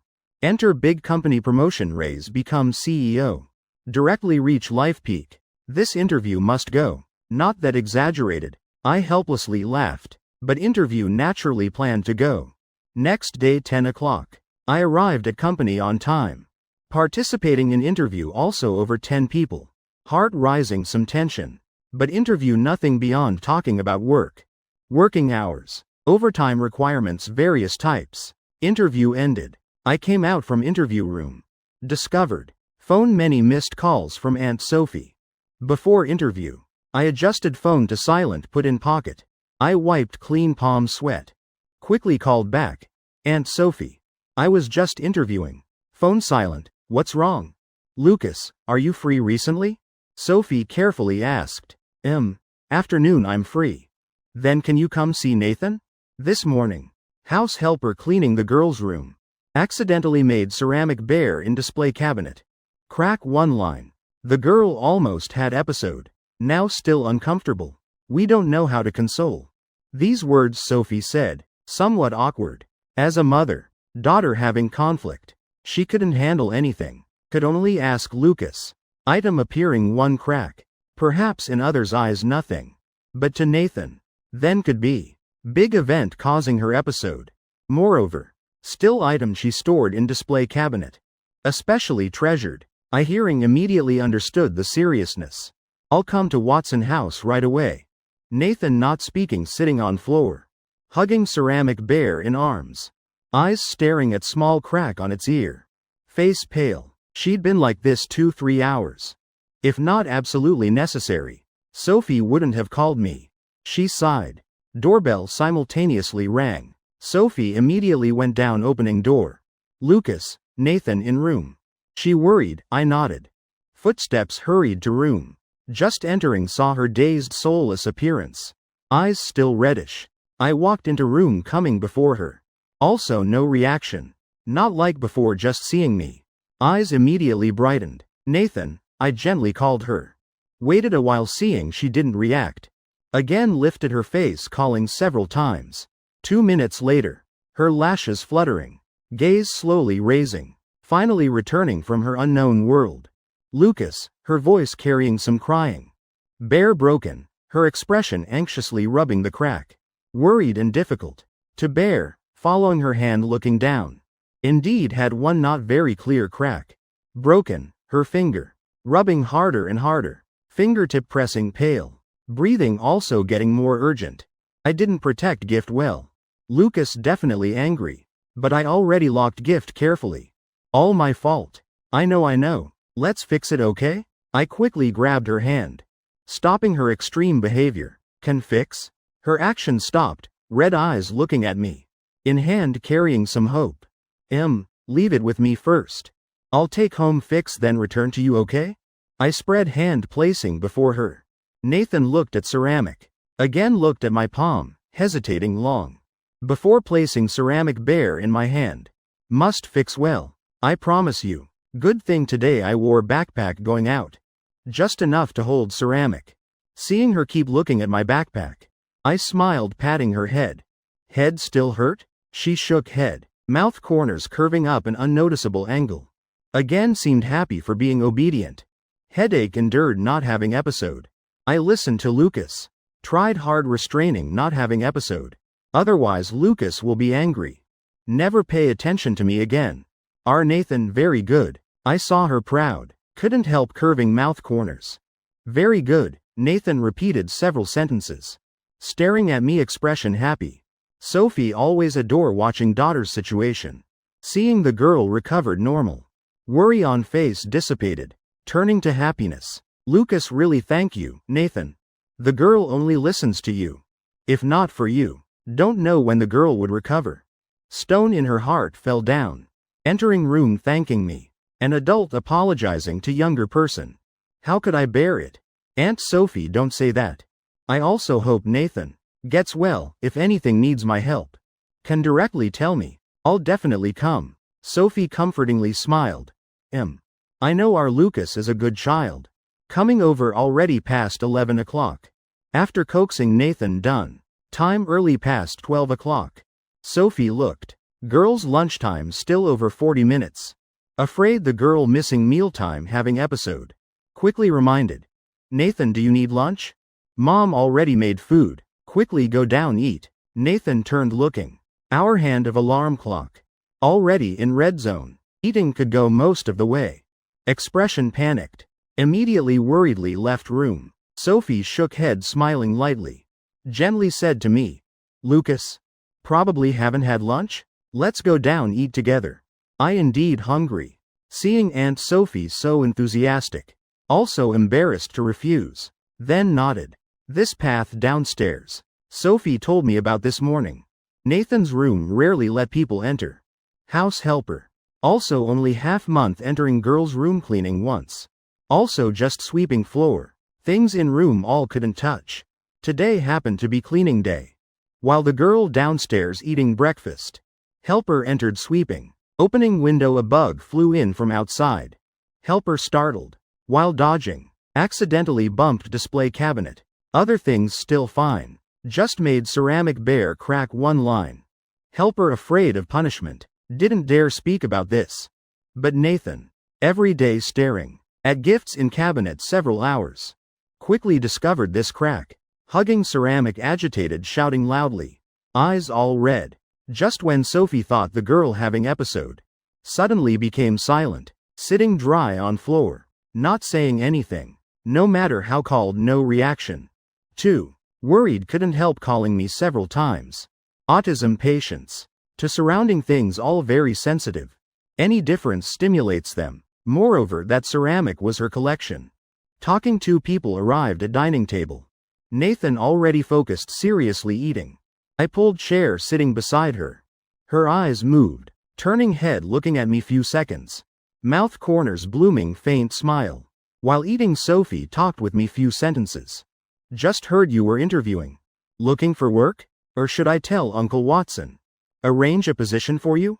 Thank you Aunt Sophie. But I already found work.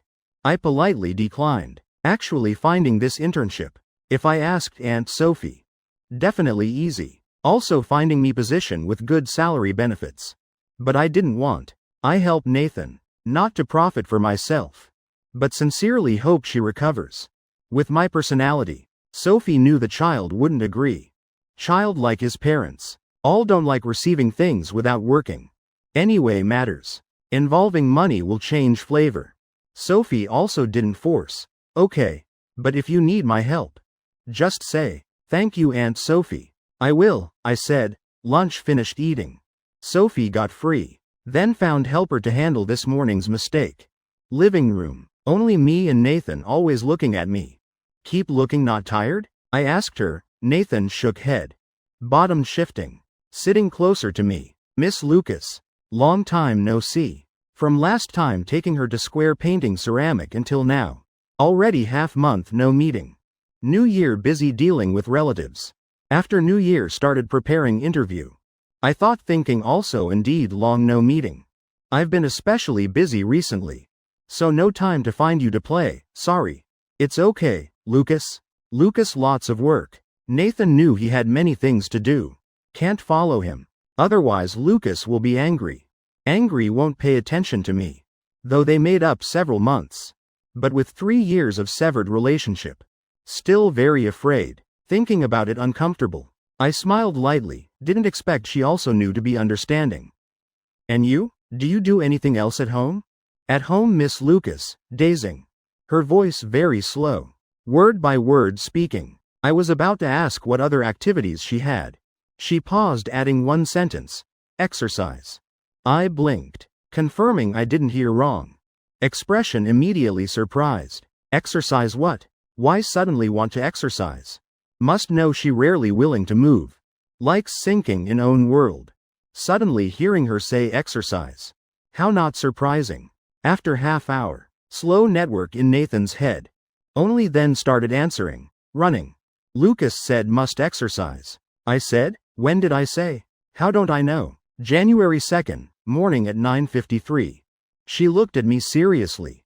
Giving the exact time. What a detailed memory. I tried hard to recall. At this time I was in Cloud City climbing the mountain with her. Seemed like I had said something. Told her to exercise more from now on. That way she'd have the strength to climb to the peak with me. So I told her to exercise and that's why she went. I remember now. I laughed dryly. Didn't expect she really started exercising. Never heard her mention it before. So how do you find exercising? Do you like it? Nathan was decisive. Hate it, tiring. Running makes me sweat a lot.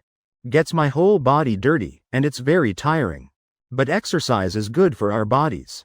Sitting at home all day not going anywhere. Your body will become very weak. Let's keep persisting with running, okay? I patted her head, her eyebrows furrowed tightly, as if struggling with intense inner conflict. After a long while she nodded. As if making a great sacrifice. Okay. Very good, I praised with a smile. So how much do you run? 100 meters, my expression became strange. Truly unexpected. The exercise that troubled her so much was only 100 meters. I could walk that in 2 steps. But she struggled so hard just to have the concept of exercise. I couldn't discourage her. Very good, I forced a laugh twice. This praise was really awkward to say. Nathan didn't notice. As long as Lucas praised her, she was happy. But just running 100 meters isn't really exercise. We need to run longer, I said. Her face immediately fell.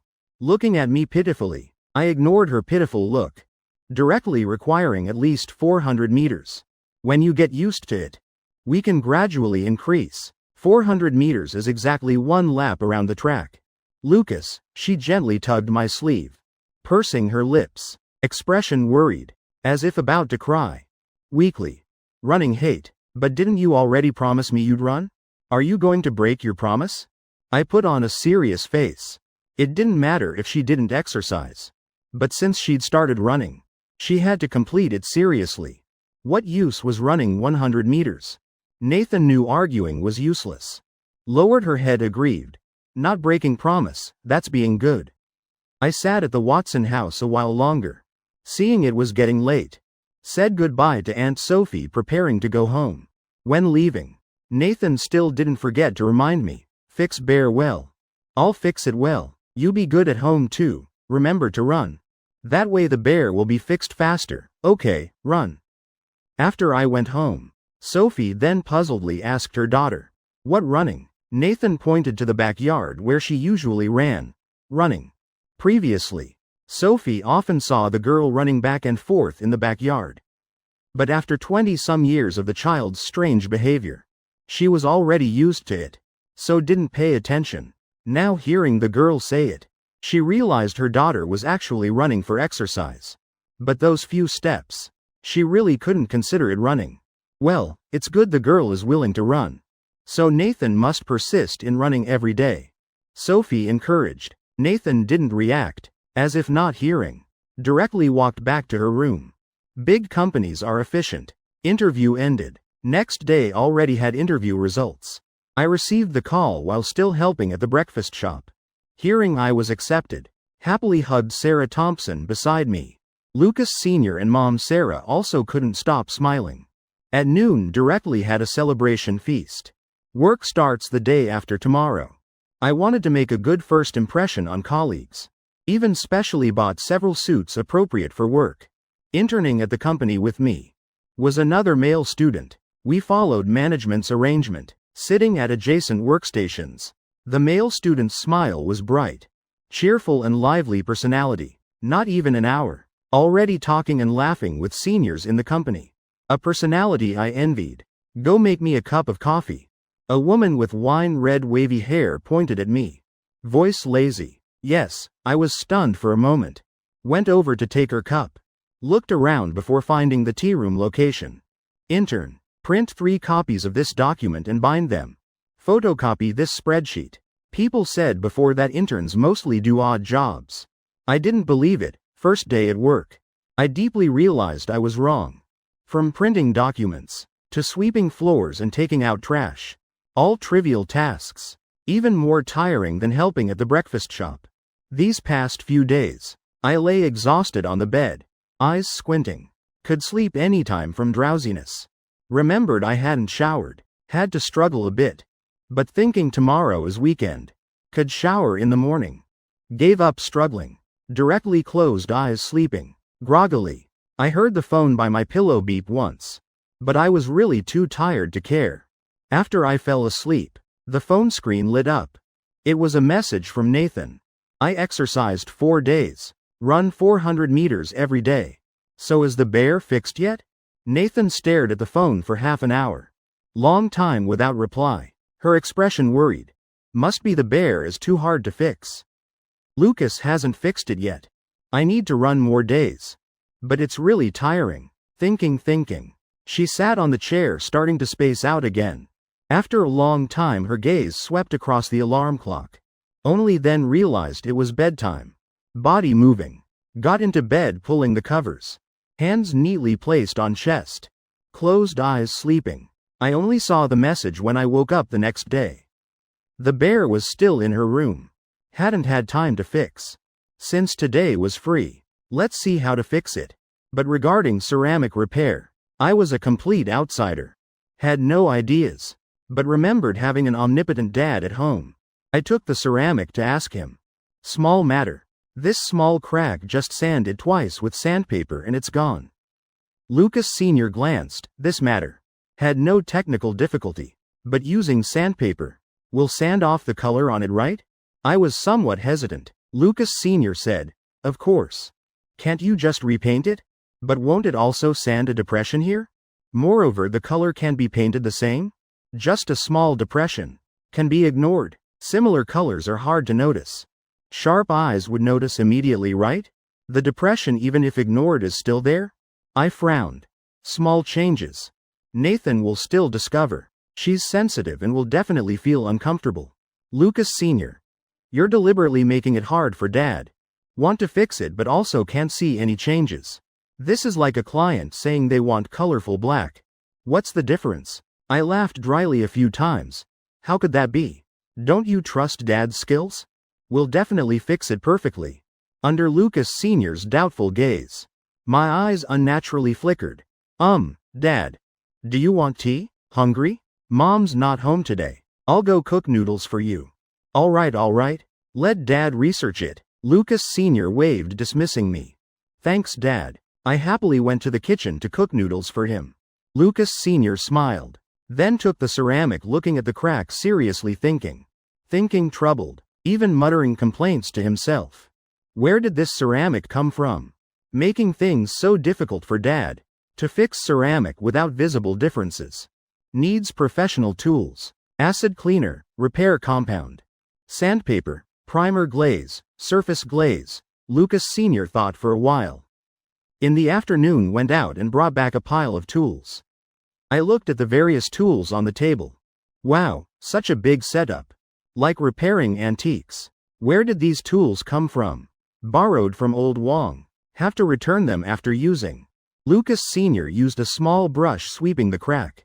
First cleaning dust and debris on it. His technique was skilled, clearly had learned before. Wiping acid cleaner. Then applying repair compound. I sat beside. Seeing him too busy even helped with both hands. Ceramic repair is slow, meticulous work. Every step needs careful operation. After fixing, it was already evening. I held the ceramic, looking left and right. The repaired shape. Really no different from the original. Amazing. Thanks, Dad. I said happily. Lucas Sr. raised both hands, stretching. Tired. Don't bump it again. If asking Dad to fix once more. Dad's old back can't take it, won't. Nathan will definitely take very good care. I casually promised. Lucas Sr. nodded.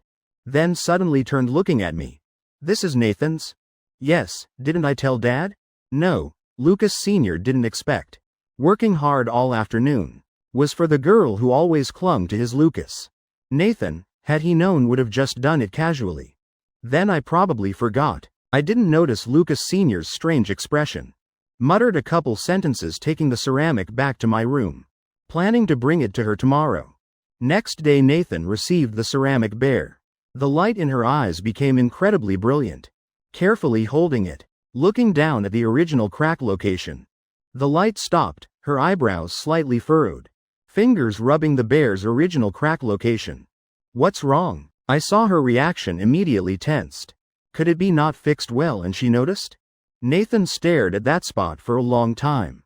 Silent, not speaking. So long I went from heart-pounding to calm. Occasionally even took out phone, replying to messages. Her eyes then moved, head gently shaking. Bear is good now. Right. Seeing she didn't notice anything wrong. I breathed relief. So have you been good about running these days? Ran 400 meters, she looked at me proudly. Mouth corners curving up, eyes expecting my praise. I didn't hold back. Immediately praised several sentences. If she had a little tail behind. Would probably wag it up to the sky happily. I just came to deliver the ceramic. Had to go home for other things after delivery. So didn't stay long. I walked a few steps. Unconsciously turned back for a look. Nathan standing at the door. Holding the ceramic bear in her arms. Reluctantly watching me, not willing to go inside. Exactly like a puppy abandoned by its owner. My heart softened. Turned around, saying to her. Want to walk me to the neighborhood gate? The neighborhood doesn't allow strange cars in. I could only walk to the gate to catch a ride. Still some distance to be together. Just right to let her go out for a walk too. Nathan's eyes lit up, running over with small steps. The road from the house to the gate wasn't long. No matter how slowly Nathan walked, would still reach the endpoint. I saw her starting to cling to the taxi door again, somewhat between laughing and crying. The little girl can't bear to part with this handsome guy. Why don't you get in the car too? The driver joked. Get in car. Hearing these two words, her expression excited. Almost agreed. I opened my mouth to stop. Don't make trouble. Go home quickly. Nathan lowered her head. Pitifully. Yes. She let go. The car door slowly closed. Driver stepped on gas. Car quickly drove away. She stood in place waiting long. Until the car left. Her gaze still didn't move. Miss, young Master Lucas has gone far. Let's go back. The helper who followed her out asked quietly. Nathan's gaze moved. But not going home. Just holding the ceramic tighter in her arms. Ceramic still broken. Crack is gone. But the color on it isn't the same. Lighter by several shades. Head a bit uncomfortable. But she still endured. This is Lucas's sincerity. Can't complain. Fingers constantly rubbing the lighter colored spot. She muttered 2 sentences to herself. Turned around going home. Weekend passed. I returned to workdays doing odd jobs. Consecutive 2-3 days. All doing unimportant odd jobs. Heart somewhat unbalanced. Even the male student interning together also secretly told me they hired 2 people as cheap odd job workers. Were interns not yet graduated. Salary naturally not high. Probably not even as much as the cleaning lady in the company. At noon, eating in the company cafeteria. Suddenly someone sat opposite. I looked up. Found it was a senior from the same department. No seats. Coming to share table. The wine-red curly-haired woman said casually. I looked around. The not large cafeteria packed with people. Though same department. But the woman had no intention of being friendly with me. Silently eating. Seeing she was about to finish and leave, I hesitated for half an hour. Finally courageously called her. Sister Phoenix. Can I ask a question? Phoenix glanced at me. Speak. I want to know. When will we start learning the business? I just finished speaking. Already facing Phoenix's impatient gaze for half an hour. Phoenix laughed lightly. Seeing your face, let me share table. So I'll tell you. Intern's job is printing documents for us. Making coffee. Taking out trash and such. We're too lazy to teach interns any business. She lowered her head, blowing her pink nails. Continuing. Want to know why? So many not yet graduated interns come to the company every year. But how many stay after graduation? You come to intern, just to complete school requirements. After 3 months you directly leave. We're so busy with work. Don't want to waste time. Teaching several people. Who knows if they'll even work in this field later. If not for your high education, the company wouldn't accept you. After speaking, Phoenix took her tray, leaving the seat, leaving me with a dejected face. Though intern odd jobs are tiring, but work still had to continue. At night before sleeping, complained to Ryan. Diligent during the day. This morning I woke up a bit late. Found time almost running out. Hurriedly got up, washing face, running outside. Just opened the door. Saw drizzling rain outside. Pulled the temperature that had warmed up days before. Down again. I went back getting an umbrella. Pulling on jacket, running to bus stop. While running I suddenly remembered Nathan. She also runs every morning. Her running time seems to be 6 a.m. It was already raining then.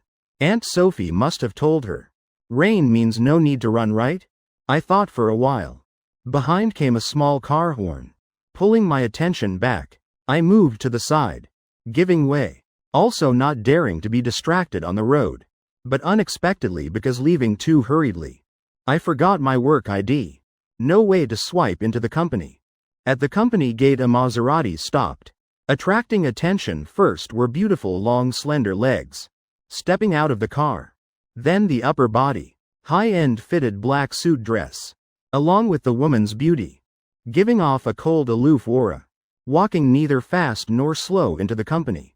Colleagues entering the company seeing her. All moved aside, lowering heads trying to minimize their presence. The woman just reached the reception desk. Then heard a voice, cold yet somewhat familiar. My work ID. Really forgot to bring. Can you let me register to go upstairs? I'll bring it to show you this afternoon. A male student explaining to security, anxiously looking at phone checking time. Or I'll ask a colleague to come down as witness. Then let me go up, okay? I flattered the security. Even gave the soy milk. Brought from home, hadn't drunk yet, to him. All right. See, you're about to be late. Have your colleague come down as witness. Don't forget again next time. Security waved, letting me go. I quickly thanked. Then called the male student interning together. Asked him to come down and verify. The woman just glanced once. Then withdrew her gaze. Her memory wasn't bad, recognized me. And her impression of me became a scatterbrain. Last time lost keys. This time lost work ID. CEO Diana, good morning. While waiting for elevator, an employee greeted the woman. Diana just nodded, silently entered the elevator. And I finally was led by colleague. Allowed into the company. On the other side at the Watson house, Nathan wearing sportswear. Not caring about the rain outside. Insisting on going to the backyard to run. Sophie had indeed tried to stop the girl. It's raining outside, let's run tomorrow? Nathan, it's raining outside. Nathan worriedly pulled her hand back. Staring at the backyard, repeating, running. I promised Lucas. Must run every day, I must run 400 meters. Sophie couldn't hold the girl back. In a blink saw her run outside. Running step by step in the drizzle. Running for Nathan is something that must be done every day. Rain or wind must complete it. If not completed, she'll feel uncomfortable for days. Even have an episode. Sophie also knew she couldn't persuade the girl. Could only anxiously watch the girl's figure. Drizzle falling on Nathan's hair. Soon flowing down. Wetting clothes. Sophie watched worriedly. Took an umbrella. Running after the girl while shielding her from rain. Madam, let me do it. The household helper seeing this couldn't bear it. Actively taking on this task. No need, I can do it myself. Sophie shook her head. Refusing the helper's assistance. Every time seeing Nathan's stubbornness. Her heart felt uncomfortable. Sometimes she even secretly blamed herself. Not paying attention to rest or diet during pregnancy. Causing Nathan to have autism. Only by doing something for Nathan would her heart feel a bit better. 400 meters isn't long. Nathan ran slowly. 10 minutes to finish running. Just entering the house, Sophie immediately took a towel drying the girl's hair. Telling the girl to change clothes. Originally wanted the girl to take a hot shower. But thinking the girl didn't have the habit of bathing during day. Forcing the girl would make her uncomfortable. So let it be. She kept Nathan very warm. But next day the girl still caught cold, bedridden. Cheeks redder than apples. Though dizzy and lightheaded, still wanted to get up. Running. Sophie afraid the girl in this condition would fall in the backyard while running. Also didn't dare let the girl go. Couldn't persuade the girl herself. Could only ask me. 6 o'clock before I woke received a call. I'm not being lazy. We'll run today. Nathan pressed phone to ear. Voice soft. Speaking 2 sentences, still had to sniffle. I didn't need to look to know she had a bad cold. No need to run today, you lie in bed and rest. Run after getting better, understand? Can't be lazy. She frowned seriously, saying. I laughed lightly, before telling her to run 400 meters. Still looked so pitiful. Why now insisting on finishing running? This isn't being lazy. Just that you're sick. Need to take medicine and rest. After getting better, add the days not run together. Nathan pursed lips. Expression unhappy. You be good and rest. I'll come visit you at noon, okay? I said. Really? Voice excited. Though couldn't see Nathan's face. But I could imagine her expression now. Definitely happy with eyes sparkling bright. I said gently. Of course, really, receiving promise to visit. Nathan. Satisfied, returning phone to Sophie. Obediently lying in bed resting. Mind spinning. Calculating how many hours until seeing Lucas. While not forgetting to tell Sophie. Must eat breakfast. Alarm clock breakfast time. Lucas only said no need to run.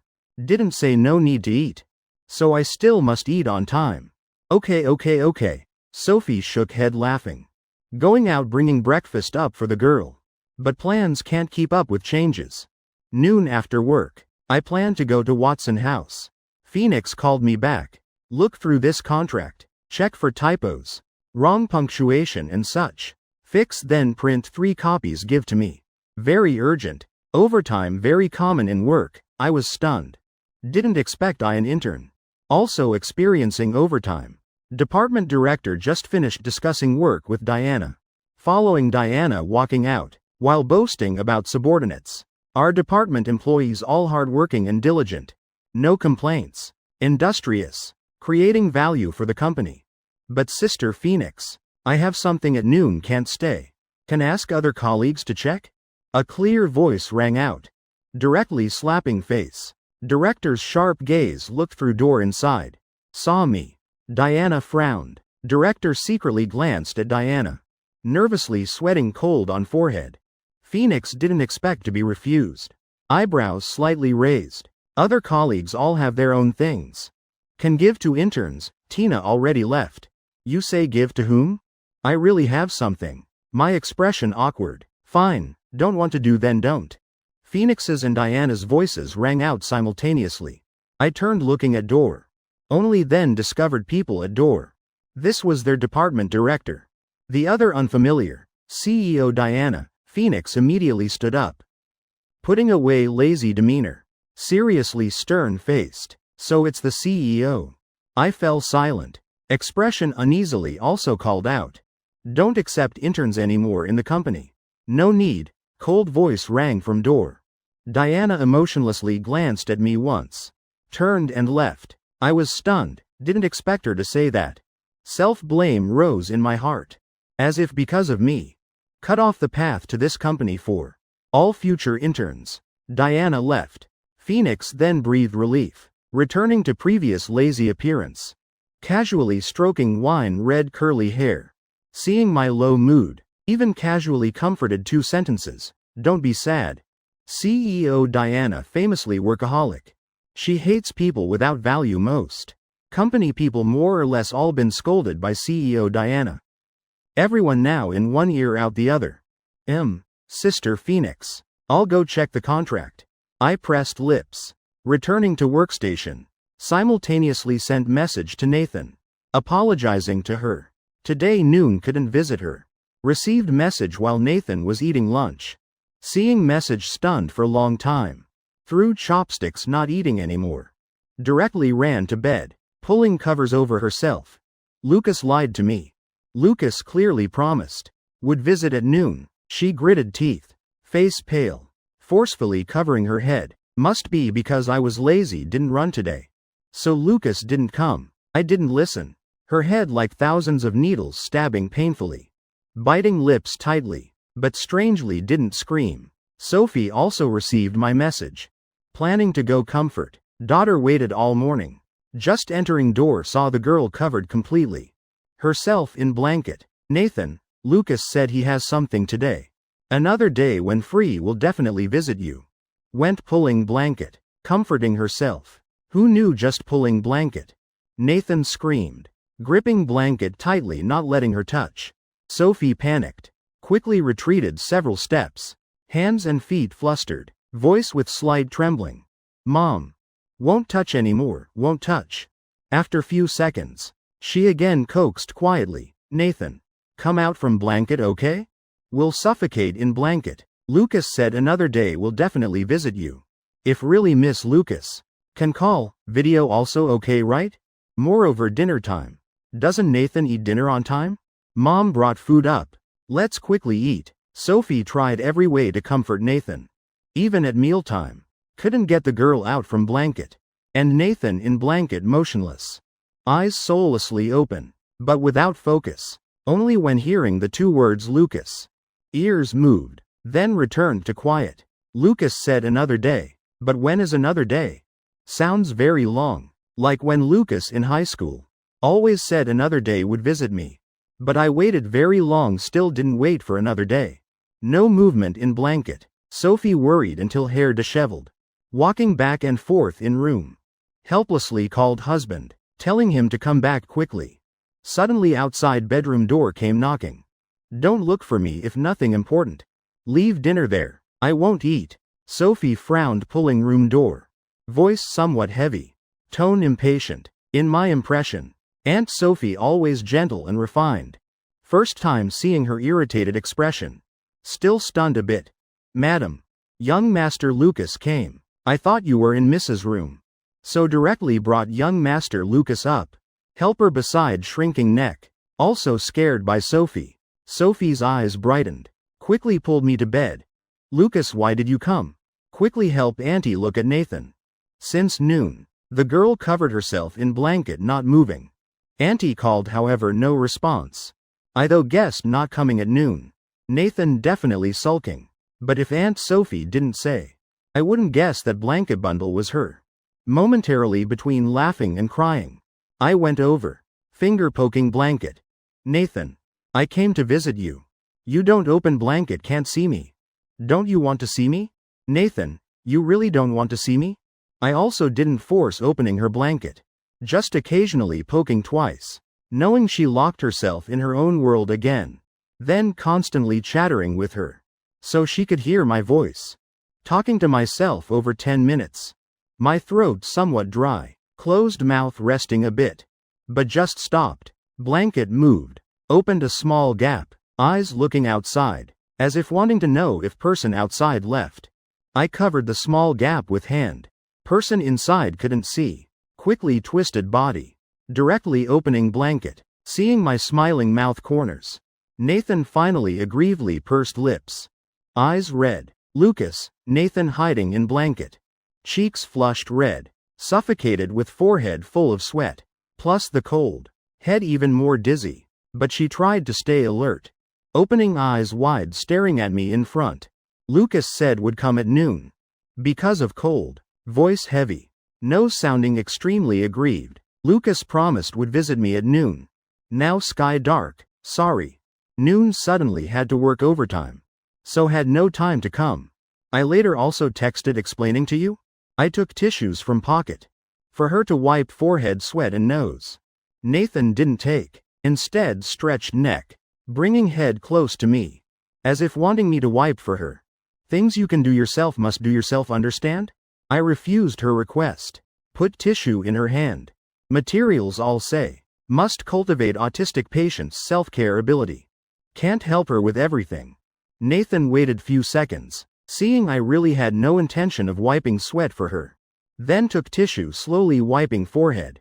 Seeing daughter's situation improve. Sophie finally breathed relief. Food cold. Mom, go reheat. After eating take medicine, okay? She one hand wiping sweat. Eyes just staring at me. Not responding to Sophie's words. Good thing Sophie didn't mind. Worried about daughter's cold. Just wanted the girl to quickly finish eating. Then take cold medicine. After she went out, room left just us two. Momentarily atmosphere quiet. Only occasionally hearing sniffling. After half hour, Nathan pursed lips. But Lucas already promised. Promised can't break promise. Right, I promised. But suddenly something happened beyond my control. I'm not visiting you. Just changing time when I'm free. Not busy. You see I have time now. Didn't I come visit you? I explained to her. Seeing she's still unhappy. Poked her cheek again. Are you angry at me? Can you forgive me? Nathan gently shook head. Not angry. Angry then won't pay attention to Lucas. But Lucas struggled so hard to visit me. I don't want to be angry at Lucas. But when I saw her, clearly lips unhappily pouting to sky, I laughed once. Seeing Aunt Sophie also reheated food. Bringing up. Then said to her, eat first. Dinner time almost over. Nathan looked at alarm clock jumping up from bed. Worriedly going to table sitting down. As always obediently eating. Aunt Sophie, you also go down to eat. I'm here watching. Nathan is fine. I remembered Sophie also hadn't eaten. Then said. Sophie nodded. Lucas probably hasn't eaten either? Let's go down eat together? Before I could answer, Nathan quickly raised head, panically pulling my clothes. Afraid I'd leave. Sophie laughed awkwardly. Forget it. Auntie will bring Lucas's food up.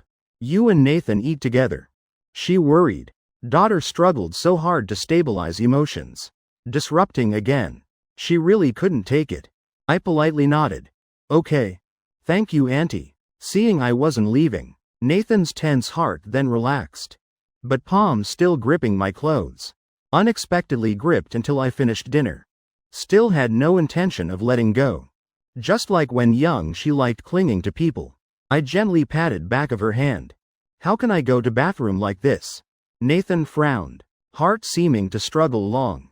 One by one finger releasing. Must remember to come back. I miss Lucas. Like me always following. Okay. I stood up patting her head. Nathan's bedroom has bathroom. But I felt entering her bathroom too private. So left bedroom. Going to shared bathroom outside. Outside just happened to meet William Watson returning from company. Sophie still complaining 2 sentences. Her husband coming back so late. Food all cold. William Watson. Body with serious imposing aura without anger. I always feared him in my heart. Greeted once quickly returning to bedroom. Opening door discovered Nathan had placed a chair. Neatly sitting at door. Eyes also staring at door unblinking. I stunned. What are you sitting here for? Seeing me her eyes brightened. Then slowly. Waiting for Lucas to return. I wanted to follow to bathroom. But he doesn't like me. Can only wait at room door. I can also see him immediately. She proud of her cleverness.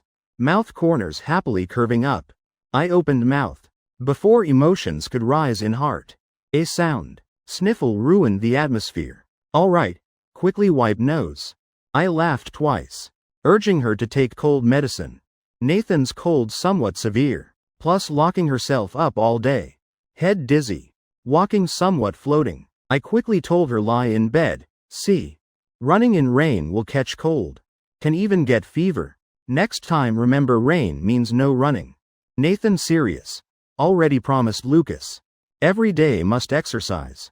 Didn't you dislike running? So when raining and windy. Consider it rest. This weather no need to run understand? So rain means rest? She blinked. Then can it rain every day? I burst laughing. Only at this time did I see her and those wanting to escape military training. Hoping for rain normal people. Were the same. I seriously said. No. She deflated pouting. Okay. You be good at home listen to Aunt Sophie understand? Also, Lucas has to go? My words not finished. Yet. Nathan quickly asked. Every time you say this. Means leaving soon. Can Lucas not go? She again secretly gripped my clothes. Carefully.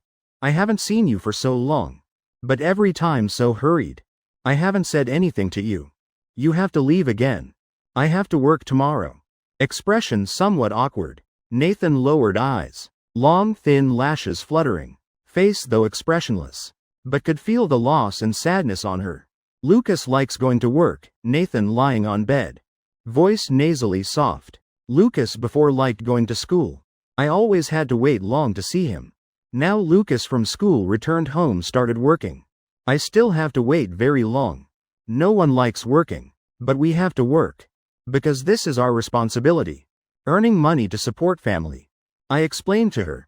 Supporting family means supporting my parents. I must earn lots of money to change house for family. Then upgrade family breakfast shop. Hire several helpers for my parents. Not letting them get tired. Nathan carefully listened to me painting the future. But listening long didn't hear me mention her. Why doesn't Lucas support me? Perhaps because cold made head dizzy.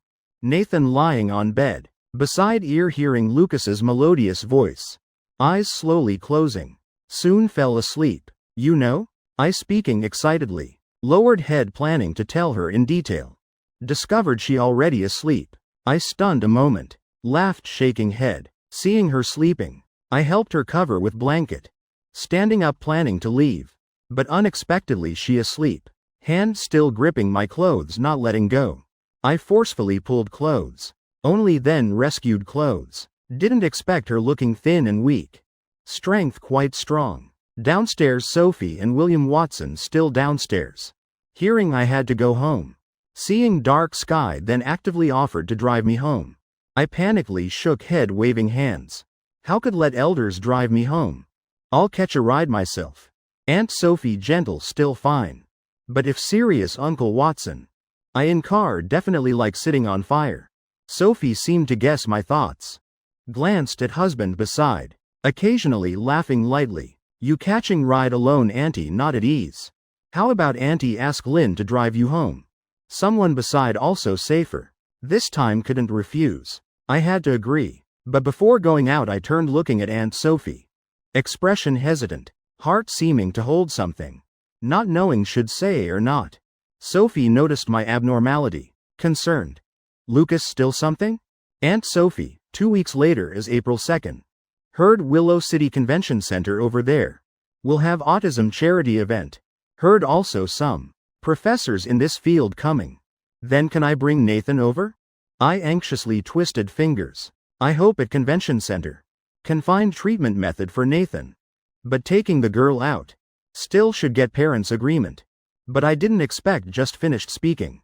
Aunt Sophie immediately excitedly eager. As if very happy. Aunt Sophie covered mouth. Voice suddenly choked. Of course. Auntie originally wanted to ask you this. But Auntie thought long didn't know how to speak. Lucas really thank you. Thank you willing to help our Nathan. She had no right. Selfishly asking Lucas to do anything for Nathan. But when I voluntarily proposed was different. Sophie heart though happy. But also truly grateful to me. Nathan though sleeping deeply. But next morning 6 o'clock. She still woke on time. She turned looking beside. He indeed not here. She lowered eyes sadly for a while in heart. Then got up from bed. Changed to sportswear obediently going to backyard running. After over a week of training. Nathan from initially panting. To now could leisurely finish running 400 meters.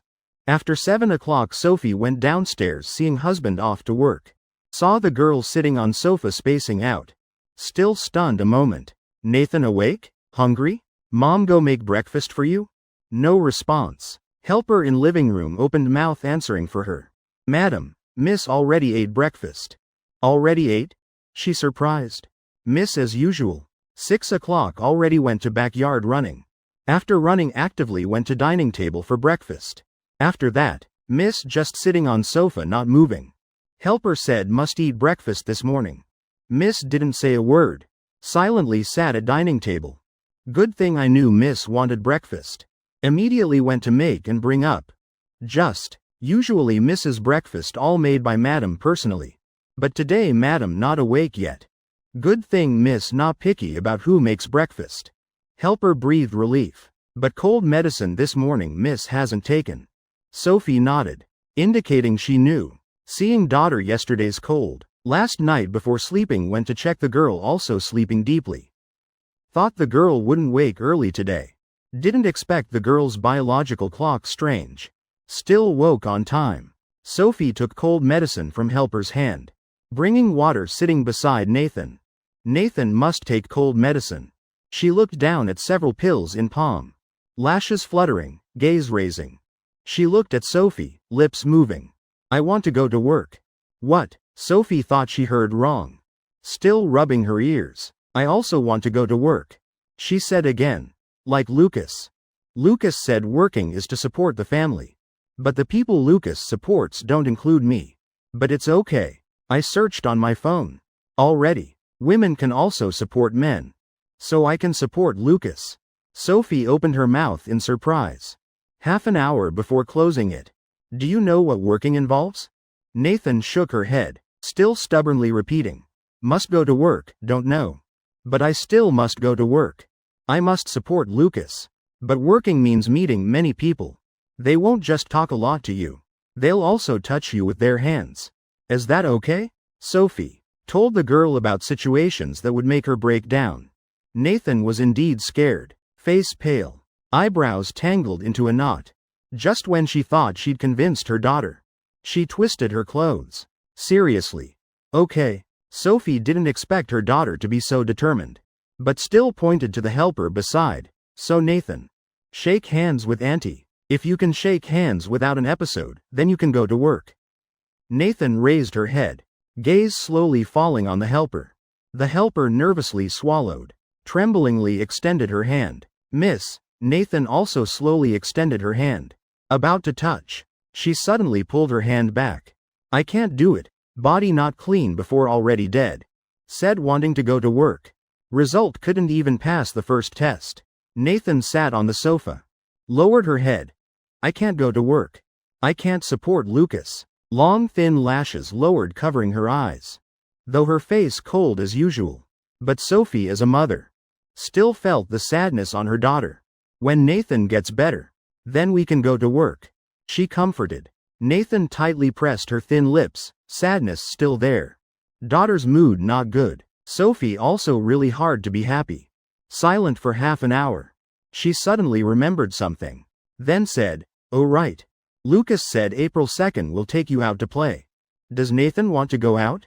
Lucas taking me out? She immediately raised her head. Eyes like still water, immediately like stars. Sparkling. Whole person energized. Lucas wants to play with me. Right, happy? Sophie also became happy with the mood. So does Nathan have time that day? Yes, she always has time. Just the busy one is him. But I can wait. Wait for Lucas to have time to play with me. Returning to my workstation. Swept away the previous dejection. Started working diligently again. Tina and I. In the meeting room preparing before the meeting. During the meeting I could also sit beside listening. Thinking about it somewhat happy. Who knows, might learn something useful. Meeting room door pushed open. 2-3 footsteps from outside coming in. I looked up seeing Diana walking in front. Cold face. Like someone owed her $1 million. Also didn't hear this meeting she was participating. I quickly finished distributing documents in hand. But just distributed to Diana's front. She coldly said, people with slow movements. Workability can also be seen. CEO Diana, meeting time is 9 o'clock. Now it's only 8:55. My head heated up. Also remembered last time she didn't let me see Nathan. This time couldn't help nitpicking at her. So you mean we arrived too early? Diana's sharp gaze looked at me. I mean still within the specified time. I'm not late. Also workability isn't about fast or slow movements. But how much money earned. After speaking, I found a seat far from her to sit down. Diana glanced over, she was about to say something. Phoenix quickly interrupted. CEO Diana. It's time. Everyone's here. Let's start. Silent for a while. Diana also didn't directly find trouble with me. Directly started the meeting. Tina poked my arm. Quietly admiring. You're amazing. Daring to confront the CEO, I pulled my mouth corner. Between laughing and crying. Momentary impulse, don't learn, evening after work. I met Diana again in the elevator. Just 2 people in the elevator. Atmosphere really awkward. Just as I was thinking whether to press some floor to get out. Diana opened her mouth. How much money can an intern earn? Was what I said this morning in the meeting. How vengeful is this person? I thought to myself. Try and see. I casually muttered a sentence. In my past life I was after all a business owner. Skills still remain. All resources still stored in my head. Just no opportunity. I in the elevator just casually said. Because I knew as an intern. Who would give me important contracts to complete? But I didn't expect. Next day Diana actually told Phoenix. To give me a task. Though I don't know. CEO Diana, why insisting on giving this task to you? But since CEO Diana said so. You work hard. Phoenix gave me the documents. Patted my shoulder. If you don't understand anything you can ask me. After all it's our department's task. I don't want you to mess it up. Yes. Thank you Sister Phoenix. I received the documents. Expression also energized. At this moment I finally. No longer the cheap odd job worker in the department. A qualitative leap. I quickly opened the documents to look. This time the partner is a foreign corporation. Planning to buy from their company a batch of computer software. Import foreign goods to sell domestically. Thereby earning the difference. How much profit this cooperation brings. Depends on how low I can negotiate the purchase price. The CEO of this foreign corporation is American, lucky. Recently been in the country. I just happened to find opportunity to contact. But this corporation's name is somewhat special. Must have some meaning. Star Corporation. The following week, I tried every way to meet this Mr. Frank. But all were refused. Time unknowingly came to April 2nd. Remembering the appointment with Nathan, I shook my head, shaking work troubles from my head. Warmly went to the Watson house to pick someone up. April temperature gradually rising. Everyone taking off heavy cotton coats, changing to slightly thinner jackets. But on Nathan's body, still wearing the thick winter coat when I met her. Neck also wrapped with scarf. Aren't you hot? I touched. Lucas said beautiful. She happily came before me. Forehead sweating several beads. He said I look beautiful like this. Likes me wearing like this. So he likes me like this. He likes me. I helplessly said, beautiful in winter. Not beautiful in spring. Go up and change? Okay. She disappointedly lowered her head. Nathan, Mom will help you choose. Lucas will definitely think it's beautiful. Sophie led the girl upstairs. Nathan desolately replied with an After a long time, Nathan came down from upstairs, though changed clothes. But the neck scarf still wouldn't take off. Lucas said must wear when going out. Her chin rubbed against the scarf. Completely unwilling to take off. I promised him must wear when going out. Then wear it first. But in summer can't wear anymore. Will get heat stroke, understand? I adjusted the scarf for her. But Lucas said must wear. Just mentioning later not wearing scarf. Her expression became worried. Until I said in summer would give her something else to wear. Emotions then recovered. All right, let's depart, I said. Lynn is waiting outside. Okay, Nathan nodded. Very naturally pulled my hand leading me to the car. I was stunned, looked down at our holding hands. Ears reddened again. To raise awareness about autism. Related research and diagnosis. Along with concern for autism patients. UN General Assembly designated April 2nd annually as World Autism Day, and some volunteer charity organizations will on this day, at this convention center, organize autism-related activities. Convention center volunteers very enthusiastic. Seeing more people coming to participate in their activities. Came over smiling to welcome. Seeing strangers approaching. Nathan's eyes sparkled. Uneasily leaned on me. Don't be afraid. I'm here with you. I comforted her myself. She looked down at us too. Hands still tightly holding, touched for several seconds nodding. Unease in heart also reduced somewhat. Volunteer at a glance saw Nathan's abnormality. Could confirm she was an autism patient. Didn't expect such a beautiful girl to have autism. Regret in his heart flashed by. Then, very enthusiastically led us to the activity room. Activity room spacious. Only over 20 chairs placed in middle. Arranged in a circle. Already had families. Leading their children sitting on chairs. Hearing door movement, they unconsciously turned to look. Seeing the two's appearance, bottom of eyes flashed amazement. Hello everyone, I nodded to them. Then led Nathan to chairs sitting down. Only a few sparsely replied hello. Quickly. Put attention back on their own children. I swept my eyes over the present children. Found some sitting on chairs talking and laughing to themselves. Also some laughing foolishly. Quiet like Nathan was actually the minority. Thinking this, my gaze returned to Nathan.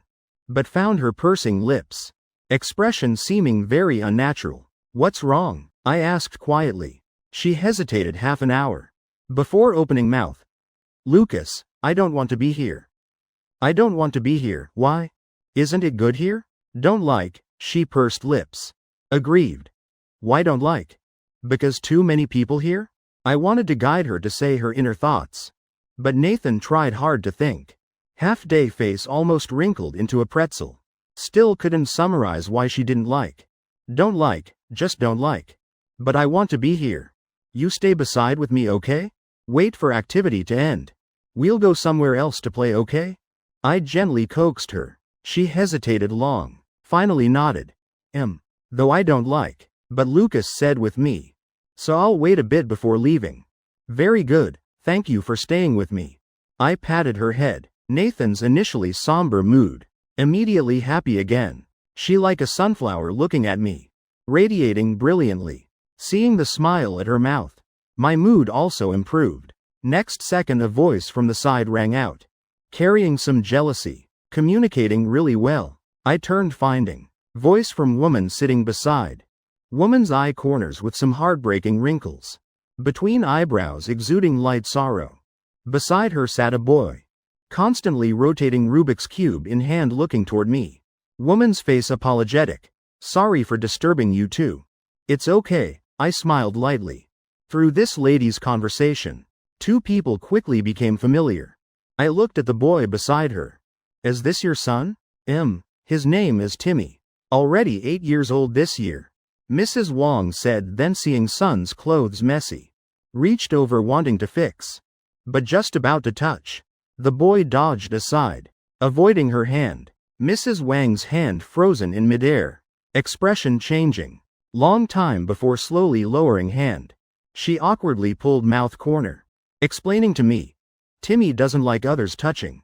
I nodded expressing understanding. Nathan is the same. Others touching her will have headache discomfort. Your little girl, at least still willing to let you touch. And communicate with you. Compared to Timmy already much better. Mrs. Wong sighed. Your little girl. Hearing this intimate address. My ears slightly red. Nathan and I are just friends. These words in Mrs. Wang's ears. Seemed like wanting to cover up. Smiled not saying anything. Fortunately not long after. Activity officially started. Their matter temporarily passed. A doctor entered standing in circle center. First popularizing autism knowledge for everyone. Parents though all had understanding.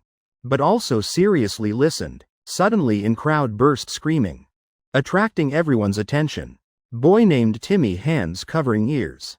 Expression painfully screaming loudly. Face pale. Mrs. Wong immediately grabbed his arm. Worried.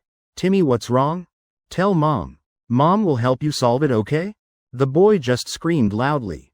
Completely no intention to communicate. Doctor seeing this also ran over to help. I stood beside watching. Heart also worried along. Perhaps the boy's screaming too piercing. In activity many children faces uncomfortable. Also followed crying loudly. Parents flustered. Scene momentarily chaotic. Nathan also face ashen. Lowered head pulling my shirt corner. Uncomfortable. Where uncomfortable? What's wrong? I tensely looked at her. Ears uncomfortable. She moved close to me. Lowered head. Voice extremely aggrieved. I hearing immediately covered her ears with hands. Isolating outside sounds for her. How now? Better? Nathan leaned on me. Two hands also unconsciously grabbed. Clothes at my sides. Like hugging. Her face gradually recovered. Head slightly tilted. Eyes brightly staring at me. Lucas just covered ears. Noise gone. But I completely didn't realize how intimate our posture was at this moment. After long time, Timmy finally stopped going crazy. Mrs. Wong embarrassedly apologized to present parents. Sorry, activity room door open. Occasionally wind blows. My child sensitive to door creaking sound. Finally doctor discovered closing door. Timmy then stopped having episode. Fortunately present parents all understood autism. Also understood parents' difficulties. Sympathized with her, because just now Timmy's episode. At this time, Mrs. Wang's and doctor's palms both had some wounds. Clothes messy looking somewhat disheveled. Nathan silent. Suddenly opened mouth. Later I won't have episodes anymore. I don't want Lucas to also get hurt. Heart will hurt more than head. After children in room were soothed. Activity continued. Doctor suggested. Parents can train children's independence ability. Language ability and ability to communicate with people etc. These things same as materials I searched online. During break. I went to bathroom once. Nathan also very obedient. Sitting on chair quietly waiting for me. But her eyes. Always staring at Rubik's Cube in Timmy's hand. You also want to play Rubik's Cube? I came beside her asking. Nathan nodded then shook head. Already arranged. Already arranged? I looked at her empty hands. Eyes somewhat puzzled. Also didn't see her have Rubik's Cube. Arranged here. She pointed to head. Autism patients like hiding in their own world. Even Rubik's Cube grows in head. Self-imagining rotation process. Our Nathan very capable. I smiled lifting her head. Also rubbing cheeks. She curved mouth corners also happily smiling along. Lucas praising me again. At this time a Rubik's Cube rolled on floor. Until hitting Nathan's foot then stopped. Sorry. Timmy didn't hold tight, dropped it. Mrs. Wang's worried voice rang from behind. I was about to pick up Rubik's Cube returning to her. Nathan's movement faster than me, one step. She bent down picking up Rubik's Cube. 3-2 moves. Already restored 6-sided Rubik's Cube same color. I was stunned, before could be surprised at her intelligence. Timmy already came over, taking Rubik's Cube from her hand. Just when I was worried whether Nathan's behavior made Timmy resistant. Timmy scrambled Rubik's Cube, again gave to Nathan. Nathan looked at me, got my nodding agreement, then started restoring Rubik's Cube. Timmy stood beside her, staring at Rubik's Cube in her hand, not speaking. Expression though still emotionless, but in eyes had more light. Like amazed at Nathan's capability. Mrs. Wang seeing this situation couldn't help covering mouth, choking up. Timmy first time having reaction to outside. Actively contacting people. Because too excited and happy. Told me lots about Timmy. She and husband met working in Willow City. From love to marriage to having children. Process all very happy. But son having autism. Dealt a blow to their sweetness. Autistic children. Earlier intervention more beneficial for recovery. Of course autism patients can't be completely cured. And this recovery also just means their behavior closer to normal people. But intervention costs really too big. One time over $5,000. This money, already half-month salary of their couple. If wanting to go to big hospital for better intervention, costs even more. And Timmy, almost every day must go to hospital for intervention. Making already not wealthy family more difficult. I hearing her words, remembered when young. I every day also went to hospital with Nathan. Just Watson family wealthy. Nathan's hospital costs to Watson family just drop in bucket. Did you buy insurance before? Also annual medical insurance. Perhaps can reimburse part. I tried thinking. What other ways to reduce pressure for them? Reimbursement also very little. Drop in bucket. Mrs. Wang shook head. But fortunately, someone introduced us to a charity organization. They specialize in helping autistic children. I took my son to apply for aid. Afterwards, every intervention cost they reimburse. Reduced lots of burden for us. Speaking here her face filled with some joy. I really thank them. There's such organization? I puzzled. Right. Seems called Watson Charity Organization or something. Same surname as your little girl? Also coincidence, 90% parents here. All applied for aid money there. I heard. Seems their CEO's daughter also has autism. To pray for daughter. Then established charity organization. Today's exchange. Also they paid to organize. We come every year. Mrs. Wang said lots. But I already stood stunned in place. I didn't expect. Uncle Watson and Aunt Sophie for Nathan. Silently did so many things. I didn't know, they must really love Nathan. Lucas. While I was dazed. Nathan brought, in hand, don't know how many times restored Rubik's Cube. Came before me. Happily waiting for me to praise. Very capable, I smiled brilliantly. She seemed dazzled by my brilliant smile. Hand-holding Rubik's Cube paused. Unexplained red climbing up cheeks. Next second she pulled hand back scrambling Rubik's Cube. Again immediately restored it, brought before me seeking praise. Break time ended. Activity continued, but this time was exchange between parents. Talking about their troubles. Also ways to deal with children's tantrums. Small tricks when having episodes. But talking. Topic led to me. Oh right, Mr. Lucas. What method did you use to teach your little girl so well? Both listens to you and willing to communicate with you. That's right, Mr. Lucas. Tell us. We also want to learn. When Nathan arrived, they already noticed her situation. Completely different from their children. Only now dared to ask. Actually I also don't know. I unnaturally touched neck. Can say since I knew Nathan. She already listened to me very well. Really no experience. Facing parents' enthusiastic questioning. I laughed dryly several times. Turned facing Nathan's puzzled gaze. They asking why you're so good. Listen to me. I threw the question to herself, wanting to know how she'd answer. Because Lucas. Is Lucas. So listen, she said, because is Lucas. Not others, so listen to him, because is him. Just him. I looked at her serious answering eyes. Like reading words in her heart. Seems she really likes you. Seems liking is also important bridge for communication. Mrs. Wong giggled. I embarrassed. Shyly pursed lips. 3 hours later. Today's activity ended. Everyone led their children, leaving one by one. Before leaving convention center, Nathan wanted to go to bathroom. I waited for her outside. But at bathroom door, she pulled my shirt corner. Emotions uneasy. Many people here. It's okay. I'll wait here for you. I said gently. She pursed lips. Seemed unwilling. You don't want me to go in with you, right? My face darkened. Can I? Her eyes brightened. Cannot. How can I enter women's bathroom? She stared at me long, seeing resolute refusal in my eyes. Then disappointedly lowered head.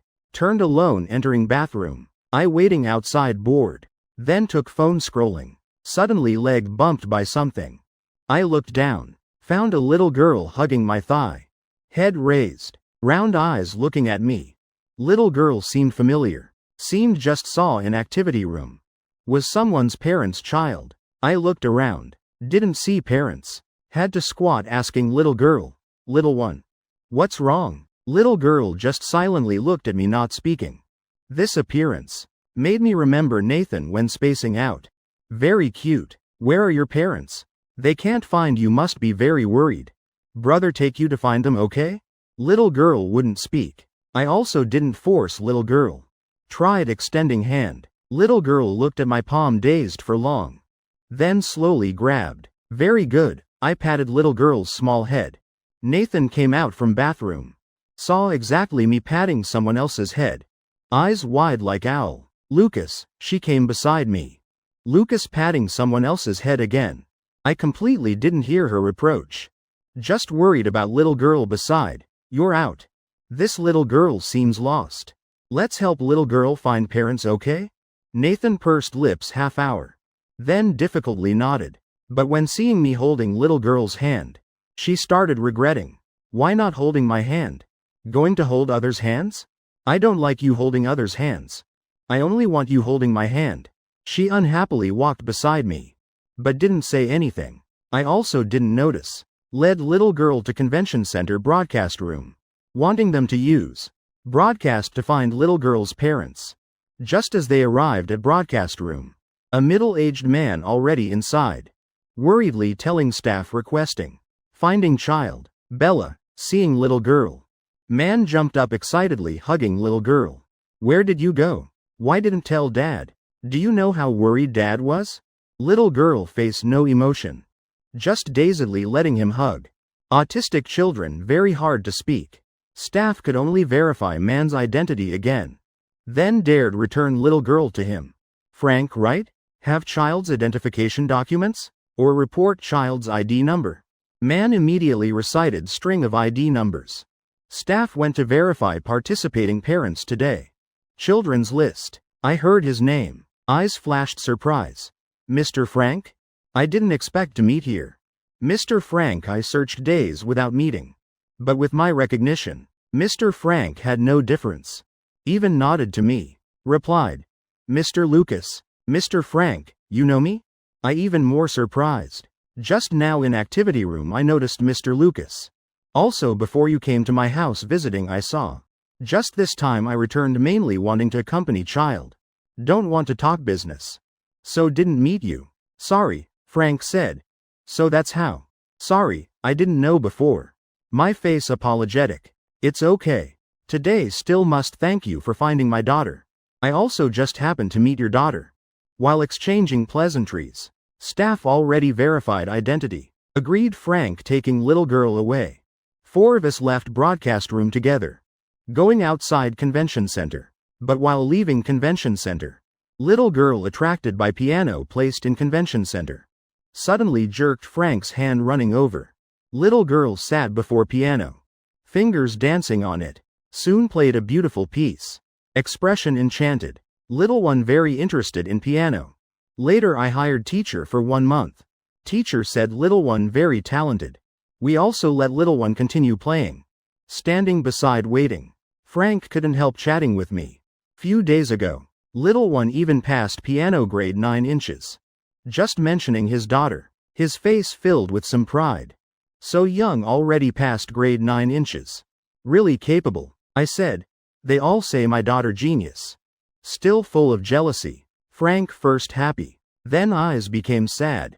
But I'd rather little one be normal person. Don't want little one to be special genius. This point Mr. Lucas surely understands. His eyes fell on Nathan beside.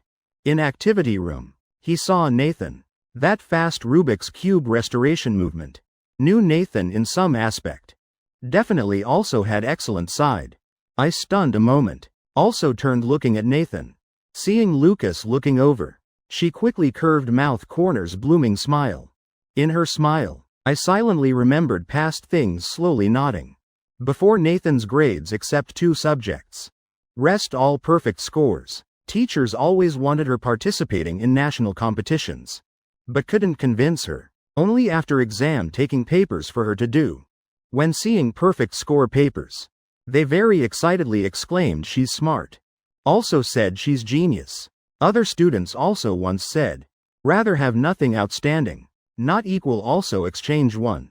Autism to become genius. Every time like this. Smile on Aunt Sophie's face faded. Later I searched materials. Found. Most people still misunderstand autism. They're not like rumored. Everyone genius. Globally about 70 million autism patients. And patients with talent in some aspect. Only very few 10%.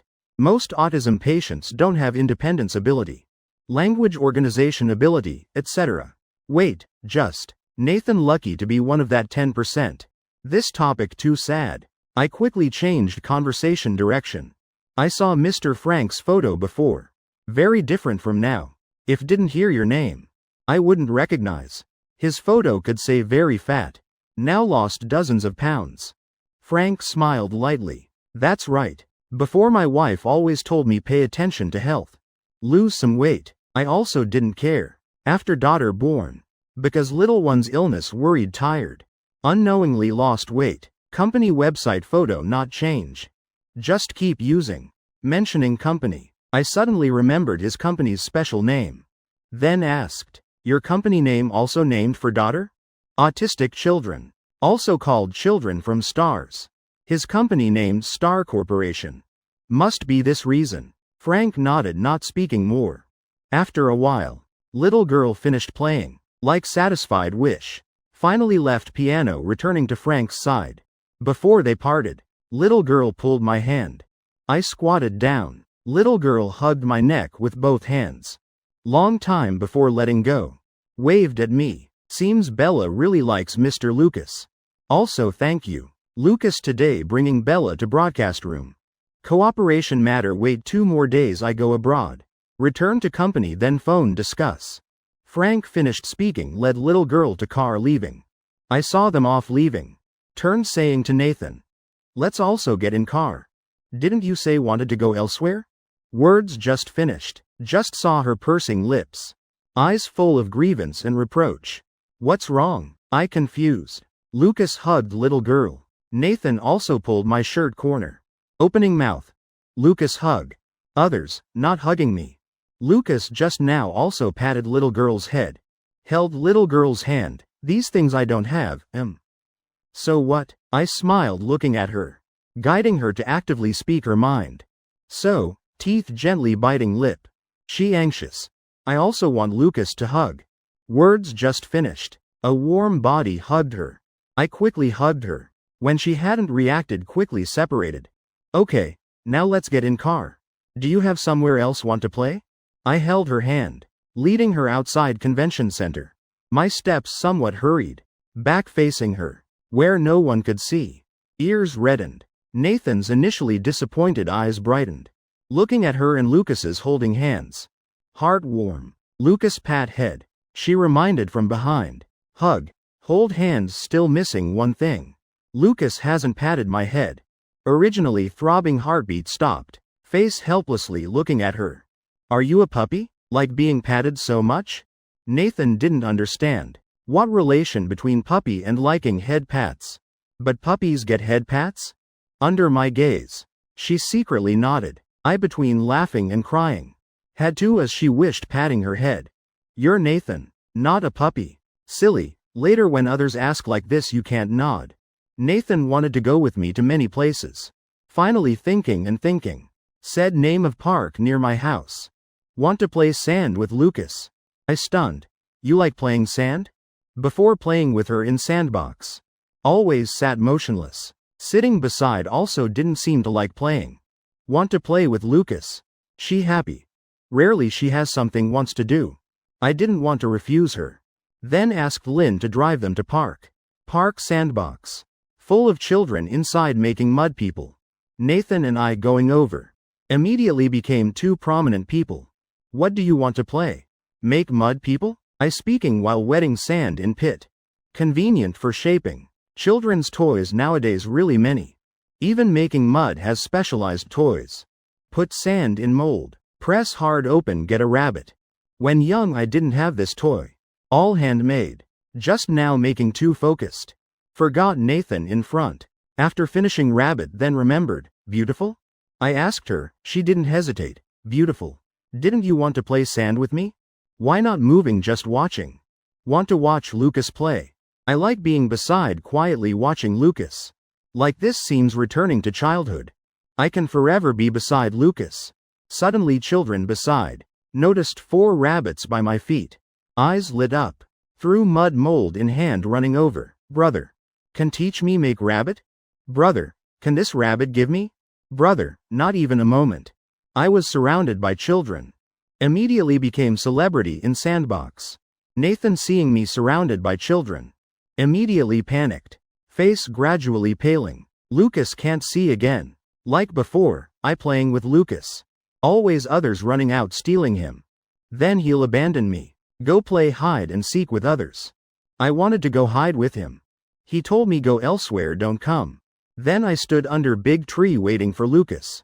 But waited forever until dark still didn't wait for him. This time I again can't wait for him, breathing rapid. 2 hands holding head. Vision also gradually blurring. Here, this bear for you. I remember you really like it. My clear voice rang out. Immediately soothed pain in her head. Image before eyes gradually clear. Just saw me holding a cartoon bear made of mud. Smiling brightly looking at her. Smile like brilliant warm sunshine. Warming her heart. Lucas. Nathan quietly puzzled calling my name. I heard some fascination. Seeing her abnormal face. What's wrong? Head hurting again? I quickly tensed. Quickly put mud person in hand down. 2 hands about to lift her head. Then remembered my hands full of sand mud. Frozen in midair. But Nathan completely didn't care. Actively placed head in my hands. Expression fascinated rubbing my palms. Lucas still here. This time didn't leave. I wasn't first time lifting her cheeks. But this time warm feeling in palms. Made my fingers tremble. Palms tingling like electric shock. I won't leave. Always here. My heart inexplicably softened. Said gently. Lucas is here. Her eyebrows curved. Happily curving mouth corners. Face recovered. White cheeks stuck with sand mud. Became a painted cat. Don't know if because electric shock. Or because dirtying her cheeks. I quickly pulled hands back. Hands panically rubbing clothes. Rubbing halfway remembered hands had sand mud. But too late. Clothes already dirtied by me. When I inwardly sighing at my stupidity. Nathan uneasily. Am I very dirty? What? I confused. Because I'm very dirty. So Lucas had to wipe hands? Happy expression on face vanished. She lowered head sadly pursing red lips. I stunned. Didn't expect her with my small action. Also so sensitive. Of course not.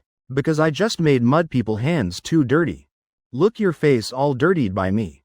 I quickly explained. Knowing Lucas didn't dislike her. She happy smiled again. It's okay.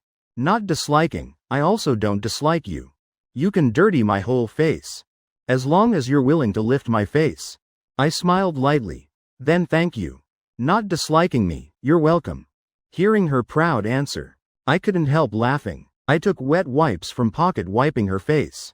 Remembering her initial abnormality, asked, You just had headache again? Why? Nathan silent for a while. Afraid Lucas leaving. I comforted. You afraid I play with children? Then not pay attention to you? Nathan nodded. I said today playing with you. How could not pay attention to you? Good thing this time Lucas didn't leave. Headache can't solve problems. If later you still worry I'll leave. Then you come pull me back. That way I can leave children. Return to your side. Okay. She eyes bright nodding. Small matter passed. Nathan finally remembered cartoon bear I made for her. Excitedly holding up wanting to hug in arms. Mud bear Lucas gave. I'll take home to keep. Perhaps mud left long water somewhat dry. She holding up force not controlled well. Bear immediately crumbled into sand pieces in her hands. Completely broken. Sand mud broken falling from fingers. Mixing into sandbox. She looked at palm only remaining a bare arm. Cheeks immediately pale. Finally I coaxed long. Made another mud bear again. Then stabilized Nathan's emotions. We played in sandbox for a while more. Sky somewhat dark. I then stood up taking Nathan home. Wet wipes couldn't clean Nathan's cheeks. Still left some sand mud marks. Her hands preciously holding a mud person. And I face though clean. But both hands and clothes all stuck with dirty sand mud. Don't know would think two people fell in mud pit. Sophie seeing these two's appearance. Still stunned at door long. What happened? William Watson just happened also at home looking at two people. Uncle Watson, Aunt Sophie. Sorry. I and Nathan went to play park sandbox. I just seeing William Watson. Voice immediately tensed. I wanted to go. Sophie they hadn't opened mouths. Nathan already quickly defended me. Sophie's attention. Immediately from them full of sand mud. Shifted to Nathan actively speaking. Didn't expect Lucas just taking Nathan to convention center once. Nathan already progressed. Learned to protect people. Even William Watson's eyes flashed surprise. Sophie excitedly looking at Nathan. Good. Nathan wanted to go. Look your face and hands all dirty. Quickly go wash. Preparing to eat. Lucas also go wash hands then arrange clothes. Okay, I nodded. Quickly pulled Nathan's hand running upstairs. Panicked appearance. Like two people misbehaving outside caught red-handed. Back to bedroom. I immediately tensely closed room door. Then felt my behavior too sneaky. Couldn't help laughing. Though Nathan didn't know why I was laughing. But as long as she saw me happy. Her mouth corners also curved up following. I went to the bathroom to wash my hands. She stood before the display cabinet. Carefully placing the mud bear inside. Storing it, the previous broken mud figure. Left a psychological shadow for her. This time the force in her hands didn't dare be heavy at all. When the mud figure safely landed, she only then dared to breathe out. Home now. I saw her appearance. Inwardly secretly laughing. Do you really like going to the sandbox? I hadn't asked her yet. Why she wanted to go play in the sandbox today. Sandbox can see Lucas. You like it, can see without going to sandbox too. I didn't understand her meaning. She opened her mouth. Expression worried. Wanting to organize her language. Going to sandbox can watch Lucas. First time saw Lucas at sandbox. You're saying, our first meeting was at the park sandbox? I was surprised trying to recall the initial image. Completely no clue. Because you saw me at the sandbox that day. So you followed me home? I seemed to guess the answer. She curved her eyebrows. Nodding hard. When young I indeed liked going to that sandbox to play. But didn't expect. Nathan met me there. I only remember when I got home. Nathan had followed behind. Asked anything wouldn't speak. Finally Sophie checked cameras to find my house. She again tightly gripped my shirt corner. No matter what wouldn't leave. Finally with great difficulty, Sophie led her home. Just didn't expect the next day when I opened the door. Saw her standing frozen outside. Different from last night. This time Sophie was also waiting outside. Thus began having exchanges. Didn't expect you still remember so clearly.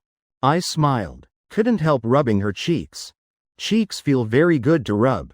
Moreover, looking at her dazed cheeks. In my hands shaped into many forms. Like she became lively. Very interesting. Seems somewhat addicted to rubbing. Nathan's mouth corners curved up. Also really liked my touch. So do you still remember what clothes I wore then? I joked. Blue t-shirt. Black pants. Bowl-cut hair. Blue slippers. She said everything without thinking. Though I didn't remember. But from her mouth mostly true. I opened my mouth in surprise. You remember everything? She proudly nodded. I remember everything about Lucas. I looked at her happy appearance. Emotions in my heart somewhat complex. Like something slowly fermenting. I didn't know what to say. When Aunt Sophie came up knocking. Calling them down to eat. Gave me an excuse to change topics. You haven't washed hands and face. Hurry go. I quickly pulled my hand back urging. Nathan though reluctant for my hand to leave. But still obediently went to bathroom. Weekend holiday ended. I returned to company. Just sat down at position. Phoenix came over to talk. Heard Mr. Frank returned from abroad to company. How's the contract negotiation? Haven't started negotiating. In a bit I'll send email contacting Mr. Frank, I said. Expression on Phoenix's face indescribable. Meeting domestically you don't go. Just wait for him to go abroad then send email. If he's too lazy to check email? Indeed, giving contracts to newcomers doesn't work. Wait for CEO Diana to finish meeting. I'll go tell her. Give this task to me. She's the manager in charge of 2 interns. Tasks they don't complete still have to be finished by her. After speaking she frowned leaving.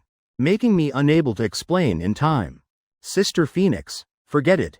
I shook my head. Opened computer composing email to send Frank. 2 hours later. Company meeting ended. I saw Phoenix return to department once. Don't know what documents she took. Then ran to CEO's office. Completely unable to stop her. I awkwardly pulled back hand in midair. But not even half hour passed. Phoenix face full of shock ran back. Hand holding contract continuously trembling. You already signed the contract. Moreover, Mr. Frank gave the lowest price. Didn't you say haven't negotiated? Last time I met Mr. Frank. He said wait until he returns to company then negotiate. So this morning I just started sending email to Mr. Frank. Sister Phoenix, you were too rushed I couldn't explain. I explained. Anyway, I not only successfully signed this contract, but also got the lowest price for similar products in company. Anyway, it's really something to celebrate. Phoenix excited beyond words. On the spot slapping table deciding. Noon department celebration eating out. Not eating hard to swallow cafeteria.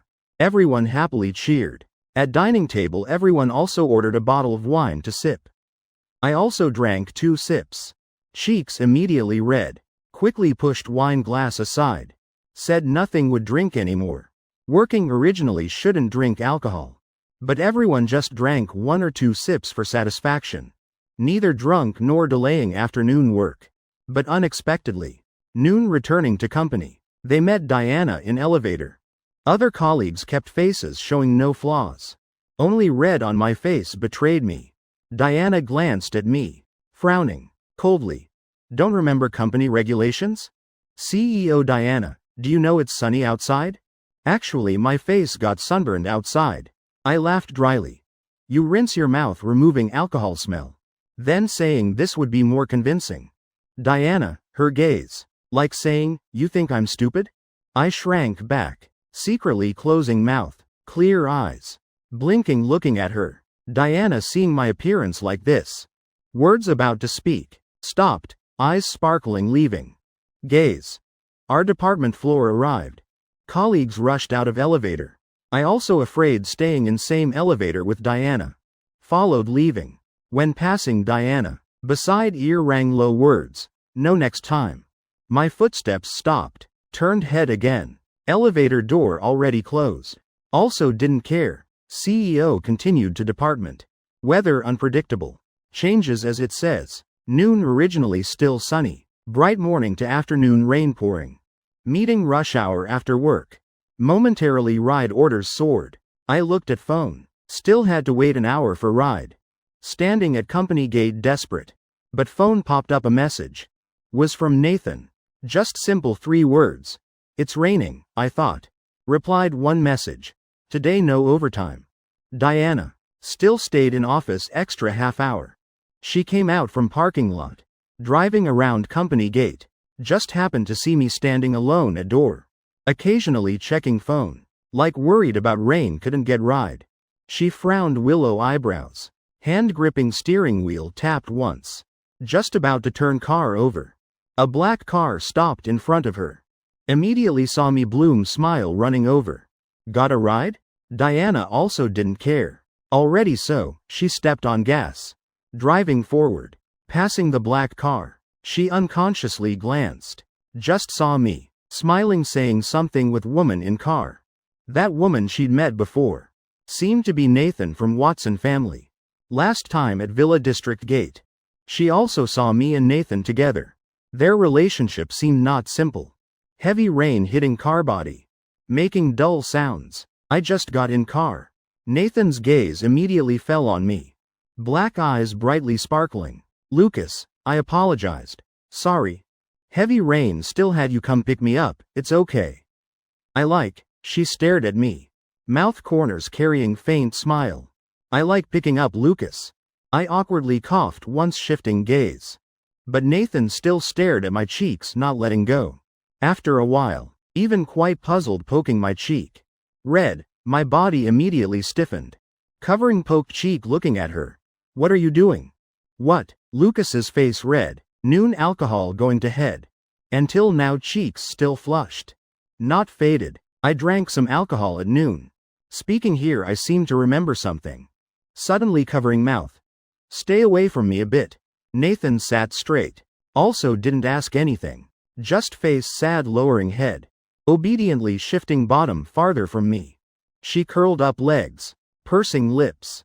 Like puppy rejected by owner. Extremely aggrieved. Seeing her appearance. I immediately felt guilty. Reached over patting her head. Explaining. I drank alcohol. Mouth has alcohol smell. That's why I told you stay away. Because alcohol stinks? Nathan's lashes fluttered. Small hand beside slowly wrapping around my hand. Seeing I didn't struggle. Discomfort in heart eased somewhat.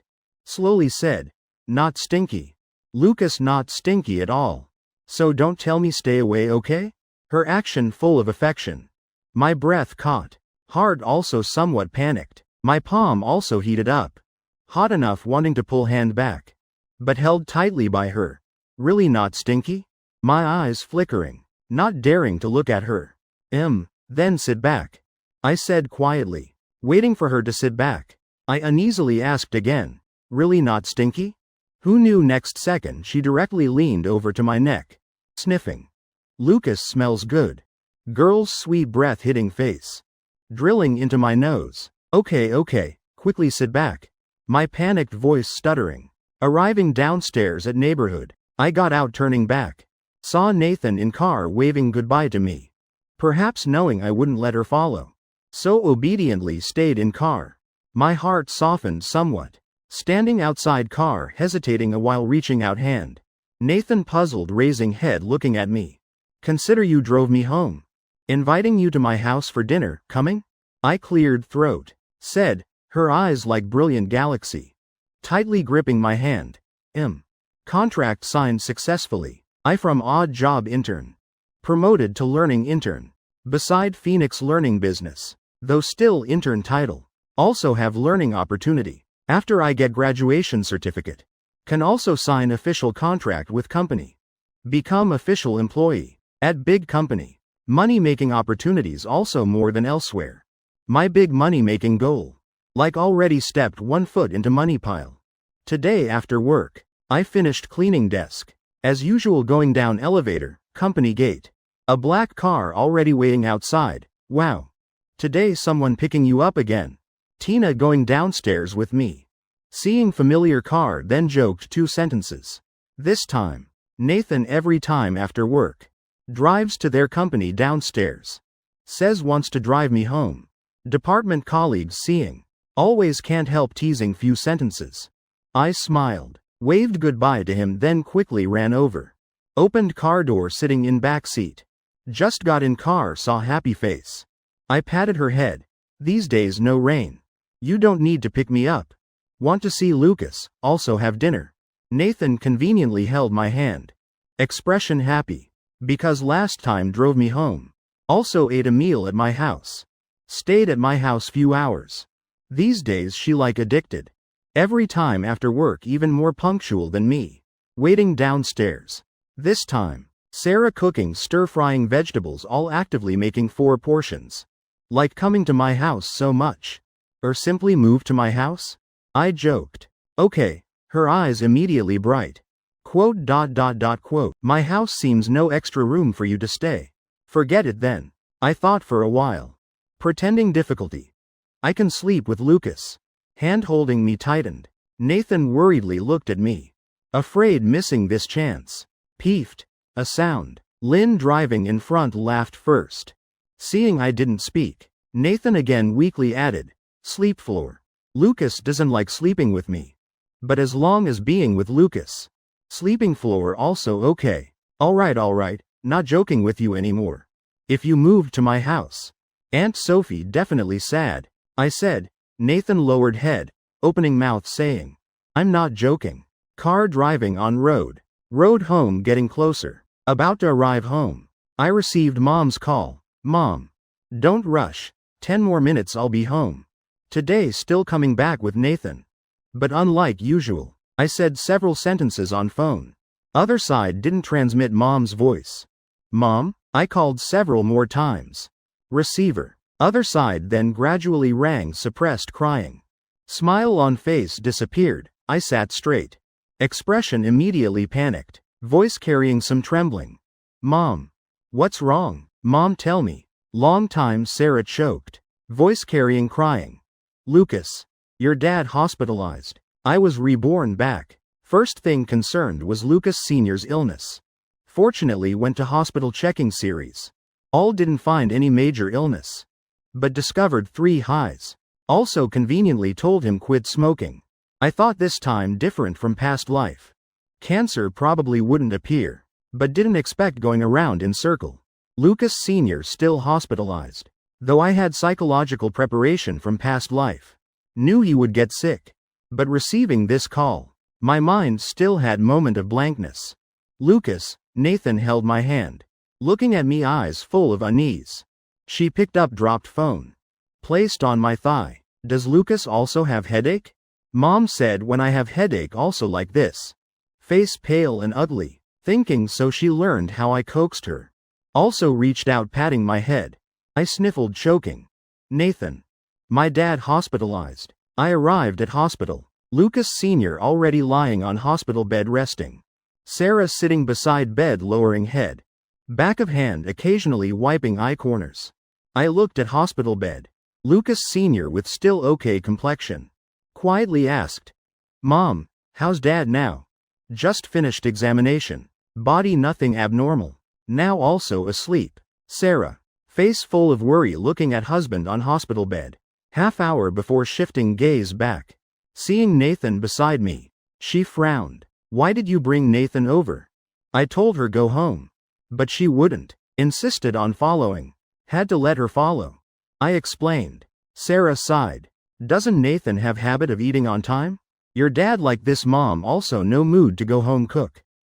You take Nathan downstairs buy dinner first. I hesitated half hour standing in place not moving. I want to stay here with mom and dad, eat first then come up. Mom and your dad won't go anywhere. Sarah said, my expression still unwilling. Finally Sarah told me go down eat. Conveniently buy 2 portions rice. Vegetables back for them to eat. My feet then moved. Downstairs hospital has many fast food restaurants. I casually found small shop entering. After eating you obediently go home. I can request leave. So these next days. Also don't come to company pick me up. Understand? I instructed her. Nathan unwillingly pursed lips. Eating speed also slowed. She didn't want to go home. But Lucas now seems unhappy. She must listen. Thinking so. She again secretly looked at me, my eyes. Red color not faded. Mouth corners curved down. Body radiating sad emotions. Just quickly glancing. She withdrew gaze. Long lashes lowered covering black eyes. She like sensing my inner heart. Also following sad. Nathan though unwilling. But finally still obediently followed Lin home. The moment car started. She turned looking at my back returning to hospital. She touched her chest. Heart like being squeezed uncomfortable. She silently sat in car. Atmosphere also became pressured. Sophie seeing Nathan's appearance like this. Heart also startled. What's wrong? Nathan these past days went to Lucas's house playing.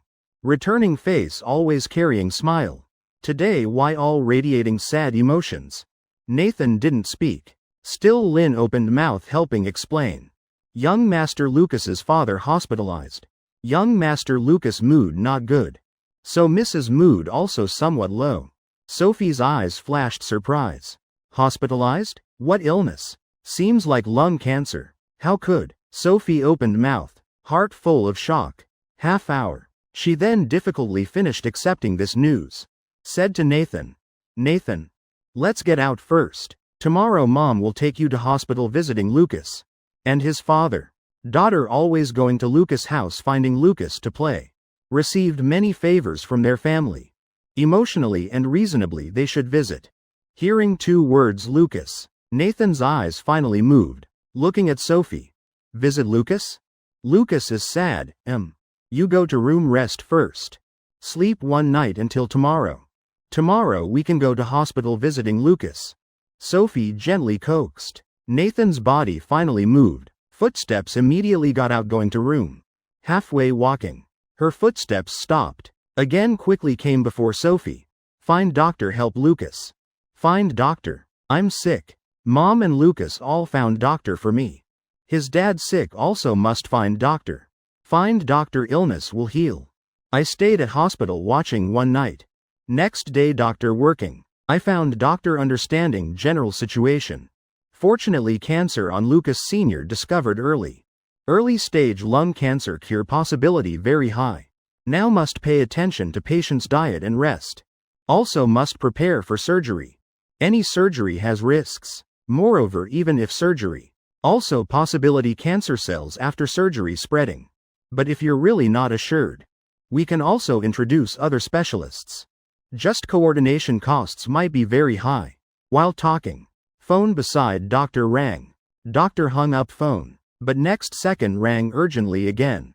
Like urgent matter. I hearing here roughly understood. Also not bothering doctor. Standing up saying, thank you doctor. I'll go back discuss with my mom first. After I left doctor's office. Doctor answered phone. Hospital hallway. I slowly walked back to ward. Mood carrying some heaviness. Just calculating our family's accumulated money. How much left can invite specialists? Oh, Mr. Lucas wait a moment. I hadn't finished calculating. Doctor hurriedly chased calling me. Doctor what's wrong? I puzzled. Still words not finished? Just now we received notice. Specialist Chen willing to treat you free. This afternoon will come to Willow City. Doctor excited, returning to ward. I stood outside door not rushing in. First used phone searching Dr. Chen's materials. Full several pages making eyes dizzy. In summary, this Dr. Chen is specialist. Conquering cancer. Sacred hands. Joy rising in heart. My heart couldn't help being excited. After excitement, then entered ward. Reporting this good news to parents. Just didn't expect when I pushed door entering. Actually saw Nathan and Sophie. Aunt Sophie, why did you come? I surprised. Heard Nathan say your dad's sick. I and Nathan came to visit. Just happens our two families haven't met for years. Sophie said, thank you Aunt Sophie. I finished speaking then remembered good news doctor just said. Quickly reported to them. Really? That's really great. Sarah and Lucas Sr. extremely excited. From last night always frowning expression. Finally relaxed. Smiling. I standing beside watching. Mouth corners also curved up. Nathan's initially bad mood. Seeing my smile. Eyes also happily brightened. Lucas smiled. Not sad anymore. She came over to me. Secretly hooking my pinky finger. Eyes even brighter. Sophie seeing her daughter's small action. Smile at mouth helpless. After an hour. Sophie because having matters left first. but didn't expect she left behind one person. You're not going home? I looked at girl beside blinking. Nathan shook head very decisively. But I'm here no way to take care of you. It's okay, I take care of Lucas. Her gaze determined. I smiled saying, then how will you take care of me? Nathan frowned willow eyebrows. Seriously thinking half hour. Her expression dejected lowering head. Don't know, voice carrying some grievance. What is taking care? I don't know. How about you go pour me a cup of water? I'm thirsty. I saw her grievance. Heart softened somewhat guiding. Okay. She happily raised head. Immediately go pour water. Sarah looking disdainfully at her son. You're lazy. Still telling Nathan to pour water. Water so hot. What if burns the girl? Mom, aren't you worried? Burns your precious son? I argued back. My skin thick. Flesh thick, how compare with Nathan's thin skin, tender flesh? Really, birth mother. Sarah really worried. Standing up, going over, wanting to help her pour water. Just reaching out hand. Nathan suddenly hid cup behind back. Not letting her grab cup. Lucas told me pour water. She worriedly said, like she grabbing her task. She would be angry. Okay. You pour, careful with hands. Sarah helpless. Really don't know what drug she gave my son. Son's words listened like holy decree. Afternoon specialist Chen getting off plane immediately came to hospital. Before starting treatment plan, he came to ward checking Lucas Sr.'s illness situation. Specialist Chen already near retirement age. Head full of white hair. Though I early saw his photo on phone. But now looking close at real person like this. Still more kind than photo. He came bedside asking body condition. Everyone's energy all poured into Lucas Sr. Completely no time to notice Nathan beside. Still I first remembered beside still one person. Patting her head. Gently saying. You go home first, okay? I'll stay at hospital taking care, Lucas. She shook head. Staying at hospital taking care very tiring. Surroundings very noisy. Moreover can't space out. Do own things. Night also no bed to sleep. I listed many examples. Nathan listening, eyebrows furrowing tighter. Expression hesitant. Knowing her heart wavering. I added. Not that not letting you come. You can come visit me again in 2 days. Really? Knowing can come to hospital visiting me again? Unwillingness on Nathan's face then dissipated. I sent her to car. Lingered another half hour before leaving. Just as I returned to hospital. Behind suddenly rang calling voice. Lucas, my footsteps stopped. Turned head. Eyes flashed surprise. Dr. Liu. Why are you here? The long time no see. But I still recognized immediately. He was the psychologist before. Treating Nathan for over 10 years. These years passing. His appearance didn't change much. I naturally work at this hospital. Lucas forgot? Dr. Liu smiled. Appearance gentle and friendly. Hearing him say so, I then came to senses. Last time coming to hospital with Nathan for checkup. Still during high school time. Through college work then rebirth. To me already very long time. If not coincidentally meeting today. I even forgot Dr. Liu also at this hospital. Dr. Liu also didn't mind. Just eyes looking toward car just left. Just now was Nathan right? You two reconciled? I touched back of neck. How like whole world knows. Me and Nathan broke off before. Like knowing what I'm thinking. Dr. Liu explained. You and Nathan fighting that time. The girl's illness worsened. Mrs. Watson brought the girl to me for treatment. So I also know about this. But now looks like the girl's situation much better. Seems still needs Lucas. You're more useful than me, the doctor. Facing his teasing. My ears rose patch of pink. Slowly said. How can I compare with Dr. Liu? I originally wanted to bring her continue finding you for treatment. But last time I mentioned you once. Don't know why she very rejected this matter. Even had episode. I don't know what to do, matter of finding you. Also delayed. Dr. Liu stunned. Thinking of something.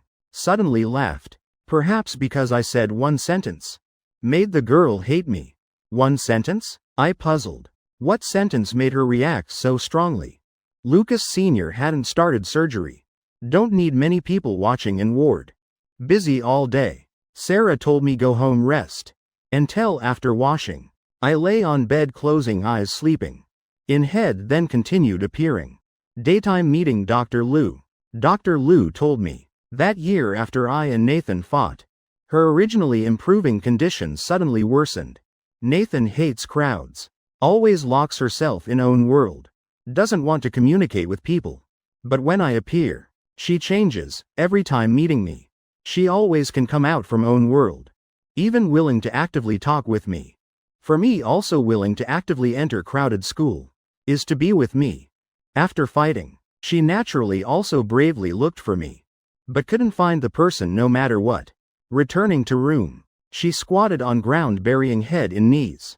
Locking her inner self tightly. But time without me. She wouldn't step out of her world. Also wouldn't open mouth speaking. All outside sounds. All couldn't transmit to her ears. Only mentioning 2 words Lucas. Her eyes then moved once. Quickly no movement again. When she locked herself in room. Not speaking 1 word 5th day. Sophie invited Dr. Liu to home for treatment. Nathan depends on Lucas too much. Also not good thing. Better let them separate for a while. Observe more for a while. I'll prescribe some more. But he didn't expect. Nathan no reaction to all outside sounds. Actually heard this sentence. When he second time came to home for treatment. Nathan showed clear rejection. Even had episode. To soothe Nathan. Dr. Liu could only leave first. Planning wait her emotions stable. Come treat her again. But didn't expect she rejected so many years. Until now. Dr. Liu also couldn't treat her again. Seems because I said sentence. Let you 2 separate for a while. Nathan hates me so won't come for treatment. Dr. Liu said to me pulling mouth corners. Bitter smile. Night remembering this matter. I tossed and turned on bed. Couldn't sleep no matter what. Lucas Sr.'s surgery arranged for Wednesday. Everything arranged properly. But I and Mom still couldn't help being tense and worried. Settled, not yet entering operating room. Mom tightly holding Dad's hand. Eye corners with tears saying many words to Dad. I standing beside. Eye corners also reddening following. But next second, a soft hand suddenly held my hand. Warm and reassuring. I raised head looking. Saw Nathan, surprised. Why did you come? Lucas said come again in 2 days. Now already 2 days, Nathan said. I helplessly smiled. I said 2 days later like another day. Belongs to general reference, no specific time. But I forgot she doesn't understand. Said 2 days in her heart is really 2 days. Lucas don't be sad, I'll be with you, seeing my red eyes. Nathan frowned. Chest like having episode initially painful. Just wanting Lucas not to cry anymore. My heart trembling. Hand slowly closing. Holding her hand back. Heart also inexplicably reassured down. I stood outside. Watching Lucas Sr. pushed into operating room. Heart like being drowned by fear. I'm afraid what must happen. Still like past life happening. If surgery unsuccessful. If Dad still passes away, thinking here. My heart trembling. Eye corners gradually reddening again. Lucas don't cry. Panicked comforting voice rang out. Nathan reached out. Tiptoeing wanting to pat my head. But remembered last time she patted Lucas's head. Lucas already cried. Hand halfway stiffened. Slowly withdrawing. Will be okay. She frowned thinking long before struggling to squeeze out. This sentence. Thank you for comforting me. I reluctantly pulled mouth corners. But heart really reassured quite a bit. Eye corner glancing at Sarah behind. She's sitting on family waiting chair. Between eyebrows full of worry and concern. I went over quietly. Mom. How about Mom go rest first? I'll watch here. Sarah recently because of Lucas Sr.'s matter worried a lot. Heart, sleep also not peaceful. Appearance also much more tired. Mom must stay here waiting for your dad to come out. Otherwise even if Mom goes back also not at ease. Sarah shook head. I knew her mood. Didn't persuade her anymore. Pulled Nathan to sit on chair beside. Heavy atmosphere spreading in air. Surroundings quiet even could hear. Small clock ticking sound in Nathan's pocket. They mood heavy not wanting to speak. Just silently sitting like this. But, this didn't hinder Nathan staring at me. Mouth corners tensely pressed into straight line. Afraid I'd cry again, I looked at Nathan once. Head falling, leaning on her shoulder. Two people's hands from beginning until now. Also never let go. And this time I again had no intention telling her go home. 5-6 hours later. Operating room door opened. Several nurses pushing hospital bed out. Lucas Sr.'s family. Sarah and I quickly stood up, running over. Dr. Chen, I'm his wife. How's his situation? Sarah tense. I also quickly looked.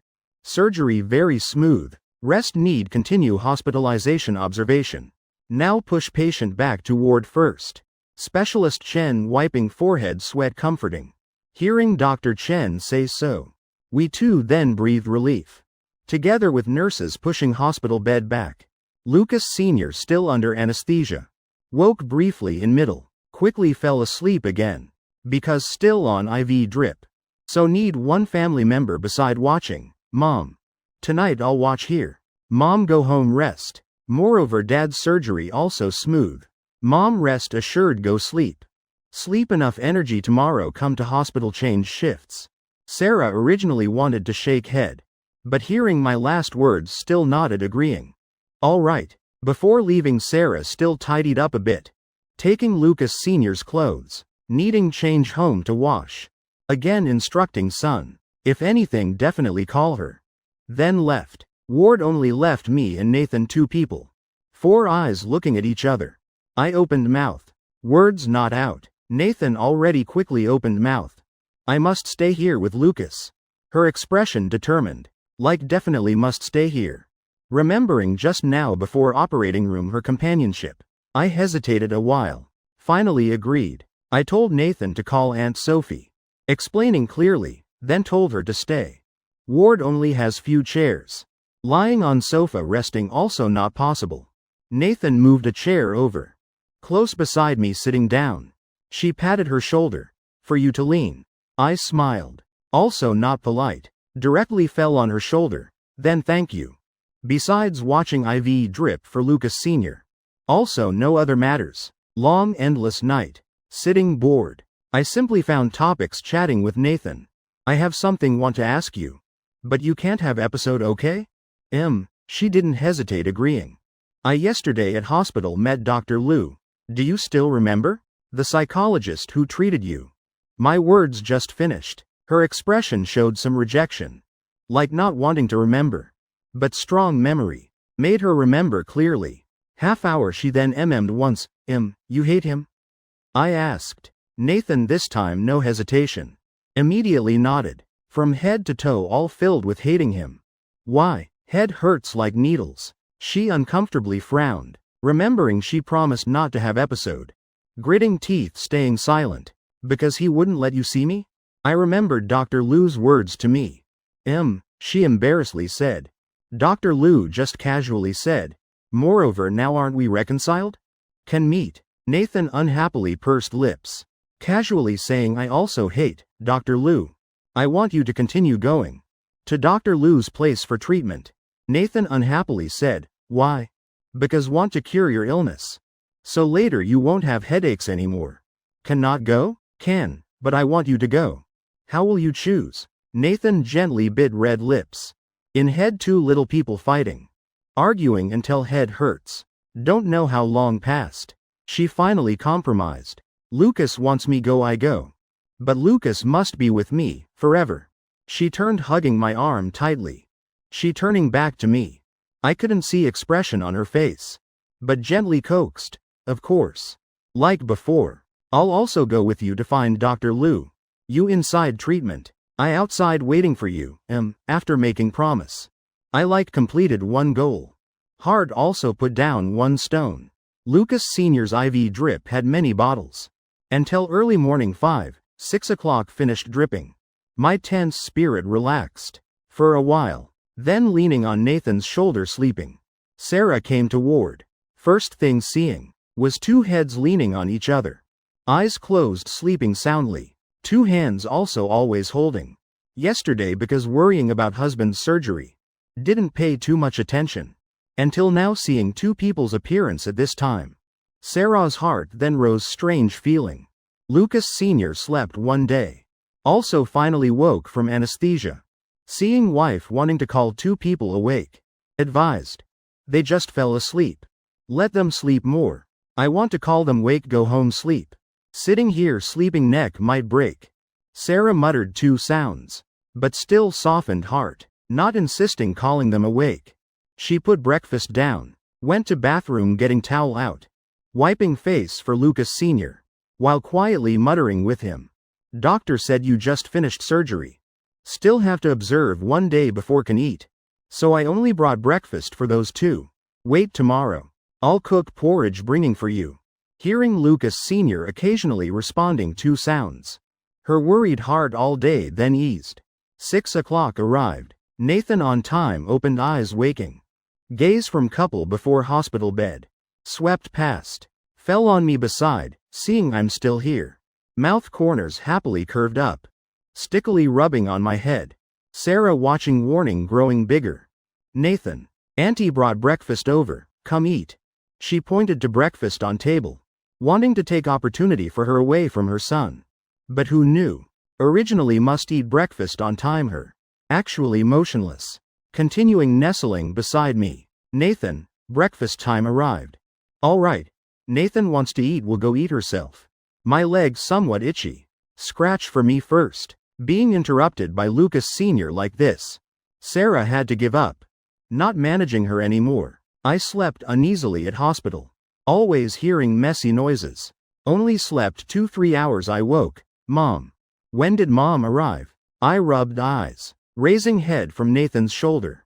Head tilted, cracking several sounds. Neck just straightened. Then heard bones cracking sound. So painful, Nathan face tensely watching. Even reached out massaging my neck several times. So big still telling Nathan to massage? Have. Bun eat quickly, then go home supplement sleep. Sarah criticizing me. Reached into bag taking out a bun. Gave to Nathan. Own mouth also holding one. Voice muffled muttering. Nathan help me massage, how come? So precious. Don't know, would think she's your daughter. Just finished speaking, received another eye roll from Sarah. I took phone planning to call Lynn. Telling her come pick Nathan home. Gaze stuck on time above, 9:10. I quickly raised head looking at Nathan. Morning eat breakfast yet? Run yet? She shook head. No headache? I surprised. She shook head again. Surprise on my face turned to joy. Happily lifting her cheeks. Progress, very good. Must know every step of hers before. All had to follow planned steps. Including set meal times and daily running. But today she missed time. Yet didn't have headache episode. Already amazing. Nathan curved lips. Mood happy. With Lucas here no pain. Today having matters doesn't count. But later still must persist. Running and eating on time. Understand? My heart somewhat excited. She also cooperatively nodded. If want to take Nathan to Dr. Lou's place for treatment. That being the case, I need to inform Sophie about this first. Sophie was speechless with excitement after hearing. Immediately agreed. Conveniently, the hospital where Lucas Sr. was admitted, and the hospital where Dr. Lou works are the same place. When Nathan comes to find me, I can conveniently take her to Dr. Lou for treatment. Outside the psychological treatment room, Nathan looked at me anxiously. Hesitating, not daring to enter. I'm not going anywhere. I'll wait here for you to come out. I comforted her. Really? I promise as soon as you come out you'll see me. Hearing me say this, Nathan finally took a step. Entering the treatment room. The door slammed shut. Treatment time was rather long. I sat outside scrolling through my phone. These past days contacting Ryan. I also told him about recent events. Just taking out my phone. Saw messages he sent, mostly words of comfort, saying if short on money can borrow from him. No need to feel embarrassed. People say nowadays owing money makes you the boss. Borrowing money is easy, collecting is hard. If someone's still willing to lend you money, they're probably a true friend. Seeing Ryan's messages, my heart was touched. Fingers moving. Replied with a message. Ryan seemed to be secretly working. Message replied instantly. The two of us chatted for a while. Time gradually passing. Hearing the psychological treatment room door being pushed open again. I immediately looked up. Indeed, it was Nathan coming out. I stood up about to ask about the situation. Next second she rushed into my arms. Nathan hugged my waist tightly, as if celebrating that Lucas was still here. I'm still here, see, I really didn't leave, I said gently. While we were hugging. A cough came from behind. Remembering there were others, I pushed Nathan away, pretending nothing happened, standing beside, while Nathan hated Dr. Liu for interrupting. Rather unhappily pouted, glaring at him. Result was quickly stopped by me. Ha ha ha. You two's relationship is still so good. Seeing the two small actions.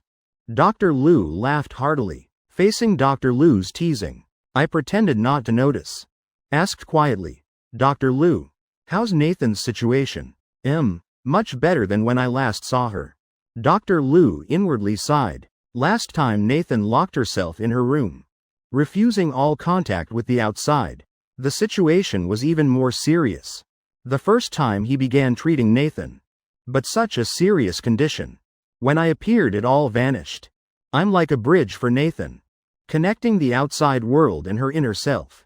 Nathan willing to come out from her small world, to welcome me, willing to open her heart for me. But once this bridge is gone, she'll quickly close off her world, not wanting contact with the outside. Seems, previously saying to separate Nathan and Lucas for a while. This matter really isn't feasible. Still troubling Lucas. Tomorrow bring her again for treatment. Dr. Liu, while speaking, placed candy in our hands. Just like when we were young. As long as I brought her here, we'd get candy. Before, the Lucas family conditions weren't good. I rarely got to eat candy. Every time coming here getting candy. Always happy all day. And Nathan also, like before, gave the candy in her hand to me. Just because Lucas getting candy would be happy. Nathan these days all came to the hospital for treatment. Though not very happy. But after treatment could see Lucas. Moreover, afternoon could stay at hospital with me. Just for these 2 points. She began looking forward to daily treatment. Lucas, today coming out from psychological treatment room. Nathan as usual hugged my head, rubbing in my arms, as if seeking safety. Dr. Liu seeing this. Already used to it. Observing these days. I see Nathan's situation is quite good. Starting tomorrow, no need to come for treatment daily. Changing to once a week will do. Dr. Liu is considerate. Good. Thank you, Dr. Liu. Then we'll go first. I still remembered Lucas Sr. lying in the hospital bed. Waved goodbye to him, leading Nathan back to the inpatient area. Perhaps Dr. Liu instructed me. Usually need to talk more with Nathan. Train her language and communication abilities. On the way to the inpatient area, I casually found topics to chat with her. Didn't you dislike going to Dr. Liu's place for treatment? Tomorrow no need to go daily anymore, happy? She sadly shook her head. Why? I was somewhat surprised. Can't come find Lucas anymore. Don't need to come to hospital for treatment. She can't come to hospital to find Lucas daily. Thinking of this, her emotions couldn't help but drop. I hesitantly said, before my dad is discharged. Come if you want to come. The depression dissipated. Nathan's eyes filled with surprised joy looking at me. Really? Really? Happy now? I pursed my lips smiling. But before coming must text me. Ask if I have time. Nathan naturally agreed immediately. The two entered the ward. Sarah was chatting with the family member aunt from the next bed. Because of hospitalization, these days everyone stayed in the ward long. Gradually became familiar. That aunt seeing us two coming to visit, smiled saying to Sarah, your son and daughter-in-law so filial. Every day coming to hospital to care for your husband. The aunt's voice was very loud. I could hear it all. Sarah quickly explained. That's not my daughter-in-law. Oh, not married yet, but watching these days. Your son's girlfriend is quite nice. Can come visit daily, not many. In the future definitely. Will be a good daughter-in-law. The aunt giggled. She's not my son's girlfriend either. Please don't say any more. Moreover, she's not here to visit my husband. Continuously being denied. That aunt was stunned for a moment. After all, in her eyes these two always so intimate. Leaning on shoulders, patting heads and such. Now entering still holding hands. Such intimate gestures. She already considered them a couple for discussion. But hearing Sarah telling her not to say anymore. like not wanting to mention this matter. In her head, immediately appeared a mother disagreeing. Son dating girlfriend, sad story. Looking at me and Nathan. Also carrying some sympathy. Facing her gaze, my face puzzled.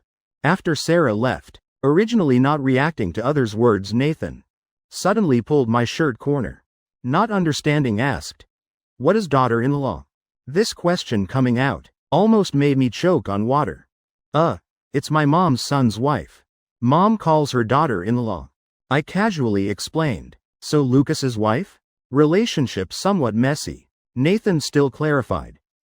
I laughed dryly twice. Like dad and mom. Why does Lucas's mom say I'm not? Don't know. She didn't have the persistence to break the pot, asking to the end. My head trying hard to think. Wanting to make up reasons to get by. But eyes just turned. Saw her eyes confused yet serious. Can't I be Lucas's wife? In front of so many people in the ward. Even with Lucas Sr. present. I really didn't know how to answer. I don't know, my mom said it. You ask my mom. Throwing this problem to my mom to handle herself. Nathan nodded. Remembered in her heart. Thinking when seeing Aunt Sarah someday. Must ask, the family member from next bed. The aunt watched. Indeed not. Recognized by mother-in-law. Lucas Sr.'s surgery very successful. Observed in hospital for a week. Doctor said could be discharged to recuperate at home. Specialist Chen also established some follow-up observation plans for him. Instructing him to watch his body. Diet mainly bland. Also not to overwork, etc. Completing the mission, Specialist Chen took early morning flight leaving. When Lucas Sr. was discharged, Sarah specially went to thank the attending doctor. If you hadn't invited Specialist Chen for us, we really wouldn't know what to do. Moreover, free treatment. Really thank you. The attending doctor heard vaguely. Our hospital didn't invite. Specialist Chen said received commission to come. Didn't you commission yourselves? Not us, they don't have such big capabilities. Sarah also puzzled. But speaking of big capabilities, I besides suddenly had a clue. I probably know who it is. Sending Lucas Sr. home. When I finished being busy and could rest. It was already past 7 p.m. I took my phone, hesitating a bit. Called Aunt Sophie. The Watson family finished dinner. Nathan wiped her mouth, turning upstairs. Sophie called from behind. Nathan. Want to stay in living room with mom watching TV. Before going to room? Always staying in room. Will ruin yourself. Nathan's footsteps upstairs didn't stop. Turning, disappearing at the stairs. Sophie sighed. Though Dr. Liu said daughter's condition good. But so long still doesn't like talking. Phone on table rang. She didn't check caller. Directly answered. Hello, Aunt Sophie. It's Lucas. Lucas, what's the matter? I heard your dad discharged today. His body still okay? Sophie's face full of smiles. Gently asking. The figure at stairs that disappeared appeared again. Sophie hadn't said much to me. Words. A hand reached over, snatching the phone. Lucas, voice full of joy. After Lucas Sr. discharged, I also returned to work. Returning to company, working. Colleagues knowing reason for my leave. One by one asked about it. Then returned to their workstations. These days of leave, my work had piled up. Busy until lunch break, then breathed relief. I moved my neck. Walking to cafeteria. Just reaching cafeteria door. Something bumped my shin. I looked down. Found it was a child. And this child seemed familiar. Luna shrunk her head. Tremblingly looked up. Seeing me, eyes immediately brightened. Brother, the little girl not scared anymore. Directly hugged my shin, happily looking at me. Your name is Luna? I squatted looking at the little girl. Vaguely had some impression. Isn't this the little girl from last time taking Nathan to the square painting ceramics we met? Why are you here? I puzzled. I came to find Lil Aunt but don't know the way. Luna pursed her lips. Two eyes watery. Like would cry the next second. Your little aunt works at our company? Surprise flashed in my eyes. Quickly recovered. What's your little aunt's name? I'll take you to find her. Little aunt's name is Diana. But I can't write. Luna pulled her clothes. Face showing some embarrassment of not studying well. Not knowing how to write. The surprise in my eyes. Even more amazed. CEO Diana's niece? Didn't expect. This child is actually CEO Diana's relative. After digesting this news, I stood up holding the little girl's small hand. Let's go. Take you to your little aunt first. Just pulled the little girl a few steps.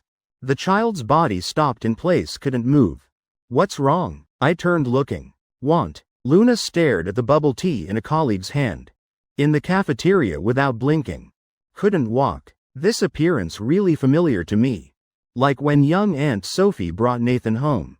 She used this gaze staring at me. She stood in place refusing to go.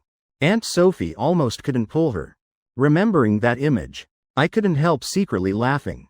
Looking down again. Looking at the child beside also refusing to leave. I gently. Don't want to find little aunt anymore? Luna's round eyes hesitated half an hour. Then pitifully looked at me. Brother. I want to drink bubble tea. Seems bubble tea's attraction bigger. Then go find your little aunt. Let little aunt buy for you. I made a suggestion. Little aunt won't let me drink. Luna sadly pouted. After a while, the little girl seemed to remember something. Immediately from her small backpack, took out a big red bill.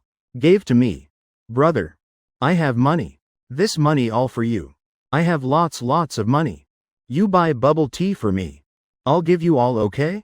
The little girl, afraid others would hear. Even lowered voice mysteriously negotiating with me.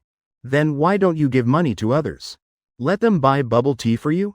I smiled saying. Because little aunt said money can't. Luna scratched her head.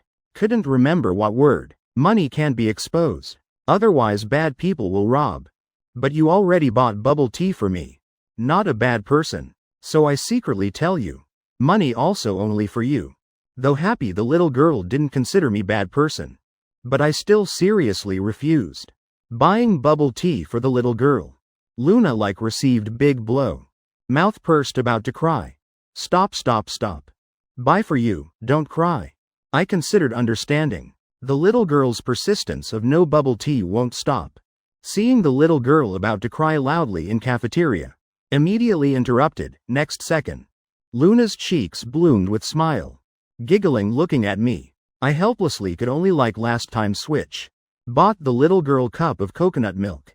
Alright, can go find your little aunt now? Wait till I finish bubble tea then go. Then little aunt won't know I drank bubble tea. Where'd you get so many cunning ideas? I laughed, but life 8 or 9 times out of 10 unsatisfactory. The more you don't want known, the more it gets discovered. Luna, suddenly. Sharp voice with some worry. Rang from behind. Luna drinking bubble tea turned facing Diana. Expression serious. Scared trembling twice, small hand moving. The little girl planned to secretly hide bubble tea. But too late. Who let you drink bubble tea? She frowned scolding loudly. Luna's body shrank. Fearfully lowered head, but small mouth continuously sucking bubble tea. The little girl must quickly drink more. Otherwise aunt confiscates can't drink. Diana's willow eyebrows furrowed, taking big steps forward about to snatch bubble tea from little girl's hand. CEO Diana, sorry. I bought it for Luna. I awkwardly spoke up. But, I already told staff to change bubble tea to coconut milk. Who told you to buy for the little girl? She coldly scolded. But when seeing my face slightly pale, words unconsciously stopped. Between brows flashed barely noticeable discomfort. Red lips moved, quickly silent again. Sorry. I remember still have unfinished work. Already found Luna. Then I'll return to department first. When small employee meets boss. Standing together always somewhat unnatural. I casually made excuse leaving cafeteria. But before leaving I still explained. Actually Luna drank coconut milk. But, Diana misunderstood I because of her scolding. Hurriedly left. Looking at my back. Brows furrowed tighter. I told brother to buy bubble tea. Don't be mean to him. Brother so nice even bought bubble tea for me. Aunt only knows to be mean to me, little aunt bad. I don't love aunt anymore. Behind vaguely transmitted Luna's crying. But these things I had no mood to care about. Their family matters, let them handle themselves. Because yesterday I called Aunt Sophie. New dads. Surgery all helped by Aunt Sophie. So today after work said would visit. Nathan automatically asked to pick me up. I just left company gate. Saw the familiar black car. Behind Diana and I came out one after another. She opened mouth before could speak. Saw me rushing to the car ahead. And that car she happened to know was from the Watson family. I just got in car. From car window saw Diana's figure. A small face cold as frost. Good thing I left quickly. Otherwise faced her. I withdrew my gaze. Facing Nathan's puzzled gaze. Seeing her about to reach over patting. Comforting me, quickly held her hand. I'm fine. This is tension. I awkwardly explained to her. Nathan stared at my face half an hour. Found I really had no painful changes. Then withdrew hand. Later still uneasily added. Lucas pain must tell me. Like I have headache also must tell Lucas. Okay. Thank you. I smiled patting her head. While talking car suddenly rang growling sound. In quiet car 3 people heard clearly. I quickly covered stomach. Embarrassed wanting to find crack to crawl into. I didn't eat lunch. So somewhat hungry. Noon at cafeteria met Diana. I ran away without looking back. Lunch also didn't eat. I remember Miss brought small bread. Car also has reserves for young Master Lucas. If hungry can eat some first. Lynn's voice transmitted from front. Not finished speaking. Nathan quickly took small bread from bag in car out. All piled on my thigh. My eyes blinked. This scene looking seems somewhat familiar. Lucas eat, Nathan urged tensely. Afraid I'd faint from hunger. Next second would faint. I nodded. Opened a small bread chewing slowly. When eating the third bread, I then discovered this bread looked familiar. Isn't this Cloud City small bread? Specialty small bread, as the name suggests. Is small bread produced in Cloud City. Not sold elsewhere. Because unlike other foods widely distributed. But wanting to buy. Can only specially go to Cloud City to buy. Or shop online. So this small bread all specially bought by her. Right, before Miss went to school finding you. You bought this kind of small bread. For Miss to carry back eating on road. After for Miss to eat. She also only willing to eat Cloud City specialty small bread. Or things young Master Lucas gave Miss. Lynn explained. Hand holding small bread paused. I turned looking at Nathan beside. She was staring at me without blinking. Just seeing Lucas not eating small bread. She suddenly worried. Lucas doesn't like eating? No, I really like. My gentle voice soothed her tension. Nathan curved lips. Happily smiling. Before reaching Watson House, I told Lynn to stop at fruit store. Stopping. Already going to thank. Empty-handed not very good. Fruit store crowded with people. Nathan afraid of these strangers. Stayed in car not getting out. I got out turning back. Saw Nathan's whole face almost pressed against car window. Gazed tightly on me. Clearly reluctant appearance of me. I smiled. Returning to car side teasing. Hiding in her own world reaching out hand. Do you have fruit you like eating? Let's go buy fruit you like? Fruit store staff somewhat crowded. Nathan though tense. But still held my hand going in. What fruit do you like eating? I squeezed Nathan's hand beside. Gently asked. Her gaze quickly swept over fruits. Not daring to look much. Just quietly said few fruits. Apple. Grapes. Watermelon. You planning to count all fruits? I saw her continuously counting down. Between laughing and crying. These all Lucas gave me to eat before. Like. Her mouth corners bloomed faint smile. Whatever I gave her to eat. She all remembered clearly in head. Then which do you like most among these? Can only say what's here. I narrowed the range. She frowned. Like thinking very difficultly. Half hour she then said one. Apple, okay. Then we buy apples. I led her to apple counter. Taking out plastic bag. But which ones to buy? Somewhat difficult, help me choose together? Nathan indeed nodded. Learning from me. Taking several apples putting in bag. After paying. She actively carried fruit bag.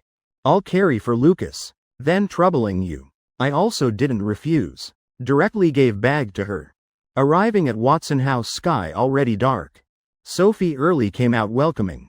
Seeing Nathan hand carrying big bag of apples. Muttered two sounds. Why bring fruit over? Didn't say empty-handed coming for meal is fine? I smiled. Then immediately said, these fruits all Nathan chose.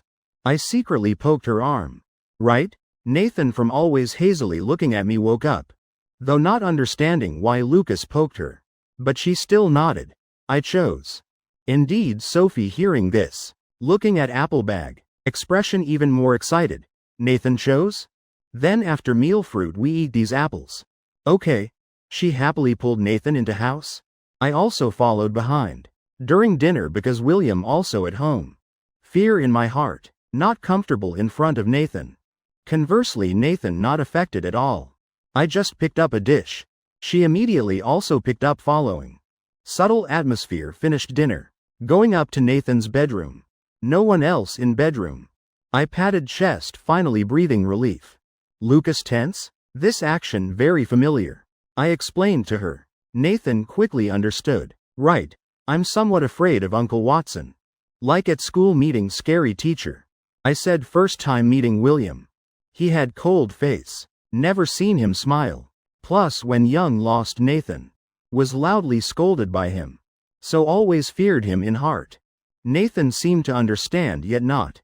As long as Lucas not afraid of me is fine. Opening dialogue. I suddenly mysteriously asked her.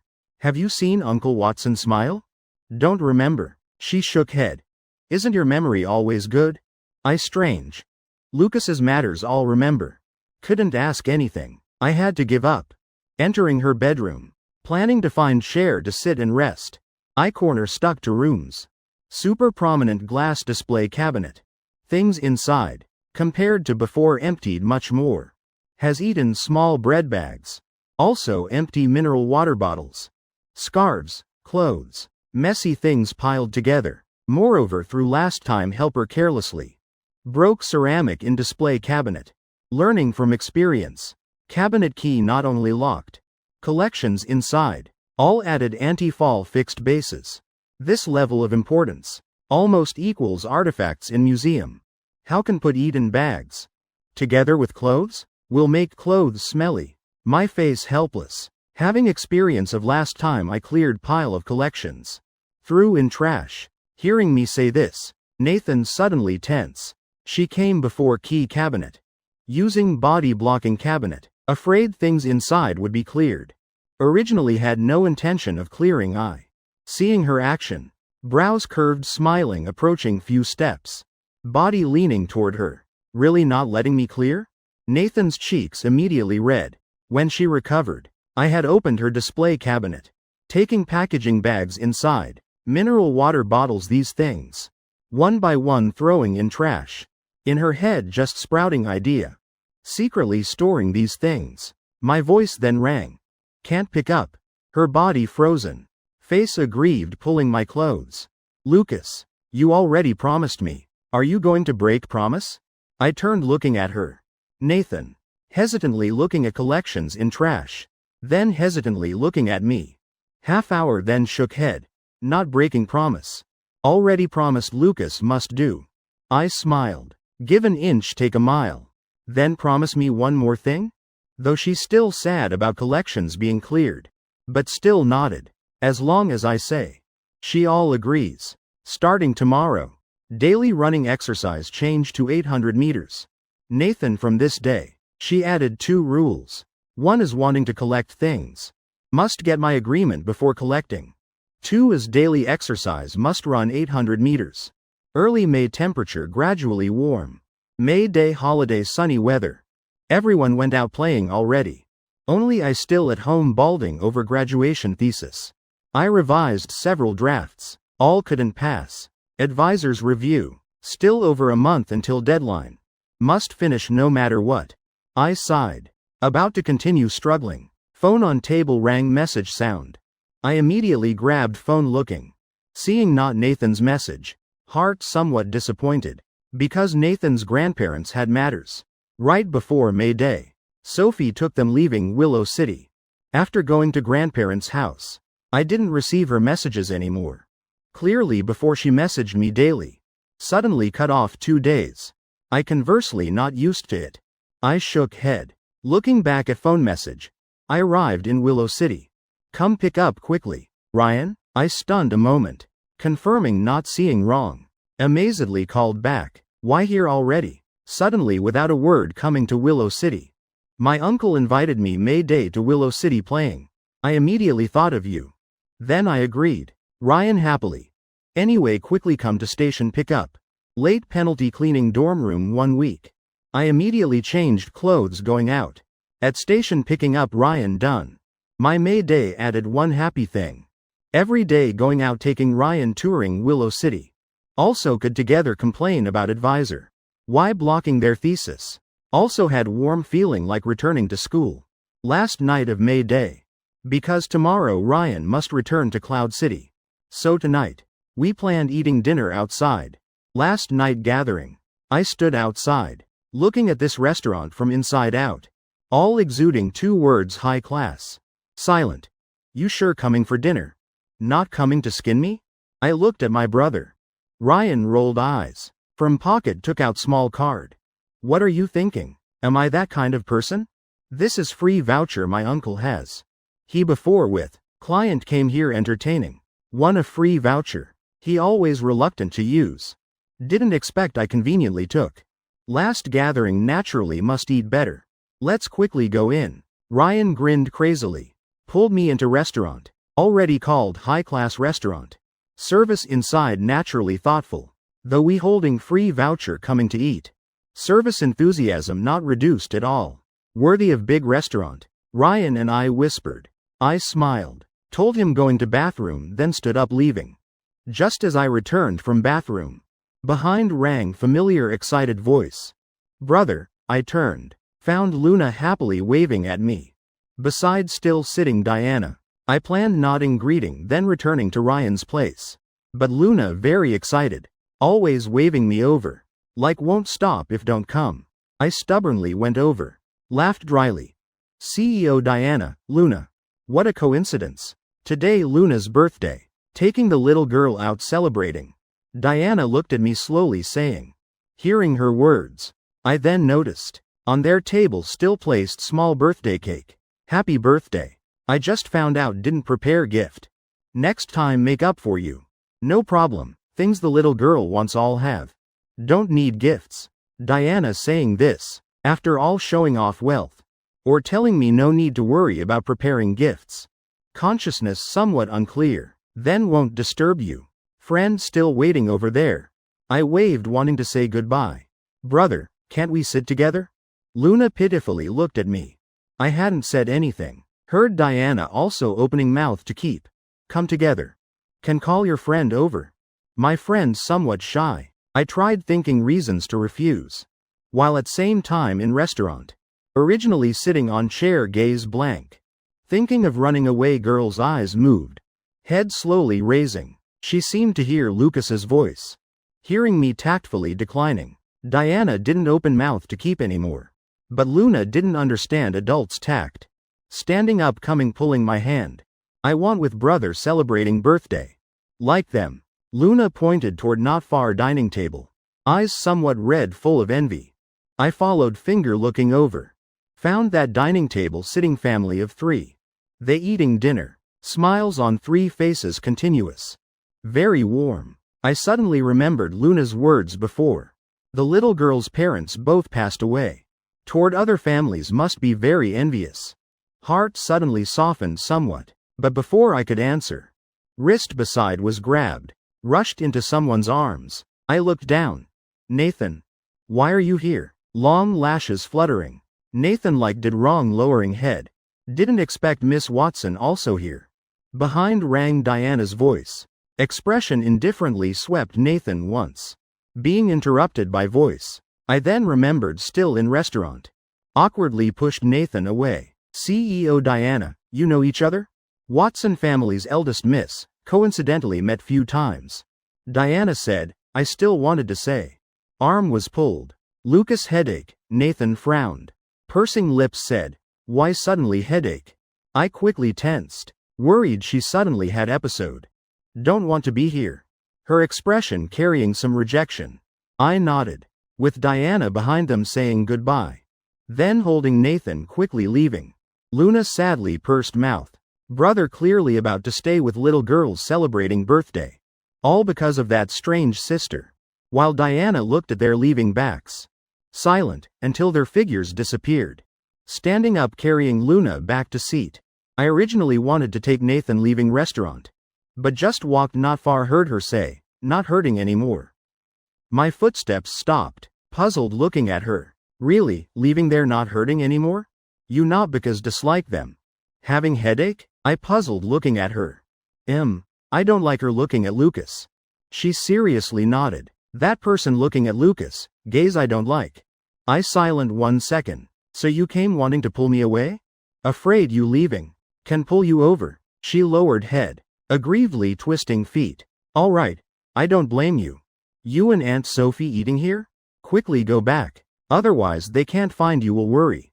I lifted her cheeks rubbing. Dispersing grievance on her face. I want to stay with Lucas. Nathan's expression stubbornly looking at me. She hadn't seen Lucas for long. Then you eat with us. I suggested. Myself also didn't notice before so rejected. Sitting same table with Diana. Yet could accept bringing Nathan sitting with Ryan. Ryan never expected. Going to bathroom half-hour brother returning. Beside even brought a woman. Moreover this woman looked somewhat familiar. You went to bathroom? Or midway dating showing mercy. Coming to eat meal with me? Ryan disdainful.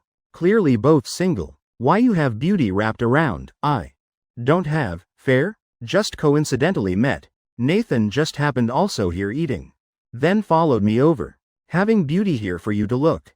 You surely don't mind? Smiled. This saying I can't refuse. Ryan said dishes ordered early served. Until I returned. Ryan then picked up chopsticks eating. Ryan more relaxed than me. Just eating 2 bites he then started. Talking with Nathan. I'm Ryan, Lucas's good friend. Before at school we even met. Do you still remember me? Nathan silently eating dishes I picked for her. To his words no reaction at all. Ryan also not embarrassed, since she didn't answer. Then change person to talk. Just as he and I evaluating food here. Nathan finally opened mouth. Remember, Ryan blinked. Is she answering my question from 10 minutes ago? Surprise also flashed in my eyes. Probably so. You should know she rarely pays attention to others. Getting a response, Ryan also got excited. Quickly threw her several questions. Childhood sweethearts with Lucas? Why do you like following Lucas? Because you like him? He wanted to ask more. Next second mouth was stuffed with a piece of meat. Blocking his questions. I glared at him. Shut up and eat. Don't ask any more. Alright. Ask more and someone will get impatient with me. Ryan giggled saying. Making me glare at him again. Like, faint voice transmitted from beside. Nathan looked at me. Black eyes full of seriousness. Also carrying some intensity. I unnaturally shifted my gaze. Do you know what liking is? Ryan curious. I wrote for Lucas liking is. Nathan was about to read content written before. Not missing a word. Next second mouth was covered. Dinner time is over. You finish eating first. My expression panicked. Ears red. Remembering content on that paper. If let her continue speaking. Afraid I'd have to find a crack to crawl into. Nathan struggled a bit. Obediently shut mouth. Indeed not paying attention to Ryan anymore. Cut. Let her say a bit what's wrong. Ryan blamed his brother. You're not embarrassed? How could I be? Then has your thesis been finished? Still about a month left. Speaking of thesis. Ryan's face dejected. Headache non-stop. The previous topic quickly flipped by me. Because Ryan had to return to Cloud City tomorrow. Still had to pack. So after eating, he didn't drag me strolling outside. Was saying goodbye to him going to Uncle's house. Seeing Ryan off to car. I stood roadside with Nathan eyes wide staring. You're not going back to Aunt Sophie's? She shook her head, holding my hand. Lakeside night somewhat cold. Night wind blowing through. I turned looking at Nathan beside. Though silent as usual, but I still detected. Aura on her body somewhat strange. Why are you unhappy? I pulled her stopping by lake. Nathan shook head then nodded. Expression somewhat confused. Like even she couldn't distinguish clearly. Going to grandparents not good? Or bullied there? I asked. She was fine before. But went to grandparents once. Came back like this, mentioning grandmother.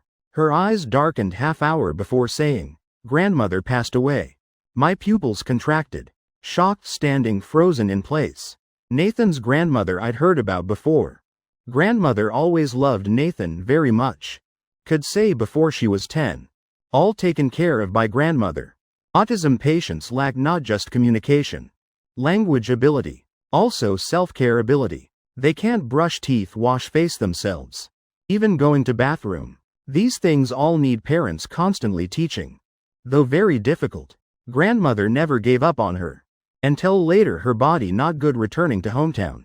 Then Sophie resigned from company. Staying home caring. Grandmother so good to her.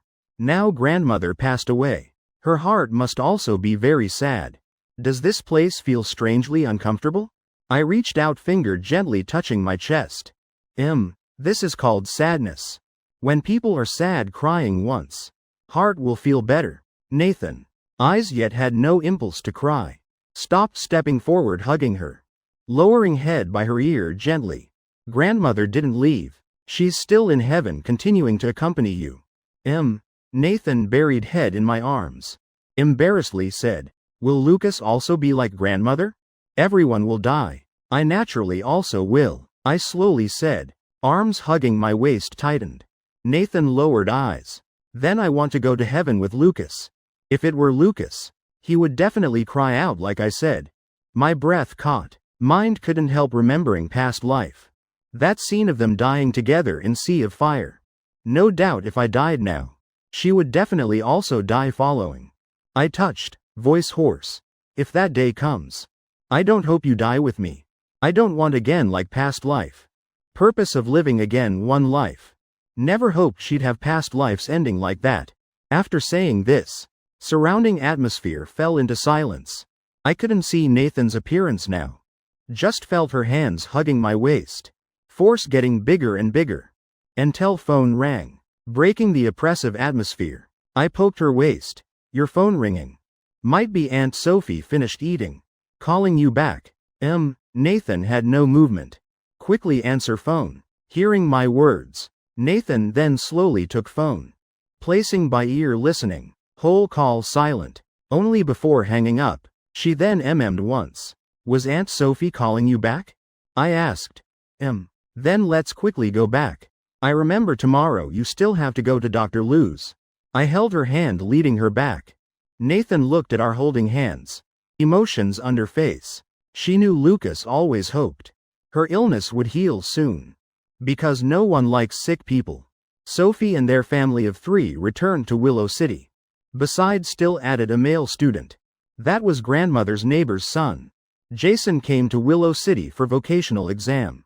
All acquaintances. Sophie conveniently brought him along. Also let him stay at Watson House during exam. Also because house had guest. So evening returning to Willow City. Directly ate at restaurant. Returning to Watson House. Sophie told him to freely choose a guest room. But when Jason pulled suitcase to a guest room, Nathan locked door, not letting him in. What's wrong? He stood at door puzzled. Sophie also looked over. This is Lucas's S. Nathan said. Sophie thought a moment. Discovered Lucas last time at Watson House. Stayed in this guest room. So, daughter considered this guest room Lucas's S. Seeing her still stubbornly standing at door, not letting people in, Sophie could only tell Jason to go to another guest room.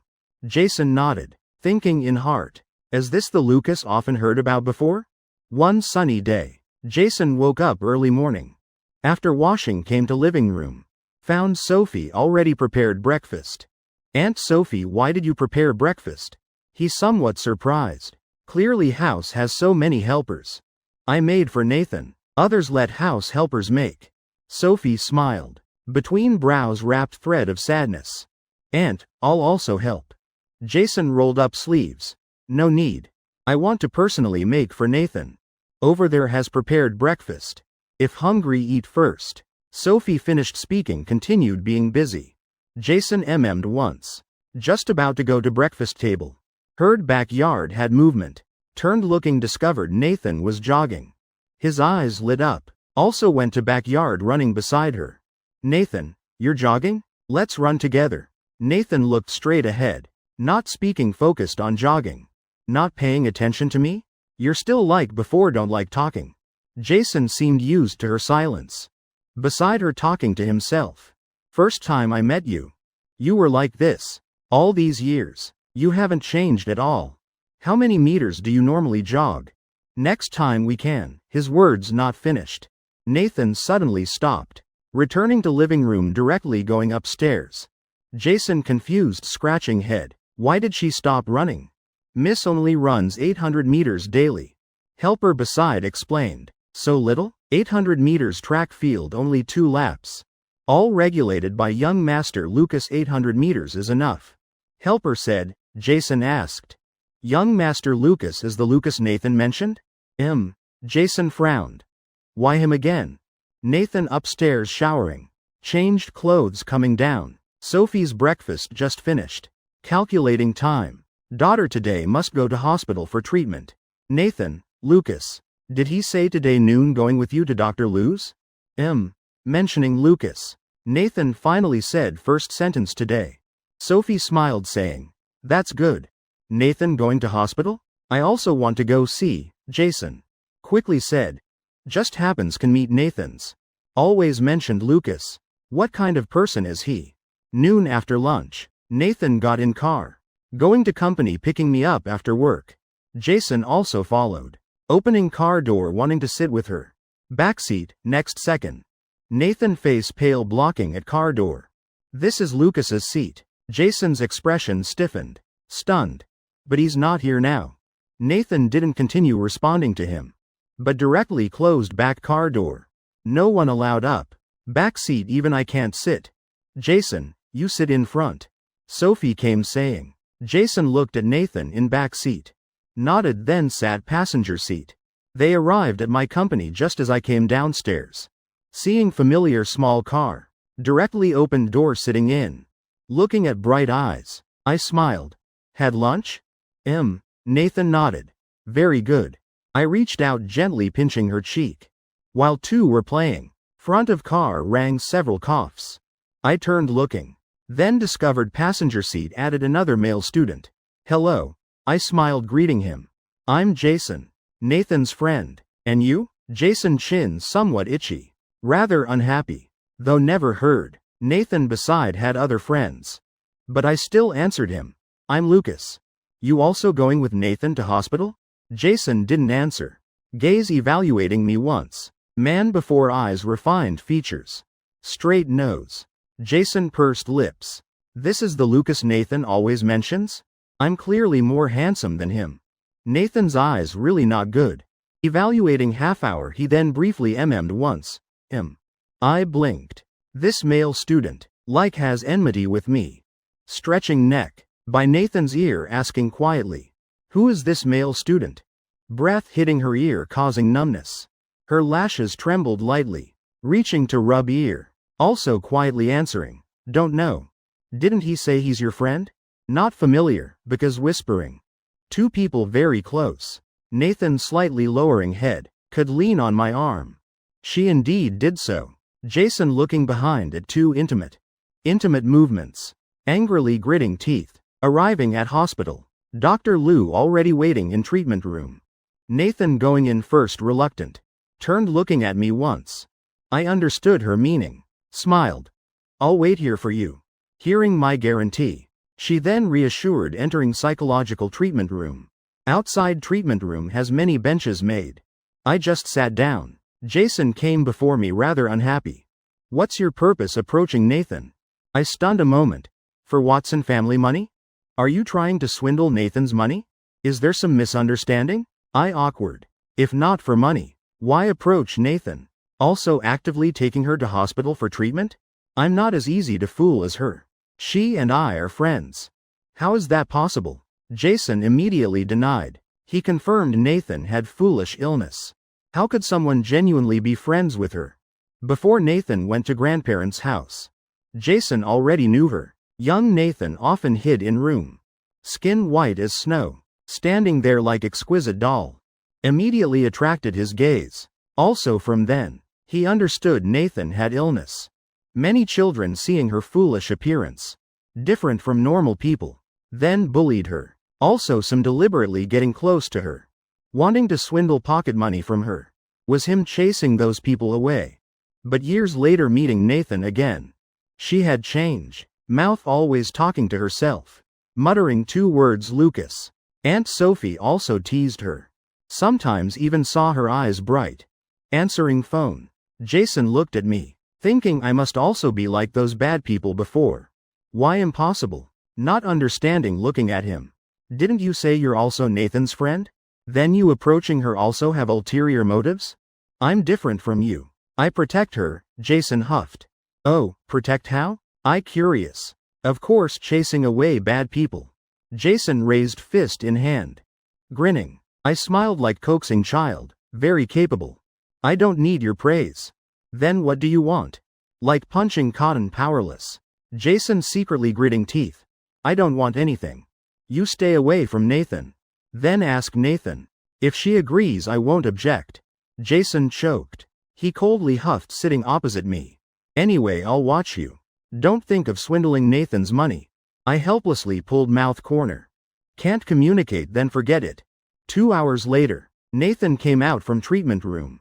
Jason quickly stood up, blooming smile wanting to greet. But Nathan's gaze only stayed on me. Walking toward me, reaching out as usual hugging me. Lucas, every time entering treatment. She afraid coming out. Lucas not outside. All right. See I didn't leave, I comforted. She embarrassedly said. Looking at 2 hugging. Jason's footsteps stopped, heart continuously welling up sourness. He lowered head, hands beside clenched tight. Jason. He woke up discovering I calling him. Impatiently. What? We're leaving, you not coming? Nathan and I already walked to corner. Found missing 1 person then turned calling him.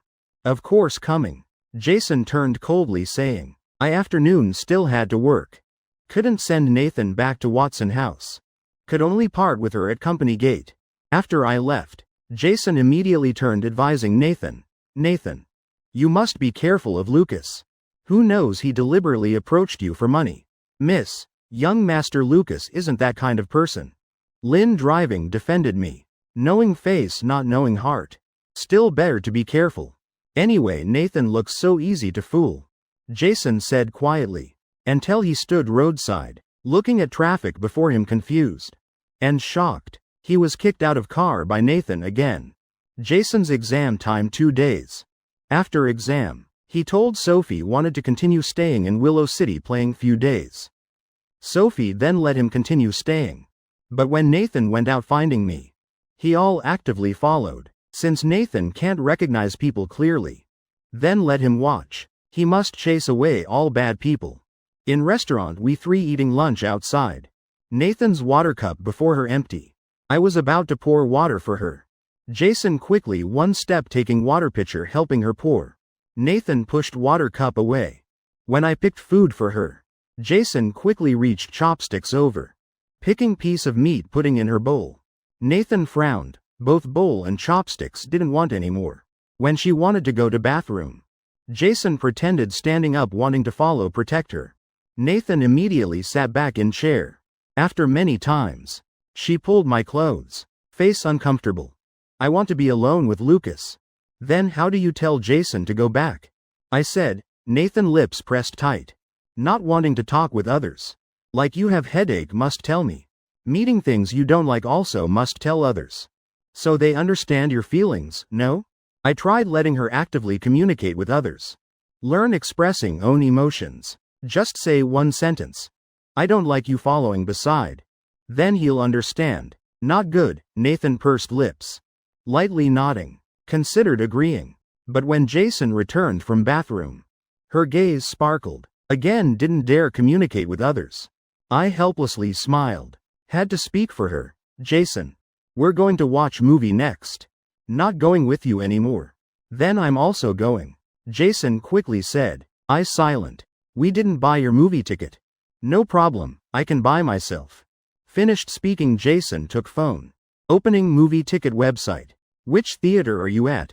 What movie? Which showing? His finger stopped on purchase page. Then remembered had no information. But I looked at him. Smiling. Again not telling him anything. Jason then realized. I wanted to chase him away. Fire in eyes burning again. Glaring fiercely. I pulled Nathan standing up. Grinning waving at him. We're leaving first. Jason goodbye. Left behind in restaurant Jason. Angrily grinding teeth. Leaving restaurant. Nathan's mouth corners curved up small. Expression finally happy. Then next go with me to shopping mall buying things. Consider after meal stroll. I said. Not watching movie? Too puzzled. Watching movie just an excuse. Nathan suddenly squatted in place. Heart became uncomfortable again. Expression hesitated a while. I want to watch movie with Lucas. I blinked. Thought I didn't listen. I angry, Nathan weakly whispered small. Lucas said must speak out thoughts. I between laughing and crying. Why just now telling her to speak to Jason so timid? Now with me so brave. This couldn't help making me remember a saying. To opponents submissive, to teammates heavy-handed. Though two things can't compare. But rarely Nathan expressing own opinion. I had to follow her thinking. Choosing movie. I finally chose a romantic comedy. Under Nathan's multiple guarantees no episode. 2 entered screening room. Fortunately daytime watching movie not many people. Nathan reassured sitting on chair. Then looking at me. Looking at me for what? Didn't you want to watch movie? I helplessly smiled. Nathan looked at me half hour. Then like lagging nodded. Turned looking at big screen. Following characters plot appearing on screen.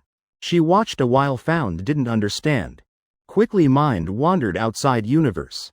And romance naturally not lacking ambiguous elements. Not even halfway through movie. Male-female leads already hugging kissing. Nathan woke up, seeing exactly this scene. Eyes flashed confusion. She turned looking at me beside. Gaze unknowingly fell on my lips. Must watch movie images. Seemed thinking. Feeling burning gaze falling on self. I tilted head discovering her abnormal gaze. Hands feet flustered covering her eyes. Lucas, before eyes darkened. Nathan puzzled calling me once. Movie. Now children shouldn't watch. Can't watch. My ears also inexplicably reddened. Though not understanding what children shouldn't watch. But Nathan. Still let me cover her eyes. Obediently sitting in place. Until ambiguous scene in movie ended. Her eyes then saw light again. But I expression unnatural pushing her. All right. Quickly watch movie. She glanced at movie. On it again images she didn't understand. Simply not caring about movie directly looking at me. As usual looking at me spacing out. 2-hour movie ended. I'm going to bathroom. Then told her wait in cinema lobby. Just moment I left. Jason don't know from where appeared. Running before Nathan. I just saw. Though movie tickets Lucas paid. But you still must be careful. Now big city people very scheming. Person originally left appearing before her again. Nathan's heart suddenly irritated. His voice to ears also became piercing. But these changes. Not shown on her face. Jason also didn't notice. But continuously telling her be vigilant. I heard you two before even fought. Separated for a while. If not for money. Why did he suddenly reconcile with you? Definitely wants your money. Jason praising himself smart. Secretly following them behind not going back. While he continued talking to himself. Shoulder suddenly pushed hard. He couldn't stand steady, fell to ground. He puzzled looking up. About to ask why she pushed him. Mouth just opened then froze. Just saw Nathan's face frighteningly pale. Looking at him gaze also carrying some coldness. Scared him not daring to move. By ear echoing Jason's voice. She couldn't bear it. Squatting on ground screaming loudly. Ah, she continuously hitting her head. Strange behavior. Making surrounding people avoiding one by one. Jason. Never seen her have episode. Heart tightened. Fearfully stepping back. Surroundings no one speaking up. Nathan, suddenly. Worried voice rang out. Jason startled. Saw a figure. Quickly running to Nathan. When he steadied looking. Then discovered person running over was Lucas. Headache again? Because of what? Tell me. I'll help you solve it, okay? Nathan, don't hit yourself anymore. We'll get hurt. I tried restraining her hands. Jason, what are you standing there for? Quickly call Lynn. Tell her come up to help. Though don't understand why Jason here. But urgent situation. Also didn't care much. Being yelled at once. Jason then woke from fearful confusion.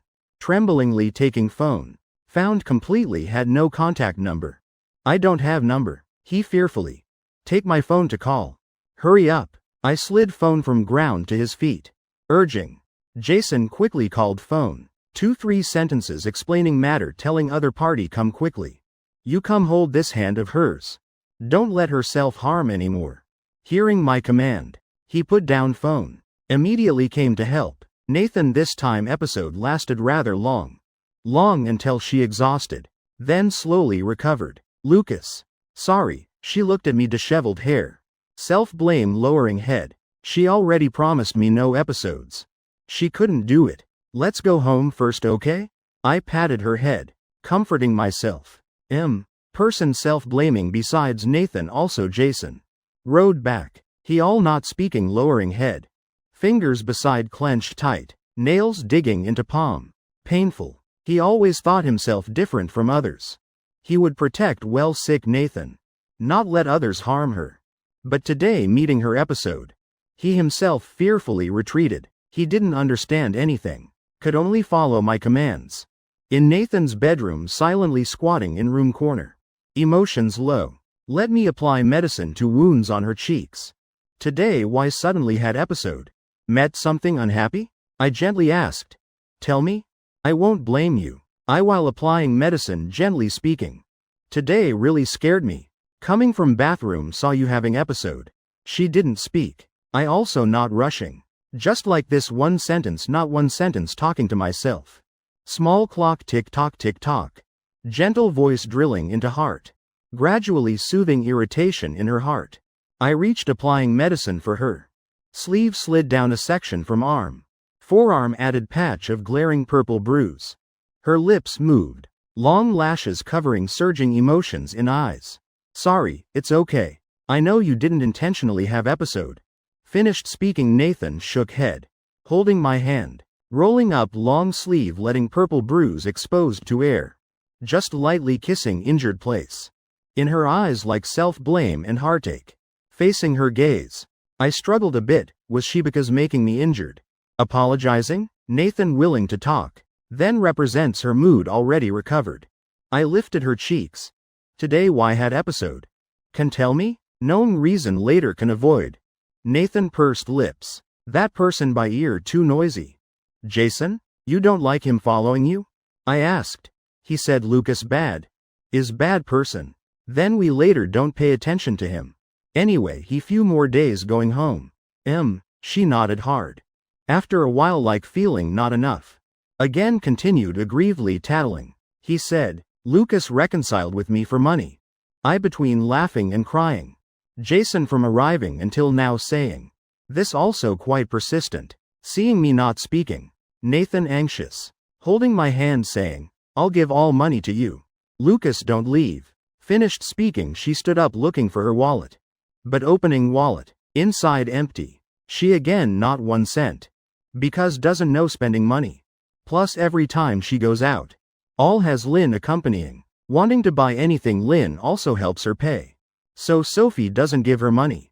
Looking at empty wallet. Nathan stood in place, struck appearance. She has no money. She has no money for Lucas. She dejectedly lowered head. We'll go earn money. Give all to you. So don't leave, okay? I won't leave. If you don't believe, how about we pinky promise? I smiled, extending pinky. Nathan stunned a moment. Blinking slowly, extending her pinky, hooking in.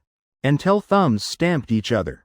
Her gaze then brightened. All right, so don't be sad anymore. Smile once. I 2 hands, index fingers at her mouth corners. Forcefully making a smile. Under my comfort. Nathan's emotions finally stabilized. And other side. Jason also admitted fault to Sophie. Refused going home. He always thought he could protect Nathan well. Like when young. Nathan from young, thin and weak body. Even skin abnormally white. Like an exquisite but fragile doll. attracted his gaze. He didn't dare approach. Just from afar, carefully, secretly watching. Until he saw her bullied by others. He bravely stood out. But in the end, person making her episode crazily was himself. He was scared. Retreating, he only knew must protect Nathan well. Never researched about autism. And he always thought man for Watson family money. Yet smoothly comforted Nathan. Before getting in car leaving Watson house. Jason uneasily looked at me once. Confusedly rubbing hands. Sorry. I smiled. Wait, next time you come to Willow City. We'll continue playing. Going back I'll also work hard. Next time caring for Nathan definitely won't lose to you. Jason got in car waving goodbye to him. Evening Nathan after dinner. Not like usual, eagerly going upstairs. Unusual behavior. Making Sophie and William surprised. Nathan, what's wrong? She pursed lips, hesitating long. Tomorrow I want to go find Dr. Liu. Why suddenly want to find Dr. Liu? Is somewhere uncomfortable? I told Lucas. Let him. I want to go myself. Nathan's gaze interrupted Sophie. Closer to returning to school. Busier. Work plus graduation thesis, nothing not making people bald. Aunt Sophie said. Recently she'll go with Nathan to hospital for treatment. Let me peacefully busy with thesis. Early June my graduation thesis finally completed. Breathing relief simultaneously. Unconsciously took phone, quickly froze again.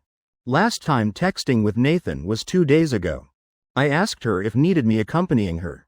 Going to Dr. Liu's for treatment. But until today also didn't receive reply. So long no contact. I really somewhat not used to it. Next day arriving at company. I hadn't entered office area. Already heard inside happy noisy sounds. What is everyone talking about? Seems very excited. I sat down at workstation. Casually asked. Everyone talking about team building. Tina explained to me. Eyes also hid in excitement. What team building? I more puzzled. Company organizes once yearly team building. But divided by department, divided by time organizing. This month just happens to be our department. So everyone discussing tomorrow weekend going where? Tina said. I nodded. Heart sighing. Indeed anywhere. All can't escape team building. Past life died on team building road. Now changed company still must team build. Watson house. Sophie just returned from outside. Hand still carrying vegetables. Looks like went to supermarket buying vegetables back. And originally not wanting to go out Nathan. Yet obediently following beside her. Nathan, noon any dish want to eat? Mom will make for you. Seeing daughter today intimate with her. Also willing to go out with her. Sophie very 10 parts happy. Didn't expect her going to hospital several times herself. Situation all improved much. Nathan took vegetables from her hand placing on table. Then indifferently said sentence. None. Then mom looked casually make few dishes. Sophie smiled going to sofa sitting rest. Then told helper bring cup of water over. Helper responded. Immediately from kitchen brought cup of water out. But when passing beside Nathan didn't hold steady. Water from cup rim spilled splashing on her. Helper's face suddenly pale. Face horrified looking at Nathan. Miss. I didn't mean to. At Watson house everyone knows can't approach Nathan. Even more can't disturb and affect her behavior. Otherwise she'll have episode consequences very serious. And just now she broke 2 rules at once. Helper fearfully stepped back several steps. Body trembling. Afraid Nathan suddenly episode injuring her. Sophie seeing this expression froze. Also immediately stood up wanting to come over. She hadn't scolded helper yet. Saw Nathan's clear eyes. Looking at water stain on clothes. Yet no reaction. Walking upstairs. Nathan. Where are you going? Sophie stunned. Change clothes. Gentle voice transmitted from stairs. Nathan's figure also quickly disappeared at stairs. Sophie exclaimed once. Then immediately covered her mouth. Joy welling up. Nathan didn't go crazy. Also didn't have episode. Not like before. Does this mean Nathan's illness healed? Sophie joyful. Even helper's violation just now forgot to punish. Just remembered calling husband reporting this good news. And calm-faced Nathan. Returning to bedroom no one. Pale color then slowly climbed up cheeks. Nathan tightly gripping wet clothes.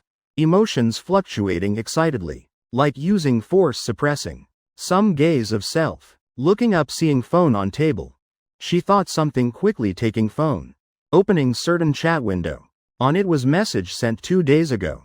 Just kissing this message on screen. Gently caressing. Irritated emotions also gradually calmed. Opening friend circle. Looking at selfie I posted. Expression carrying thick longing.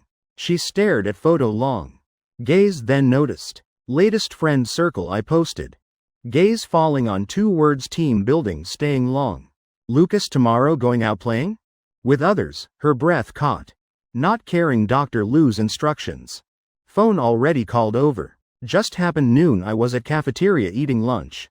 Quickly answered phone. Nathan. Phone transmitted low voice. Magnetic. Lou. Saws. Nathan face below. 2 words carved in heart escaping mouth. Clearly heard her calling me like this many times. But don't know why. I again from this time. Heard some attachment. I shook head steadying mind. Put down chopsticks saying to her. What's wrong? Want me to go with you to hospital? This is finally remembering not hers. Hearing her deny. Heart suddenly had kind of worry. Like a child raised from young. Suddenly saying no need to be led anymore. Even contact became less. Can I see Lucas tomorrow? While I was lamenting.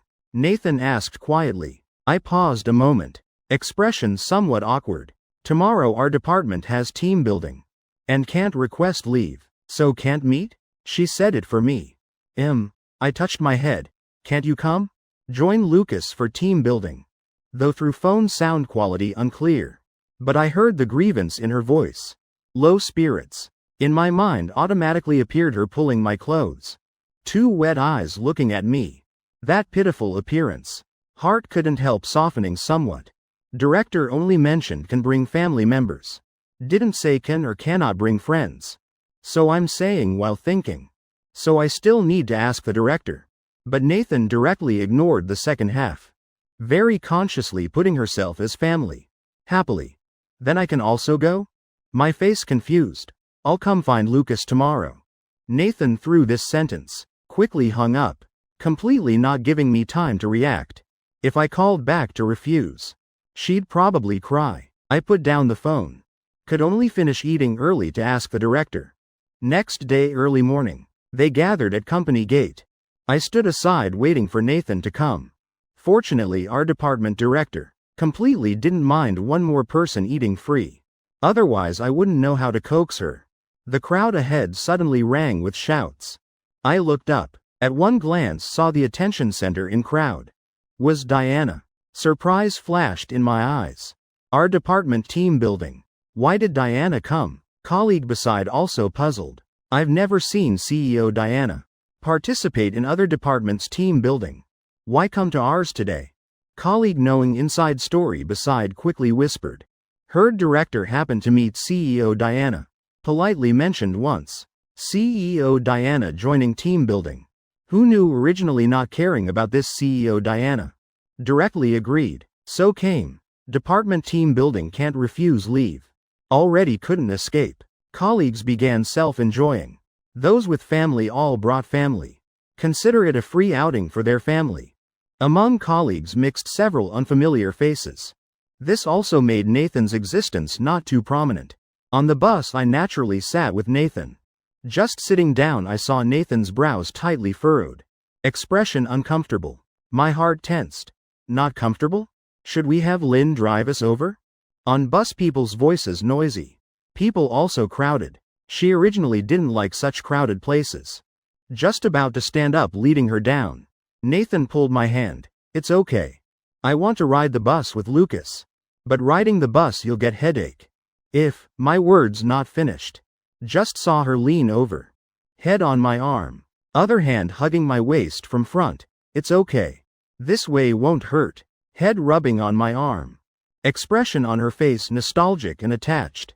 Because of treatment. She hadn't seen Lucas for long. Looking around. Facing colleagues' subtle gazes. Ears also quickly reddened. Everyone's looking. Sit straight a bit. Though not very willing. But she still sat up straight. Small hand beside still holding my hand. Bus started. Surrounding scenery retreating, not long. Already traveled quite far. Also on the bus. I looked out the window. Just saw momentarily. The scene overlapped with past life. Remembering that car accident. That big fire. My body couldn't help trembling slightly. Palm beside gripped tightly. Worried words rang by ear. Lucas headache? Black innocent eyes containing thread of worry. Lucas's appearance now. Exactly like when she had headache. I originally wanted to say I'm fine. But facing her tense gaze. Words changed. A little bit. Nathan immediately pressed my head. Against her shoulder. Lean on shoulder, this will be better. Like when I have headache. Leaning on Lucas won't hurt. Lucas leaning on me definitely will also be good. Heart tightened. Closed eyes silently nodding. Nathan also tilted head leaning together. Two hands still tightly holding. Like past life. That moment she held me tight, not wanting to leave. I momentarily felt reassured again. Fear in heart seemed to dissipate somewhat. Not long. I fell asleep in this warm reassurance. When I woke up, we had arrived. Bus empty. Colleagues all got off. Only me and Nathan, 2 people left. I propped myself up panically looking out window. Colleagues already on the big lawn below. Setting up tents. Oh no, I overslept. Why didn't you wake me? Lucas headache needs sleep. Nathan pursed lips. Like being blamed, face aggrieved. My heart softened. Immediately coaxed again. I led Nathan off the bus running over. Colleagues already finished busy work. Starting to get food for barbecue and lunch. Lucas. You're awake, your tent we already set up. Over there. Tina pointed a direction. A yellow tent. Peacefully not far behind them. I embarrassedly said thanks. Also seeing myself sleeping on bus. Not coming to work. Somewhat embarrassed. Quickly took raw skewers from his hand to help. At the grill already several colleagues grilling. I took raw skewers also going over. Nathan whole time silently following. Though too close to others. Only held my clothes. Not showing unhappiness. Lucas, is this your girlfriend? Colleague grilling. Idle. Colleague beside started chatting. The scene just now on bus they all saw. I'm the handsome guy of our department. In department still have very many women with small thoughts about me. Just didn't expect meeting like this today. Turns out already taken. Moreover, women in our department. Not even 1/10,000th of this one's beauty. This made women with small thoughts. Directly heartbroken. I laughed dryly twice about to speak. Calm voice rang beside. Is family? Nathan seriously answered. So it's family. Ha ha ha. Colleague hearing laughed even happier. Young people's feelings nowadays. They increasingly don't understand. Is family. I pulled her arm. Said quietly. Only mentioned can bring family. She repeated what I said yesterday. I came. So I'm family. I opened mouth wanting to refute. But, seeing her eyes full of sparkling light. Voice stopped. Forget it. Family then family. I didn't care about colleagues teasing anymore. Continued grilling skewers in hand. Also gave first successfully grilled skewer to Nathan. After I finished grilling skewers in hand distributing. To everyone then turned looking. Nathan still holding skewer I gave. Not tired or panicked, also not eating. Can't take back to collect, will rot. I too understood thoughts in her heart. Hearing my words. Nathan struggled a bit. Looking at skewer hesitating half hour. Finally extremely reluctantly bit one bite. Skewer in hand.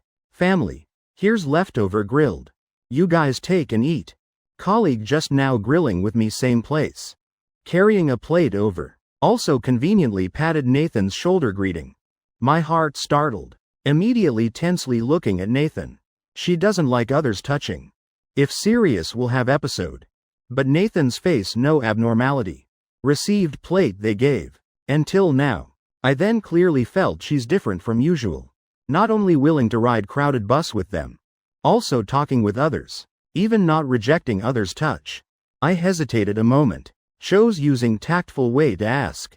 Recently I haven't gone with you to hospital. After treatment did Dr. Liu say anything? Nathan unconsciously frowned for a while. Then shook head. Nothing. Seeing she didn't want to say. I also didn't ask more.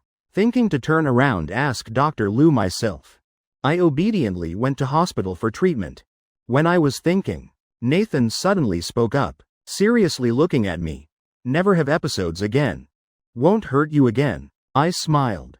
Just as I was about to praise her as usual, Nathan grabbed my wrist, looking at the bruised injury from last time. After several weeks, that bruise had disappeared. Fair forearm. But Nathan still looked at my forearm, fingers gently caressing on it, like self-blaming. I'm already healed now. Don't worry, her lashes trembling. Panically withdrawing her hand. Sorry, her emotions not. Good, slowly lowering head. It's okay. I've never blamed you. I lifted her cheeks with both hands. Smiled at her, wanting her to cheer up. Nathan didn't speak, just face down, gaze silently rubbing against my palm. Topic was diverted. I momentarily also forgot her difference today. Started comforting her. Colleagues passing by. Tactfully looked at them twice. Also tactfully not disturbing their intimacy. Department team building plan. Was camping overnight here. So by evening everyone didn't disperse. Still lively. Everyone sitting on lawn forming circle. Colleagues in middle performing or playing games. Nathan and I sat a bit farther, while watching them while chatting. Later you sleep in my tent. I'll squeeze with them a bit. Tomorrow we can go home. Nathan looked at me once, opening mouth like wanting to refuse, but still held back. Also, here no place to shower. Can only shower after going home tomorrow.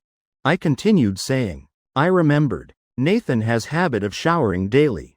Night must shower before sleeping. If she really needs to shower, then can only find nearest hotel to shower. But while I was calculating, Nathan didn't object, nodding agreement. Of course, if her brows weren't furrowed into Kawa character, perhaps this nod would be more convincing. Really okay? If you want to shower, tell me, it's fine.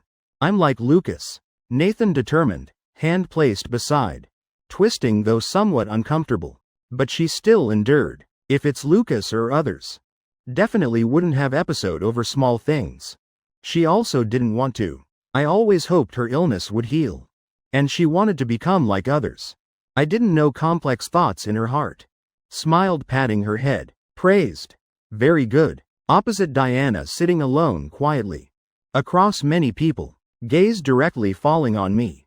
And Nathan beside. Black eyes moving. Looking at two's intimate movements. Unclear what feeling in heart. Night I squeezed intent with Tina sleeping. While I was half asleep half awake. Outside suddenly rang small sound. Lucas, gentle voice. Yet full of grievance. I slowly opened eyes. Listened for a while. Confirmed calling me. Carefully got out of tent.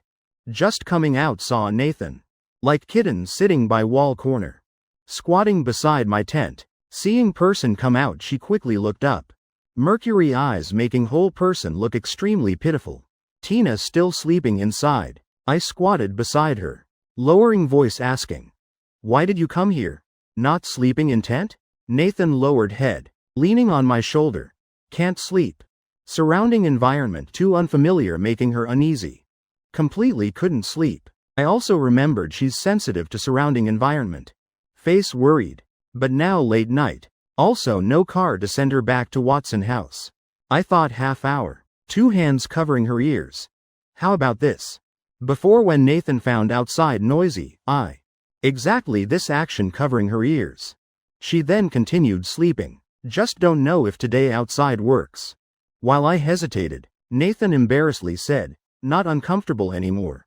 She saw me come out, not uncomfortable anymore. I seeing this led her into tent. 2 hands replacing gently covering her ears. Then I'll cover for you. You quickly sleep. After you sleep I'll go back. Nathan pursed lips, though eyes somewhat reluctant, but still obediently closed eyes. Lucas doesn't like her always following. If she doesn't he'll be angry. Though thinking this, but she still reached out. Until holding my shirt corner. Unease in heart then dissipated. Always tightly pursed lips also finally curved up. Not speaking anymore. Surroundings also fell into quiet. I just now already somewhat sleepy. Now sitting in Nathan's tent not long.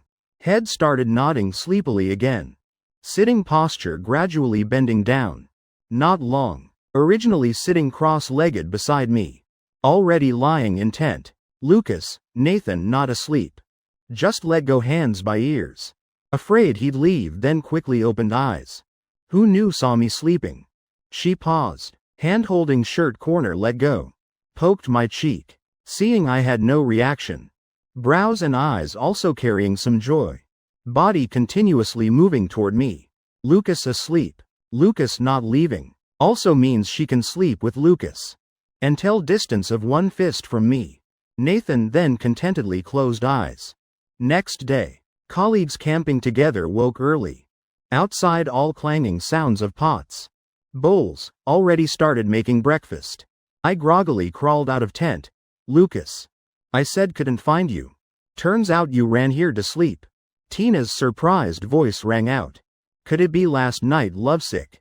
Ran over midnight to sleep with family? He teasing about to stick head in to look. Hearing him say this, I then remembered last night.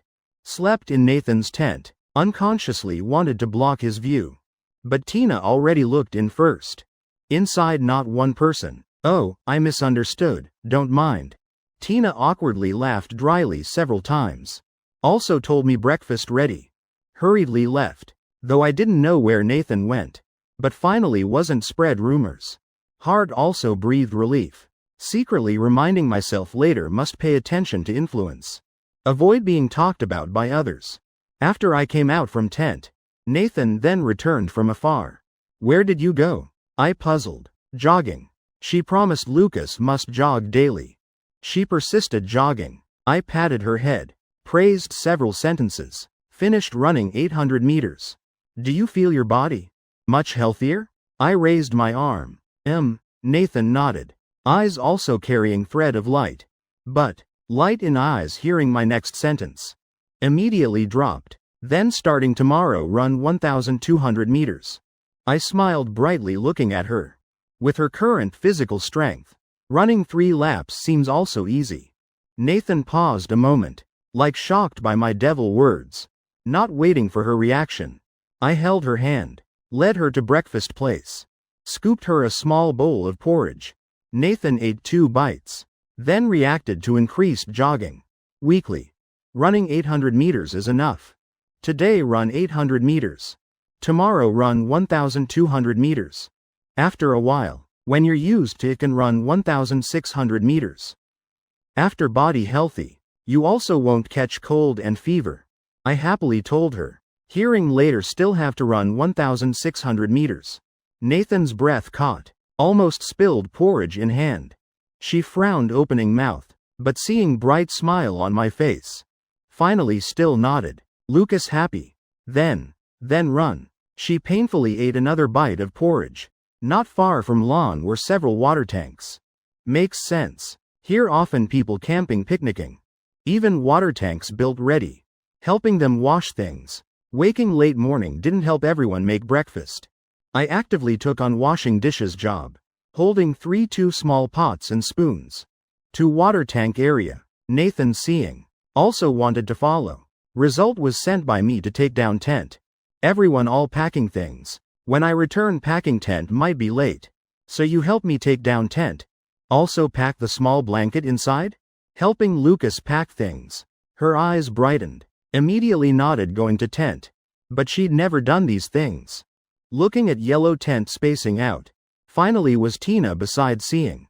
Came over instructing her pull this nail first. After that, with stranger contact. Nathan unconsciously stepped back 2 steps. Not remembering Dr. Lu's words. Must contact more with others. Her illness then heals. She tensely twisted hands. Finally still walked toward Tina. Face stiff as ice. Long after tent finally taken down. Blanket also stuffed into big bag. Nathan's eyes showing joy. Turning wanting to go to water tank finding me for praise. But before going over, saw a girl supporting me. Limping walking back. Lucas, her volume raised several parts. Quickly walking over, her face solemn. Brows about to furrow into bunch. I just accidentally twisted ankle. Your expression. Don't know would think I'm seriously ill. Speaking up explaining. But her expression still didn't reduce. Colleague beside seeing family came. Handed me to Nathan, then left. I reached hand toward her. About to ask her support a bit. Saw her squat before me. What are you doing? I blinked unbelievingly. Carry, Lucas, you support me over is fine. You can't carry me. Supporting me is fine. Hearing my words. She still stood up. Supporting my hand, slowly returning to lawn. Just sitting down, Diana walked toward them. Like heard news. Gaze sweeping over my foot. You didn't. What happened to your foot? I looked at swollen ankle. Pain making me slightly frown. Smiled bitterly twice. Seems can't walk. I'll drive you to hospital. Diana just taking car keys.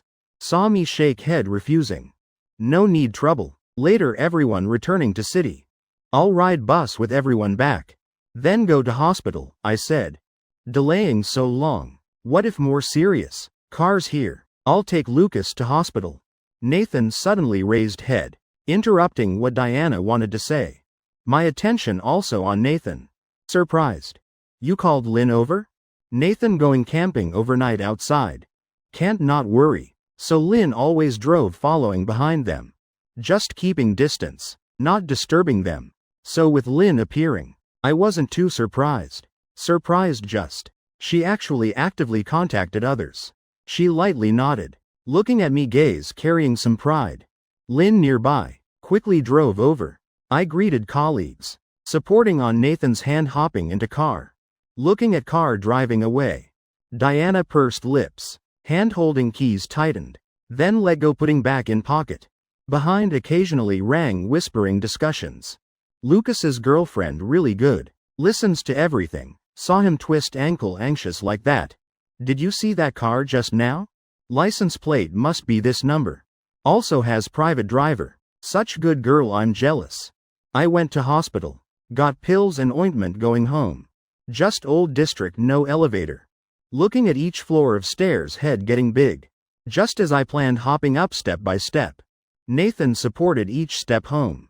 Requested sick leave at home 1 week. After recovering, my internship time also ended. This morning, I went to company processing resignation. I arrived somewhat late. Everyone already working early. Previous rush hour. Crowded elevator door also much colder. I pressed elevator then waited beside. Not long elevator came up from parking lot. Following elevator door opening. Gradually revealing refined elegant woman's figure. My foot just stepping then stopped in place. CEO Diana, I greeted. In elevator besides Diana, still another man. His mouth corners curved, peach blossom eyes looking at me casually. Making me somewhat uncomfortable. Diana also noticed me. Gaze sweeping over my ankle. Said, your foot healed? Can walk already. I nodded. But still stood outside elevator not entering. Seeing elevator about to close. Diana reached blocking elevator. Said, not taking elevator? Right. I originally wanted to sit. Next elevator, plan broken. Had to stubbornly enter same trip with them. I entered. Originally not spacious elevator. Immediately became much more crowded. Diana and man standing in middle. I was thinking should I move to corner. Diana suddenly spoke up. If wound not healed, can do it 2 days later. Actually today I came to process resignation. My internship time is up. I explained to her. Diana frowned about to speak. Elevator door dinged, interrupting what she wanted to say. CEO Diana. I'll go first. I quickly walked out from behind.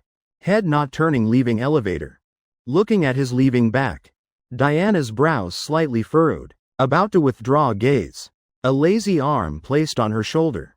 Can't bear to let go, why not keep him? Man's mouth corners contemptuous. Curving up weightlessly. Diana brushed his hand away. Coldly. Don't want the contract anymore?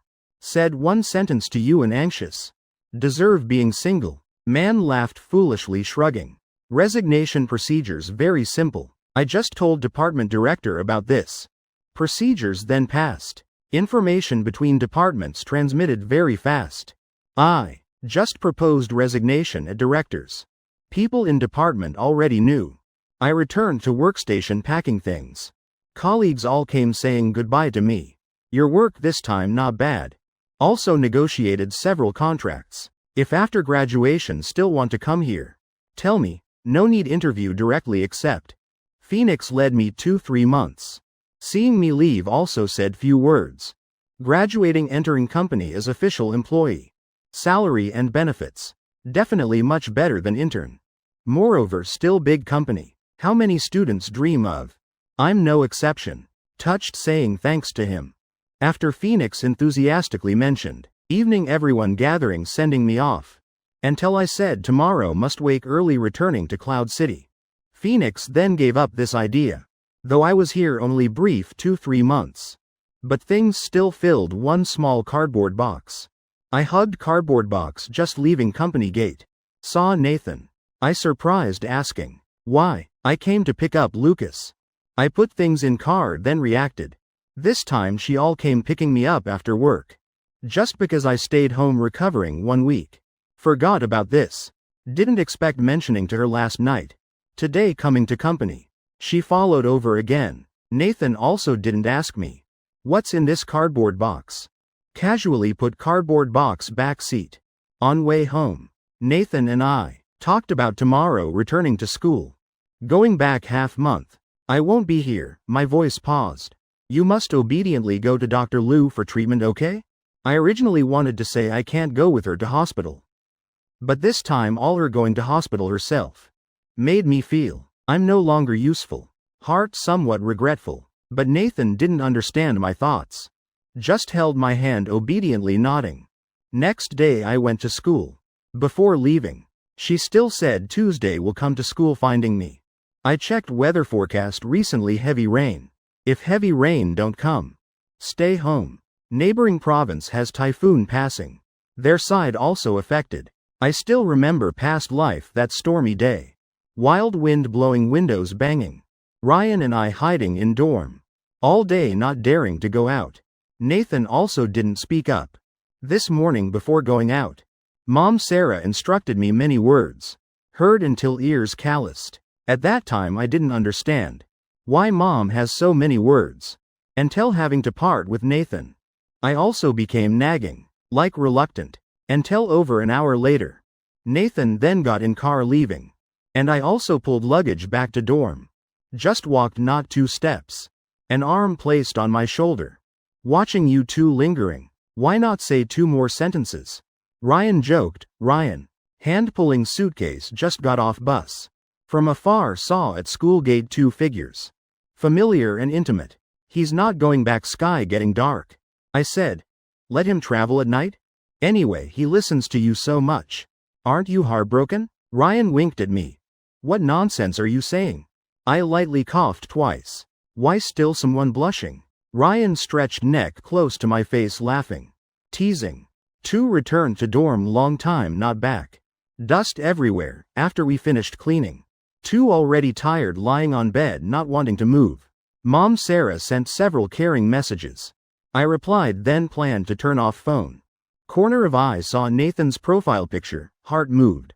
Opened chat window. Chat content still last night, she. Always saying wanted to send me to school. No matter how I advised wouldn't listen. Next morning she appeared downstairs waiting. Thinking of this. I while looking at chat content. Mouth couldn't help smiling foolishly. Returning to school I was also busy. Teacher wanted to nominate my thesis as outstanding thesis. So many details needed revising. Sometimes I sat in library all day. Until near dorm closing time then returned. After washing then sleeping. Calculating. Even messages Nathan sent. All no time to reply. 1-2 days later. Temperature dropping. Not long after light rain. Previously said typhoon this week passing Cloud City. Seems true. Tomorrow might become heavy rain possibly. Ryan looking at light rain outside window indifferently said. So my library trip became staying in dorm revising thesis. Busy with thesis matters. Also because of typhoon reason. Near evening Tuesday. I sent message to Nathan. Telling her Tuesday no need to come. Willow City, Watson House. Nathan standing before glass display cabinet spacing out. Until hearing specially concerned message sound. Then slowly from own world coming out. Taking phone. But when she saw message content clearly. Standing in place. Other content already ignored. Eyes only had sentence tomorrow no need to come. Lucas said tomorrow no need for her to come. Lucas doesn't need her. Thinking this. Nathan's head faintly aching. Hand hitting hard on head. Banging several times. Lucas said headache must endure. Must think of ways to solve. She must think of ways. Think of ways. She must tell Lucas she wants to go find him. But she waited long also didn't receive reply. Headache couldn't endure anymore. Whole person curled on floor. She gritted teeth making soundless groans. Big villa no one discovered. I saw message Nathan sent. Was next day. I propped on bed looking at storm outside. Again told her don't come. Pay attention to safety. Still like previous days checking materials revising thesis. But today I always felt hard panicked. Like something about to happen. Is there anything outside not collected? I worriedly asked. Ryan frowned saying, no. 2 days ago rain already collected. I stayed silent. Could only suppress this unclear emotion. Continuing revising thesis. But 2 hours later. Aunt Sophie called. Because today didn't let Nathan come. So angry again? I thought this answering phone. Lucas, Nathan. Did she go to Cloud City finding you, contact you? Sophie's voice worried. Made me remember before couldn't find Nathan. My heart thumped. Voice also trembling. No, Nathan not at home?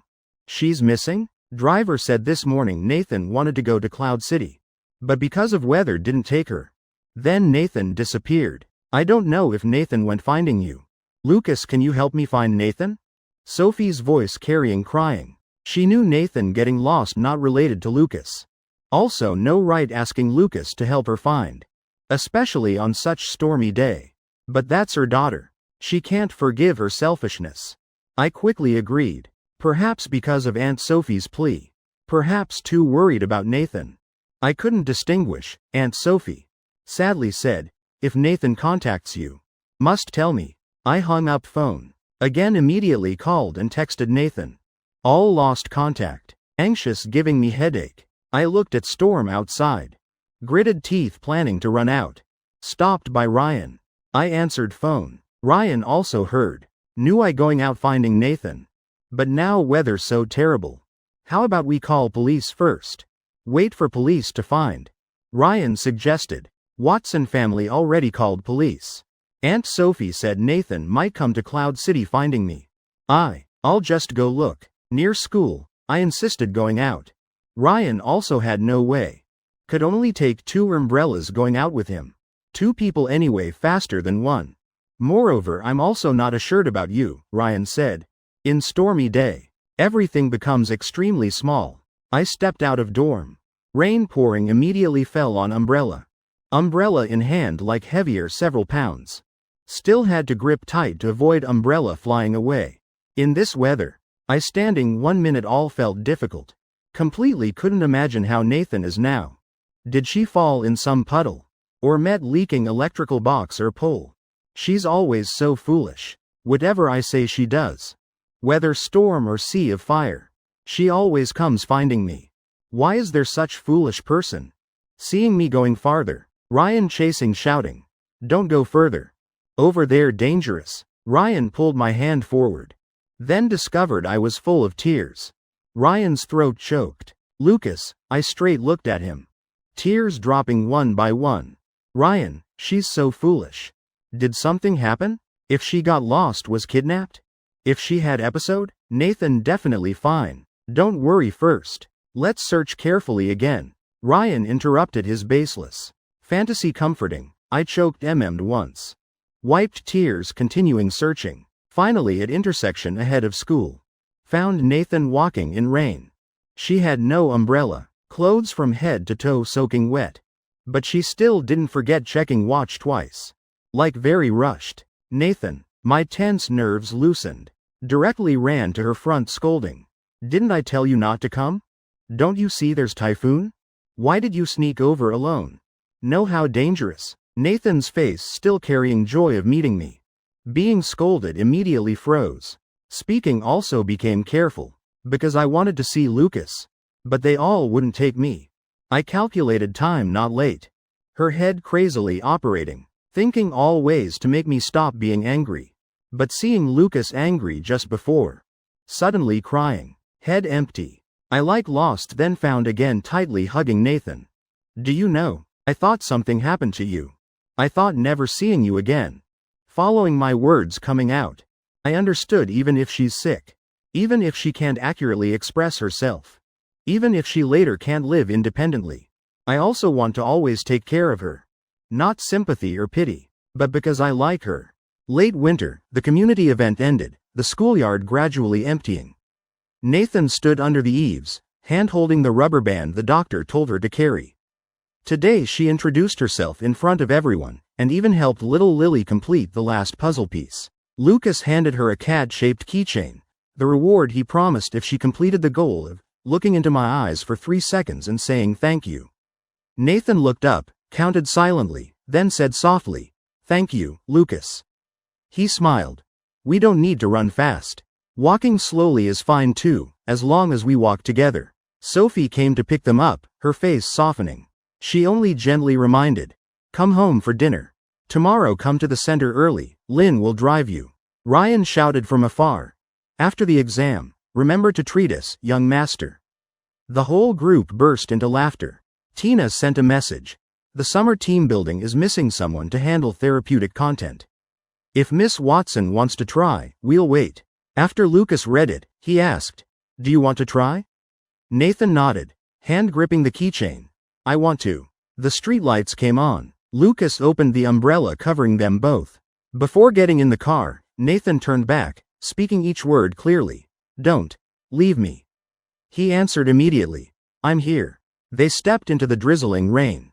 No miracle happened, just today was a little easier to breathe than yesterday, and that was enough to continue tomorrow. Our story hasn't ended. We just choose to walk slowly, learning to hold hands, and call each other by the right names. Today you were a little braver. Tomorrow, we continue again.